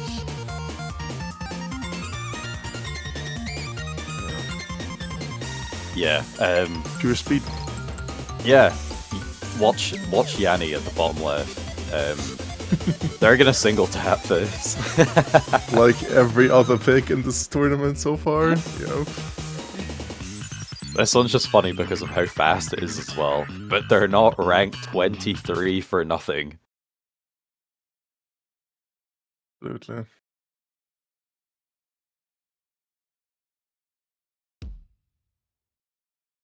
They state on their profile they will be happy to single tap up to about 440 BPM. So this being it's kind of double map, so it's kind of like 290 or something like that, roughly, I think. Yeah, 292. This is nothing for them. This is literally free. You've seen them even single tap the 1-4 until it gets to this kind of... No, they're still going for it. They started alting and missed, went back to single tap and started keeping the combo again. That miss is going to be significant though for New Zealand. They do trade it a bit, but that score lead is only 20k for France. There's still a double S from Sea Dogs. Yeah, Nathan and Ranchi have very, very good accuracy. Sparks does struggle with the speed and finds a drop themselves down at 95. IDK as well. Clean miss, but still the score lead goes over to France even more. Around 60k now. Yeah, France could even afford to make a mistake at this point. Ideally they wouldn't want to, but... And just look at Yari go. The other side of the drum. Never needed, except sometimes, but it's still incredible. Yeah. Even though Yanni finding a miss there right now, the score's lead is still... I genuinely think every time they've missed it's because they've ulted. Yeah. They really don't like using the other side of the drum, so that throws them off super easily. Final quarter of the map into the Kiai now. Sparks does reset their combo into it. Nathan does match it. With over 100k scores is looking very strong for France. Yeah, and he breaks the combo as well, but Sparks and IDK follow it up. We still have Ranchi and Zedox on the FC. Zedox's FC quite a bit better. Nothing more will be said. On to the outro.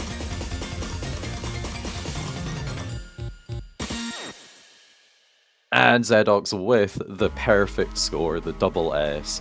1 million points. Well, 1,200,000 because something. Yep. Something score. I don't know why it is. Unless there was a very short drum roll or something. But anyway,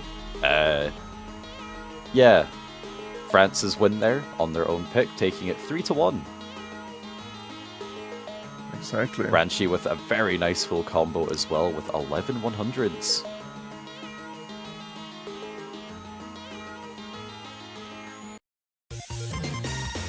And quick switch over to the A stream where Japan just beat Malaysia 6-0. So that's match is Not done. lost any points. Showing yet another dominant performance. I think this makes Netherlands the only team that actually took a point away from Japan last weekend. I believe so. But will that trend continue? As they will be facing... Is it Chile? Don't remember who they'll be facing. Let me double check. I feel like it's important enough to say just now. Let's get the bracket up. No, they will be facing Taiwan. Yeah. Who managed to beat Singapore on the tiebreaker as the lower seed. Historically, the team that has historically always been the contender to Japan. So it'll be a very interesting one to see next weekend. But New Zealand are going to go with free mod 2. Get their second point on it. Yes, Take welcome a everyone. look. Welcome everyone to the stream. Coming over from the A stream. Oh yeah, hello, hello. Alright, both New Zealand and France won this point in their own matches. But France does have the higher score, 3,097,000 compared to New Zealand's 2,930,000, so quite the difference. I'm not sure if we're going to see any mod changes from yesterday on either side. They may just stick with what works. Absolutely. And this pick is a little more difficult to pick mods on, as it is widely known as the anti-mod of this bull.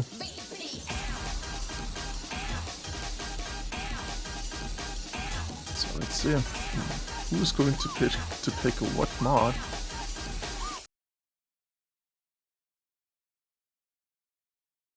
Oh, we see one hidden hard rock from one player on each side. Oh. Ranchi versus Seedox on both hidden hard rock. So, France has remained the same.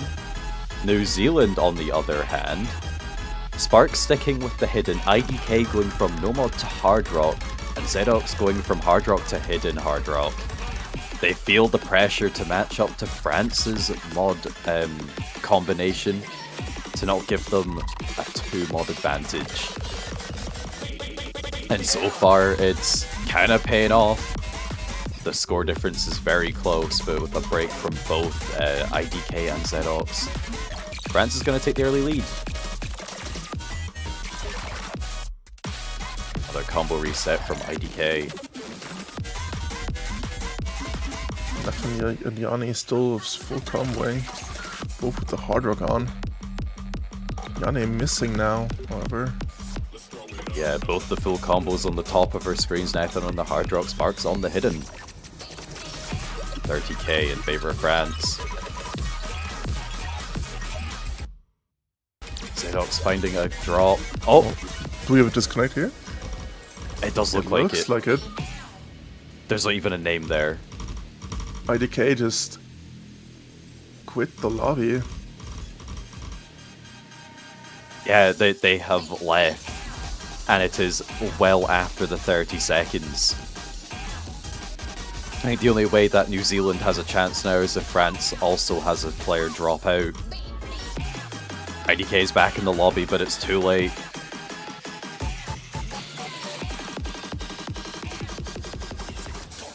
Maybe it wasn't a disconnect, maybe it was just the game.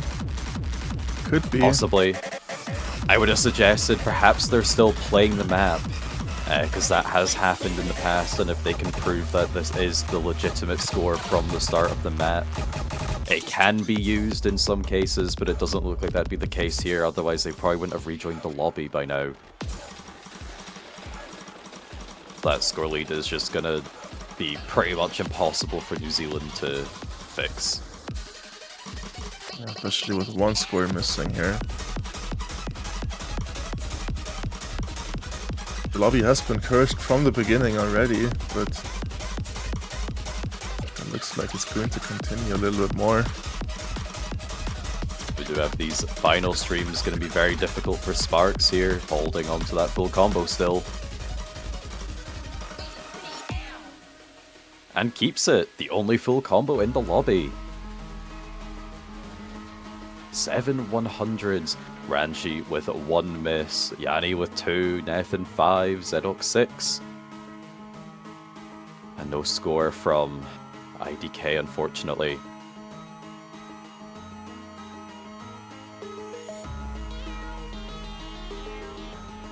And there we go. Oh yeah, They got disconnected at the break. And they're unable to switch to their more reliable hotspots. They can't find their phone.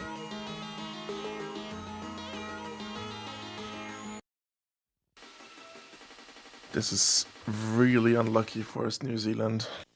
Yeah. In some ways it does kind of balance out, as New Zealand did win a point off of a disconnect from France. So France wins a point back through a disconnect from New Zealand. It's 4-1, and France are going to go with Nomad 2. Our techie swing pick. map. Another Nomad pick from France.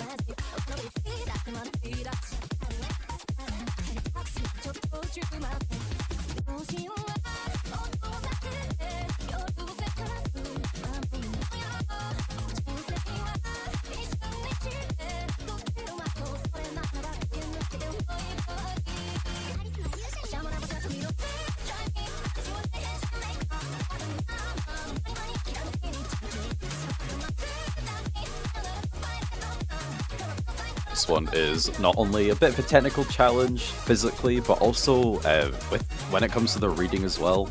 I find that when you have a map littered with doublets, it can be very easy to mix them up.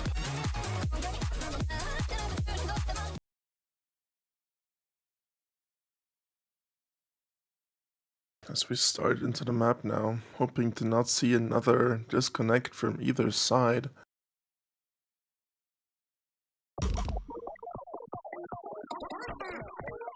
What a great map, and what a great song as well. Yeah, I think this one's been pretty popular this weekend so far. It's never kind of any team's first pick, but you pretty much always see it kind of midway through the match. Early drop from IDK. France once again taking an early lead.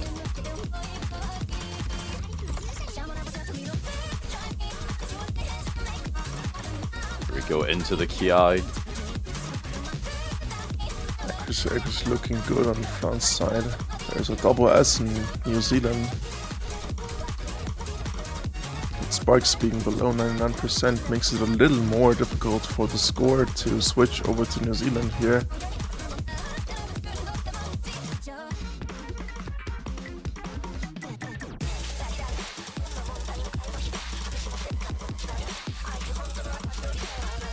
Everyone's still holding on to combos through the section so far.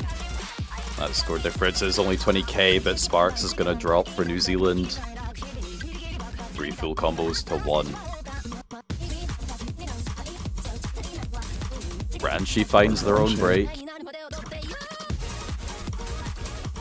Accuracy lead is still very much in favor of France. All players above 99. Yanni finds a break themselves. So we're equal on the combo breaks, but not the accuracy.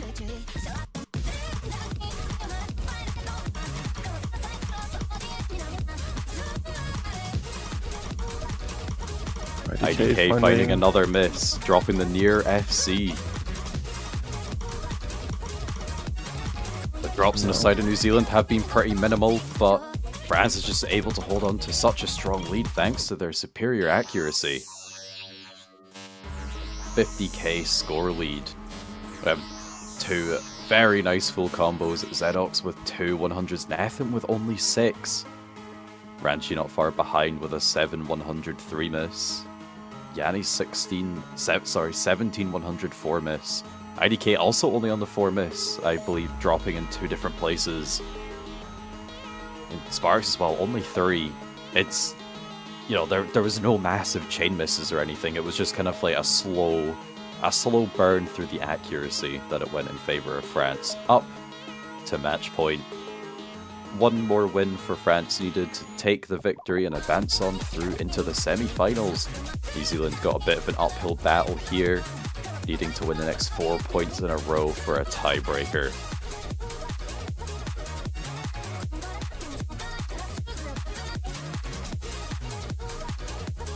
Where will New Zealand go? I've seen something cool. I've seen some teams go with Nomad 5 when they're in a bit of a difficult situation and kind of hoping that the other team just messes up more than they do. But they're going to go with Hard Rock 1 here.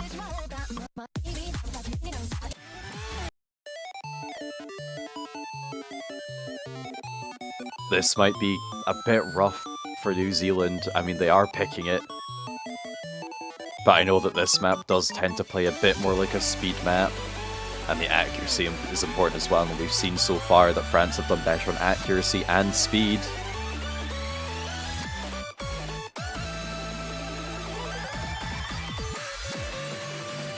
Yeah, France also not looking very happy with this pick right now. Share not map. Yes, not map. That's how you see it. Oh, now it's getting personal.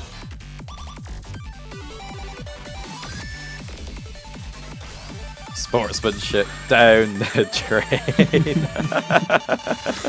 Oh my god. The personal attacks in the lobby, no.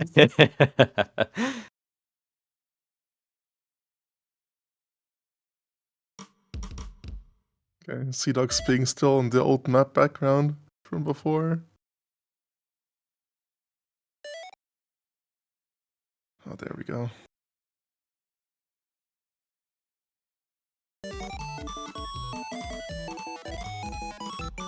But it looks like despite everything, the players are having fun. Off to a rough start accuracy-wise for New Zealand. But definitely recoverable with drops from France potentially in the future. Both accuracy and misses from France are probably needed here to switch back over to New Zealand. First break from Sparks though. Not a very confident Hard Rock player, but we'll see how they do in this speed up section. IDK just struggling with accuracy as well as combo as they find a miss, as well from Nathan and Ranchi.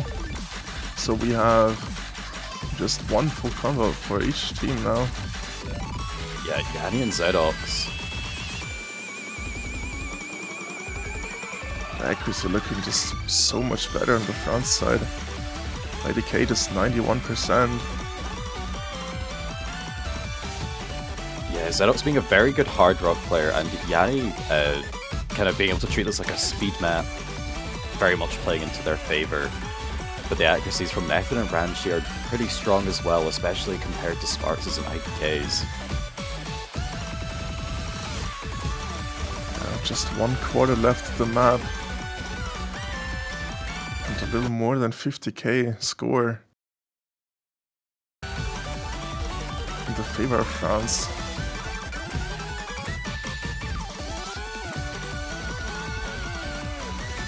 Something major has to happen now on the side of France to give New Zealand any chance. But the scoreline doesn't want to change though.